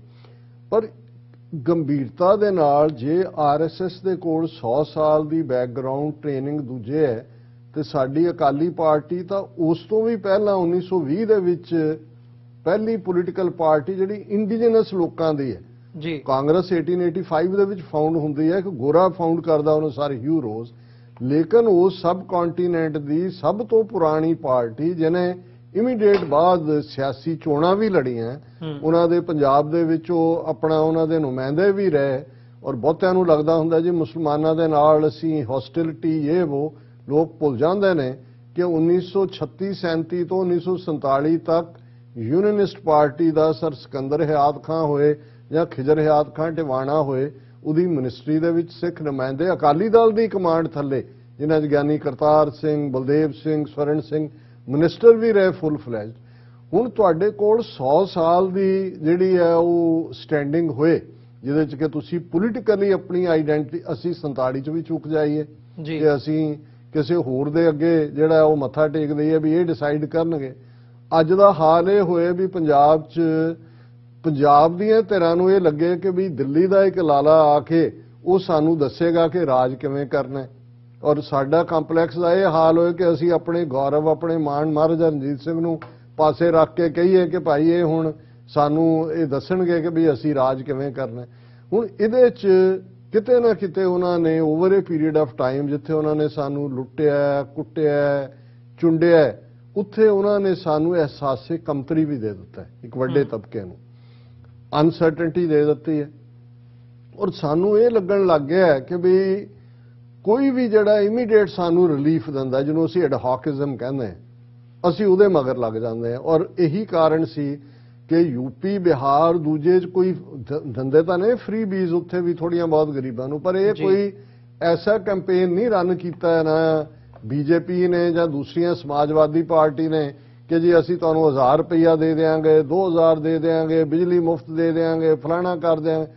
ਹੁਣ ਤੁਸੀਂ ਫ੍ਰੀ ਬੀਜ਼ ਨੂੰ ਜਦੋਂ ਉਸ ਲੈਵਲ ਦੇ ਉੱਤੇ ਲਿਆ ਕੇ ਰੱਖਦੇ ਹੋ ਤੇ ਤੁਹਾਡਾ ਅੱਜ ਹੀ ਮੇਰੀ ਆਸਟ੍ਰੇਲੀਆ ਤੋਂ ਵੀਰ ਮਨਦੀਪ ਸਿੰਘ ਹੋਰਾਂ ਨਾਲ ਗੱਲ ਹੋ ਰਹੀ ਸੀ, ਡਿਸਕਸ਼ਨ ਹੋਰ ਸੀ ਤੇ ਐਬੋਰੀਜਨਲਸ ਦੀ ਗੱਲ ਕਿ ਆਸਟ੍ਰੇਲੀਆ 'ਚ ਕਿਸ ਹਾਲ 'ਚ ਨੇ, ਕਿਵੇਂ ਨੇ, ਔਰ ਮੈਂ ਉਹਨਾਂ ਨੂੰ ਪੁੱਛਿਆ ਵੀ ਕੀ ਕਾਰਨ ਹੈ। ਹਾਲਾਂ ਉਹ ਆਲਮੋਸਟ ਉਹਨਾਂ ਦੀ 2 ਮਿਲੀਅਨ ਆਬਾਦੀ ਆ, ਉਹਨਾਂ ਦੀ 20-21 ਮਿਲੀਅਨ 'ਚੋਂ ਉਹਨਾਂ ਨੇ ਕਿਹਾ ਜੀ ਫ੍ਰੀ ਬੀਜ਼ ਹਰ ਇੱਕ ਨੂੰ ਜਿਹੜਾ ਉਹਨਾਂ ਦੇ ਐਬੋਰੀਜਨਲਸ ਨੇ ਇੰਨਾ ਕੁ ਹਫ਼ਤੇ ਦਾ ਉਹਨਾਂ ਨੂੰ ਮਿਲਦਾ ਹੈ, ਸ਼ਰਾਬ ਖੁੱਲੀ ਹੈ, ਦੂਜਾ ਉਹਨਾਂ ਦਾ ਪ੍ਰਾਈਡ ਖਤਮ ਕਰ ਦਿੱਤਾ ਵੀ। ਔਰ ਉਹਨਾਂ ਦੇ ਲੀਡਰ ਜਿਹੜੇ ਨੇ ਜਿਹੜੇ ਉਹਨਾਂ ਨੂੰ ਜਗਾਉਣਾ ਵੀ ਚਾਹੁੰਦੇ ਨੇ ਉਹ ਕਹਿੰਦੇ ਨੇ ਵੀ ਜਦੋਂ ਤੱਕ ਇਹਦੇ 'ਚੋਂ ਨਹੀਂ ਨਿਕਲਣਗੇ। ਔਰ ਇਹੀ ਗੱਲ ਜੋ ਕਿ 2 ਦਿਨ ਪਹਿਲਾਂ ਹੀ ਕਾਂਸ਼ੀ ਰਾਮ ਦਾ ਵੀ ਜਨਮ ਦਿਨ ਸੀ ਤੇ ਬੇਸ਼ੱਕ ਕਾਂਸ਼ੀ ਰਾਮ ਦੀ ਮੂਵਮੈਂਟ ਦਾ ਮਾਇਆਵਤੀ ਨੇ ਭੋਗ ਪਾ ਦਿੱਤਾ ਪਰ ਕਾਂਸ਼ੀ ਰਾਮ ਨੇ ਜਿਹੜੀ ਗੱਲ ਕਹੀ ਕਿ ਜਦੋਂ ਤੱਕ ਅਸੀਂ ਇਹ ਮੁਫਤ ਦੀਆਂ ਰਿਆਇਤਾਂ ਦੇ ਨਾਲ ਖੜੇ ਹਾਂ ਸਾਡਾ ਸਵੈਮਾਨ ਖੜਾ ਹੀ ਨਹੀਂ ਹੋ ਸਕਦਾ ਔਰ ਅਸੀਂ ਆਪਣੇ ਲੋਕਾਂ ਨੂੰ ਖੜਾ ਨਹੀਂ ਕਰ ਸਕਦੇ। ਹੁਣ ਸਾਡੇ ਲਈ ਪੰਜਾਬ ਦੇ ਵਿੱਚ ਸਿਆਸਤ ਦੇ ਵਿੱਚ ਇਹ ਡਿਸਾਈਡ ਹੋਣਾ ਕਿ ਜੀ ਕਿਹਨੂੰ ਮੁਫਤ ਪੈਸੇ ਮਿਲਣੇ ਨੇ 1000 ਰੁਪਈਆ, ਕਿਹਨੂੰ ਬਿਜਲੀ ਮਿਲਣੀ ਹੈ, ਸਕੂਲਾਂ ਦੀ ਕੌਣ ਸਕੂਟਰੀ ਦੇ ਰਿਹਾ, ਮੁੱਦੇ ਤਾਂ ਸਾਰੇ ਗਾਇਬ ਹੋ ਗਏ, ਇਸ਼ੂ ਸਾਰੇ ਗਾਇਬ ਹੋ ਗਏ। ਔਰ ਇਹ ਵੀ ਉਹਨਾਂ ਦਾ ਇੰਟੈਂਟ ਹੈ ਜਦੋਂ ਤੁਸੀਂ ਗੁਲਾਮੀ ਦੇ ਮੁੱਦੇ ਗਾਇਬ ਕਰਦੇ ਹੋ ਕਿ ਭਾਈ ਅਸੀਂ ਗੁਲਾਮ ਹੈ ਤੁਸੀਂ ਤੁਹਾਡੇ ਜਿਹੜੀ ਨਸਲਕੁਸ਼ੀ ਕੀਤੀ ਹੈ ਉਹਦਾ ਕੋਈ ਮੁੱਦਾ ਨਹੀਂ ਹੈ, ਜੇਲ੍ਹਾਂ 'ਚ ਬੈਠੇ ਤੁਹਾਡੇ ਬੰਦੇ ਨੇ ਉਹਨਾਂ ਦਾ ਕੋਈ ਮੁੱਦਾ ਨਹੀਂ ਹੈ, ਤੁਹਾਡੇ ਇਕਨੋਮਿਕਲ ਰਿਸੋਰਸਿਸ ਲੁੱਟੇ ਜਾ ਰਹੇ ਨੇ, ਬਿਜਲੀ ਹੈ, ਦੂਸਰਾ ਹੈ, ਪਾਣੀ ਹੈ ਤੁਹਾਡਾ, ਉਹ ਕੋਈ ਮੁੱਦਾ ਨਹੀਂ ਹੈ। ਸੋ ਮੈਂ ਸਮਝਦਾ ਹਾਂ ਵੀ ਸਾਨੂੰ ਬੇਸ਼ੱਕ ਇਸ ਵੇਲੇ ਇਹਨਾਂ ਦੇ ਵਿੱਚ ਇੱਕ ਯੂਫੋਰੀਆ ਹੈ ਕਿ ਜੀ ਅਸੀਂ ਜਿਹੜਾ ਉਹ ਪਾਵਰ ਹਥਿਆ ਲਈ ਹੈ, ਪਰ ਜਦੋਂ ਤੁਸੀਂ ਸਿਆਸੀ ਕੌਮਾਂ ਦੀ ਹੋਣੀ ਘੜਨੀ ਹੁੰਦੀ ਹੈ ਤੇ ਕੁਝ ਚੀਜ਼ਾਂ ਪਲੈਨਿੰਗ ਨਾਲ ਹੁੰਦੀਆਂ। ਹਰ ਚੀਜ਼ ਅਨਫੋਰਚੂਨੇਟਲੀ ਮੈਂ ਇਹ ਪੰਜਾਬ ਦਾ ਪਿਛਲੇ 35 ਸਾਲਾਂ ਤੋਂ ਦੇਖਿਆ ਕਿ ਜਿਹੜੀਆਂ ਸਾਡੀਆਂ ਹਿਊਮਨ ਰਾਈਟਸ ਆਰਗੇਨਾਈਜੇਸ਼ਨ ਵੀ ਉੱਥੇ ਨੇ, ਉਹ ਸਭ ਤੋਂ ਜ਼ਿਆਦਾ ਕੰਫਰਟੇਬਲ ਪ੍ਰੈਸ ਕਾਨਫਰੰਸ ਹੁੰਦੀਆਂ ਕਿਉਂਕਿ ਕੰਮ ਹੀ ਕੋਈ ਨਹੀਂ ਕੀਤਾ ਹੁੰਦਾ ਜੀ। ਬਹੁਤਾ ਕੁਝ ਬਿਆਨ ਤੱਕ ਹੀ, ਔਰ ਉਹ ਪੋਲੀਟੀਕਲ ਸਟੇਟਮੈਂਟਾਂ ਦੇ ਰਹੇ ਹੁੰਦੇ ਨੇ।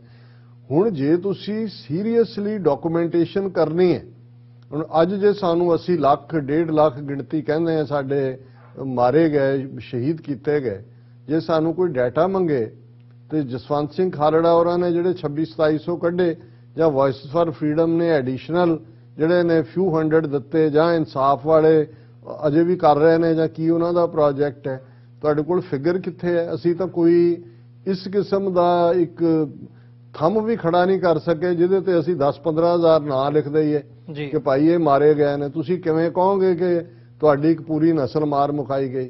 ਕਿਉਂਕਿ ਉੱਥੇ ਕੋਈ ਵੀ ਸੀਰੀਅਸ ਕੰਮ ਨਹੀਂ ਕਰਨਾ ਚਾਹੁੰਦਾ, ਥੋੜਾ ਬਹੁਤ ਕਰਦੇ ਨੇ ਔਰ ਉਹ ਹੋ ਕੇ ਉਹ ਦੇਖ ਰਹੇ ਹੁੰਦੇ ਨੇ ਵੀ ਸਿਆਸੀ ਤੌਰ ਤੇ ਸਾਡਾ ਕੀ ਥਾਂ ਬਣਦਾ। ਸੋ ਮੈਂ ਇਹ ਸਮਝਦਾ ਹਾਂ ਵੀ ਜੇ ਅਸੀਂ ਪੰਥ ਪਿਆਰੇ ਹਾਂ, ਔਰ ਇਹਦੇ 'ਚ ਮੈਂ ਆਪਣੇ ਆਪ ਨੂੰ ਵੀ ਕਾਊਂਟ ਕਰਦਾ, ਇੱਥੇ ਵੀ ਅਸੀਂ ਕੋਈ 19 ਪ੍ਰੋਡਕਟਿਵਿਟੀ ਠੀਕ ਹੈ, ਝੰਡਾ ਚੁੱਕ ਕੇ ਗੱਲ ਕਰਨੀ ਉਹ 19 ਅਸੀਂ ਜਾਰੀ ਰੱਖੀ ਹੋਈ ਹੈ, ਪਰ ਕੋਈ ਵੀ ਸੀਰੀਅਸ ਪਲੈਨਿੰਗ ਅਸੀਂ ਬਿਲਕੁਲ ਖੜੇ ਪੈਰ ਜਿਹਨੂੰ ਪੰਜਾਬੀ 'ਚ ਕਹਿੰਦੇ ਨੇ, ਆ ਗਏ ਚੁੱਕ ਲੋ ਡਾਂਗਾ, ਪਹਿਲਾਂ ਬੱਲੇ ਬੱਲੇ ਹੈ ਫਿਰ ਥੱਲੇ ਥੱਲੇ ਹੈ, ਉਸ ਕਿਸਮ ਦਾ ਵਰਤਾਰਾ ਹੈ। ਪਰ ਬਾਕੀ ਤੁਹਾਡੀ ਇਹ ਗੱਲ ਕਿ ਭਾਈ ਚੋਣਾਂ 'ਚ ਹੋ, ਅਸੀਂ ਇਹ ਸਮਝਦੇ ਹਾਂ, ਔਰ ਮੈਂ ਇਹਦੇ 'ਚ ਦੀਪ ਸਿੱਧੂ ਨੂੰ ਕੋਟ ਕਰਾਂਗਾ ਜਿਹੜੀ ਕਿ ਵਿਜ਼ਡਮ ਹੈ ਇਸ ਵੇਲੇ, ਕਿ ਭਾਈ ਸਾਨੂੰ ਕੋਈ ਫਰੰਟ ਖਾਲੀ ਨਹੀਂ ਛੱਡਣਾ ਚਾਹੀਦਾ ਜੀ। ਹਰ ਫਰੰਟ ਤੇ ਉਹ ਚੋਣਾਂ ਦੇ ਮਾਧਿਅਮ ਰਾਹੀਂ ਵੀ ਜਿਨ੍ਹਾਂ ਨੇ ਵਿਰੋਧ ਲਾਈਨ ਰੱਖੀ ਹੈ ਉਹ ਬੇਸ਼ੱਕ ਵਿਰੋਧ 'ਚ ਰਹਿਣ, ਪਰ ਉਹ ਇਸ ਨੂੰ ਵੀ ਅੱਗੇ ਲਿਆਣ ਕਿ ਭਾਈ ਮੰਜ਼ਿਲ ਨੇੜੇ ਕਿਵੇਂ ਆਏਗੀ। ਜੇ ਰੈਫਰੈਂਡਮ 2020 ਦੀ ਕੈਂਪੇਨ ਨੇ ਦੁਨੀਆ ਭਰ 'ਚ ਇੱਕ ਅਵੇਅਰਨੈਸ ਪੈਦਾ ਕੀਤੀ, ਇਹ ਆਪਣੇ ਆਪ ਦੇ ਵਿੱਚ ਸਾਡਾ ਨਿਸ਼ਾਨਾ ਹੈ ਕਿ ਭਾਈ ਦੇਖੋ ਅਸੀਂ ਤਾਂ ਪੀਸਫੁਲ ਢੰਗ ਨਾਲ ਕਰਨਾ ਚਾਹੁੰਦੇ ਹਾਂ, ਸਾਨੂੰ ਜਿਹੜਾ ਹੈ ਉਹ ਰੈਕਗਨੀਸ਼ਨ ਨਹੀਂ ਹੈ।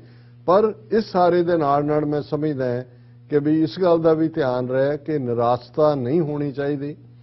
ਅਸੀਂ 18ਵੀਂ ਸਦੀ 'ਚ ਵੀ ਘੱਲੂਘਾਰਿਆਂ ਦੇ ਇਤਿਹਾਸ ਦੇ ਵਾਰਿਸ ਹੈ, ਹਰ ਘੱਲੂਘਾਰੇ 'ਚੋਂ ਅਸੀਂ ਮਜ਼ਬੂਤ ਹੋ ਕੇ ਨਿਕਲੇ, ਸਟ੍ਰੈਟਜੀ ਜ਼ਰੂਰ ਬਦਲੀ ਜੀ। ਜੇ ਗੁਰਦਾਸ ਨੰਗਲ ਦੀ ਗੜੀ 'ਚ ਬਾਬਾ ਬੰਦਾ ਸਿੰਘ ਬਹਾਦਰ ਦੀ ਸ਼ਹਾਦਤ ਹੁੰਦੀ ਹੈ 700 ਸਿੱਖਾਂ ਦੇ ਨਾਲ, ਫਿਰ ਬੰਦਾ ਸਿੰਘ ਬਹਾਦਰ ਤੋਂ ਬਾਅਦ ਕਿਤੇ ਸਿੱਖ 1799 ਤੱਕ ਪਹੁੰਚਦੇ ਆ, ਕਿਤੇ ਗੜੀਆਂ 'ਚ ਕਾਬੂ ਨਹੀਂ ਆਏ। ਗੁਰਿਲਾ ਲੜਾਈ ਦੇ 2.5 ਫੁੱਟ ਇਹ ਸਾਰੀ ਸਟ੍ਰੈਟਜੀ ਡਿਵੈਲਪ ਕੀਤੀ, ਅਸੀਂ ਸਿੱਖਦੇ ਚਲੇ ਗਏ, ਔਰ ਉਸ ਦਾ ਹੀ ਨਤੀਜਾ ਸੀ ਕਿ ਇਵੈਂਚੁਅਲੀ ਅਸੀਂ ਫਰੀडम ਲਈ। ਅੱਜ ਵੀ ਹੁਣ ਮੈਂ ਦੇਖਦਾ ਵੀ ਕਾਫੀ ਅਵੇਅਰਨੈਸ ਹੈ, ਕਿਸਾਨ ਲਹਿਰ ਭਾਵੇਂ ਉਹਦੀ ਨਾਅਹਲ ਲੀਡਰਸ਼ਿਪ ਨੇ ਉਸ ਚੋਂ ਕੋਈ ਜੁਝਾਰੂ ਫਰੰਟ ਨਹੀਂ ਕੱਢਿਆ ਜਿਹੜਾ ਕਿ ਲੋਕਾਂ ਦੇ ਹੱਕਾਂ ਦੀ ਗੱਲ ਕਰ ਸਕਦਾ, ਅਦਰਵਾਈਜ਼ ਇਹ ਬੀ ਟੀਮ ਆਰਐਸਐਸ ਦੀ ਆਮ ਆਦਮੀ ਨੇੜੇ ਤੇੜੇ ਨਾ ਲੱਗਦੀ ਜੇ ਜਿਹੜੀ ਆ ਉਹਦੇ ਚੋਂ ਕੋਈ ਸਿਆਸੀ ਧਿਰ ਬੇਸ਼ੱਕ ਉਹ ਨੌਨ ਖਾਲਿਸਤਾਨ ਦੇ ਏਜੰਡੇ ਥੱਲੇ ਲੜਦੀ। ਸੋ ਉਹ ਸਾਡੀ ਇੱਕ ਫੇਲਿਅਰ ਹੈ, ਪਰ ਸੰਘਰਸ਼ ਦਾ ਰਸਤਾ ਵੀ ਹੈ। ਜੇ ਅਸੀਂ ਈਵਨ ਮੌਜੂਦਾ ਚੋਣ ਨਤੀਜਿਆਂ ਵੱਲ ਵੀ ਦੇਖੀਏ ਤੇ ਜੇ ਸਰ ਸਿਮਰਨਜੀਤ ਸਿੰਘ ਮਾਨ ਜਿਹੜੇ ਰਿਪਰੈਜ਼ੈਂਟ ਕਰਦੇ ਨੇ ਖਾਲਿਸਤਾਨ ਦੀ ਸੋਵਰਨਿਟੀ ਨੂੰ, ਉਹ ਕਲੋਜ਼ ਟੂ 40,000 ਵੋਟਸ ਲੈ ਜਾਂਦੇ ਨੇ, ਔਰ 4 ਲੱਖ ਤੋਂ ਜ਼ਿਆਦਾ ਵੋਟਾਂ ਜਿਹੜੀਆਂ ਨੇ ਉਹਨਾਂ ਦੇ ਕੈਂਡੀਡੇਟਸ ਨੂੰ ਪੋਲ ਹੁੰਦੀਆਂ ਨੇ, ਇਹਦਾ ਮਤਲਬ ਹੈ ਕਿ ਅੱਜ ਵੀ ਇਹਦੇ ਬਾਵਜੂਦ ਕਿ ਇੰਨੇ ਜ਼ੁਲਮ ਹੋਏ ਨੇ, ਇਹਦੇ ਬਾਵਜੂਦ ਕਿ ਇੰਨੀ ਨੈਗੇਟਿਵਿਟੀ ਕੀਤੀ ਜਾਂਦੀ ਹੈ, ਇਹ ਜਿਹੜੀ ਧਿਰ ਹੈ ਜਿਹੜੀ ਕਿ ਪੰਥ ਦੀ ਆਜ਼ਾਦੀ ਔਰ ਜਿਹੜੀ ਇਹ ਸਮਝਦੀ ਹੈ, ਔਰ ਇਹ ਗੱਲ ਬਿਲਕੁਲ ਕਲੀਅਰ ਹੋਣੀ, ਸਟ੍ਰੈਟਜੀ ਤੁਸੀਂ ਲੋਕਲ ਵਿੱਚ ਵੜ ਕੇ ਲੜੋ ਕਿ ਵਿਰੋਧ ਕਰਕੇ ਲੜੋ, ਪਰ ਇੱਕ ਗੱਲ ਕਲੀਅਰ ਹੋਣੀ ਚਾਹੀਦੀ ਹੈ ਹਰ ਐਕਟਿਵਿਸਟ ਨੂੰ ਕਿ ਖਾਲਿਸਤਾਨ ਦੀ ਕਾਇਮੀ ਤੋਂ ਬਿਨਾਂ ਸਾਡਾ ਕੋਈ ਮਸਲਾ ਹੱਲ ਨਹੀਂ ਹੋਣਾ। ਇਹ ਜੇ ਚੇਂਜ ਆਫ ਗਾਰਡ ਹੋ ਜਾਂਦਾ ਹੈ, ਜੇਲ੍ਹ ਦਾ ਜੇਲਰ ਬਦਲ ਗਿਆ, ਜੇਲ੍ਹ ਮੈਨੂਅਲ ਤੇ ਨਹੀਂ ਬਦਲੀ ਹੈ। ਜੇ ਤੁਹਾਡੀ ਹੱਥਕੜੀ ਇੱਕ ਬਦਲ ਕੇ ਕੋਈ ਤੁਹਾਨੂੰ ਸੋਨੇ ਦੀ ਹੱਥਕੜੀ ਪਹਿਨਾ ਦੇ, ਲੋਹੇ ਦੀ ਲਾ ਕੇ, ਤੁਸੀਂ ਆਜ਼ਾਦ ਤਾਂ ਨਹੀਂ ਹੋ। ਸੋ ਇਹ ਭਾਵਨਾ ਦੇ ਨਾਲ ਕਿ ਭਾਈ ਕਿਸ ਉਦਮ ਤੇ ਰਾਜ ਮਿਲੇ, ਸ਼ਤਰੂ ਤੇ ਸਭ ਹੋਵੇ ਮੀਤੇ। ਸਾਡੇ ਐਨਮੀ ਨੇ, ਇਹਨਾਂ ਨੇ ਮਿੱਤਰ ਉਦੋਂ ਹੀ ਬਣਨਾ ਜਦੋਂ ਸਾਡੇ ਕੋਲ ਪੋਲੀਟੀਕਲ ਪਾਵਰ ਹੋਏਗੀ। ਸੋ ਇਹ ਜਿਹਨੂੰ ਸੰਤ ਪਿੰਡਾਂ ਵਾਲੇ ਕਹਿੰਦੇ ਸੀ ਕਿ ਨਿਸ਼ਚੈ ਵਾਚਕ ਸੱਚ ਕਰਕੇ ਇਸ ਗੱਲ ਨੂੰ ਸਮਝੀਏ। ਜੀ ਡਾਕਟਰ ਸਾਹਿਬ, ਬਹੁਤ ਬਹੁਤ ਧੰਨਵਾਦ, ਤੁਸੀਂ ਸਮਾਂ ਕੱਢਿਆ ਤੇ ਵਿਚਾਰਾਂ ਦੀ ਸਾਂਝ ਪਾਈ ਹੈ। ਵਿਊਅਰਸ, ਅਸੀਂ ਅੱਜ ਦਾ ਸਾਡਾ ਜਿਹੜਾ ਇਹ ਪ੍ਰੋਗਰਾਮ ਹੈ ਇੱਥੇ ਹੀ ਸਮਾਪਤ ਹੁੰਦਾ ਤੇ ਜਾਂਦੇ ਜਾਂਦੇ ਮੈਂ ਬੇਨਤੀ ਜ਼ਰੂਰ ਕਰਦਿਆਂ ਇਸ ਪਲੇਟਫਾਰਮ ਨੂੰ TV84 ਨੂੰ ਅੱਗੇ ਵਧਾਉਣ ਦੇ ਲਈ, ਚੱਲਦਾ ਰੱਖਣ ਦੇ ਲਈ ਤੁਹਾਡੀ ਸਹਾਇਤਾ ਦੀ ਸਾਨੂੰ ਲੋੜ ਹੈ। ਤੁਸੀਂ TV84 ਨੂੰ ਡੋਨੇਟ ਕਰ ਸਕਦੇ ਹੋ ਸਾਡੀ ਵੈਬਸਾਈਟ ਦੇ ਉੱਤੇ ਜਾ ਕੇ www.tv84.tv ਤੇ ਚੈੱਕ ਰਾਹੀਂ ਵੀ ਡੋਨੇਸ਼ਨਸ ਆਪਣੀਆਂ ਤੁਸੀਂ ਭੇਜ ਸਕਦੇ ਹੋ। TV84 ਦੇ ਨਾਂ ਦਾ ਚੈੱਕ ਬਣਾ ਕੇ ਸਾਡੇ ਐਡਰੈਸ ਤੇ ਤੁਸੀਂ ਮੇਲ ਕਰ ਸਕਦੇ ਹੋ। 3601 37th avenue, Long Island City, ਨਿਊਯਾਰਕ 11101। ਫੋਨ ਨੰਬਰ ਜਿਹੜਾ ਸਕਰੀਨ ਦੇ ਉੱਤੇ ਤੁਹਾਡੀ ਦੇ ਉੱਤੇ ਆ ਰਿਹਾ ਹੈ, ਉਸ ਰਾਹੀਂ ਵੀ ਤੁਸੀਂ ਸਾਡੇ ਤੱਕ ਸੰਪਰਕ ਕਰ ਸਕਦੇ ਹੋ, WhatsApp ਰਾਹੀਂ ਜਾਂ ਡਾਇਰੈਕਟ ਕਾਲਸ ਦੇ ਰਾਹੀਂ 5166191984। ਤੇ ਵੈਬਸਾਈਟ ਇੱਕ ਵਾਰ ਫਿਰ ਰਿਪੀਟ ਕਰਦੇ ਹਾਂ ਡੋਨੇਸ਼ਨਸ ਦੇ ਲਈ www.tv84.tv।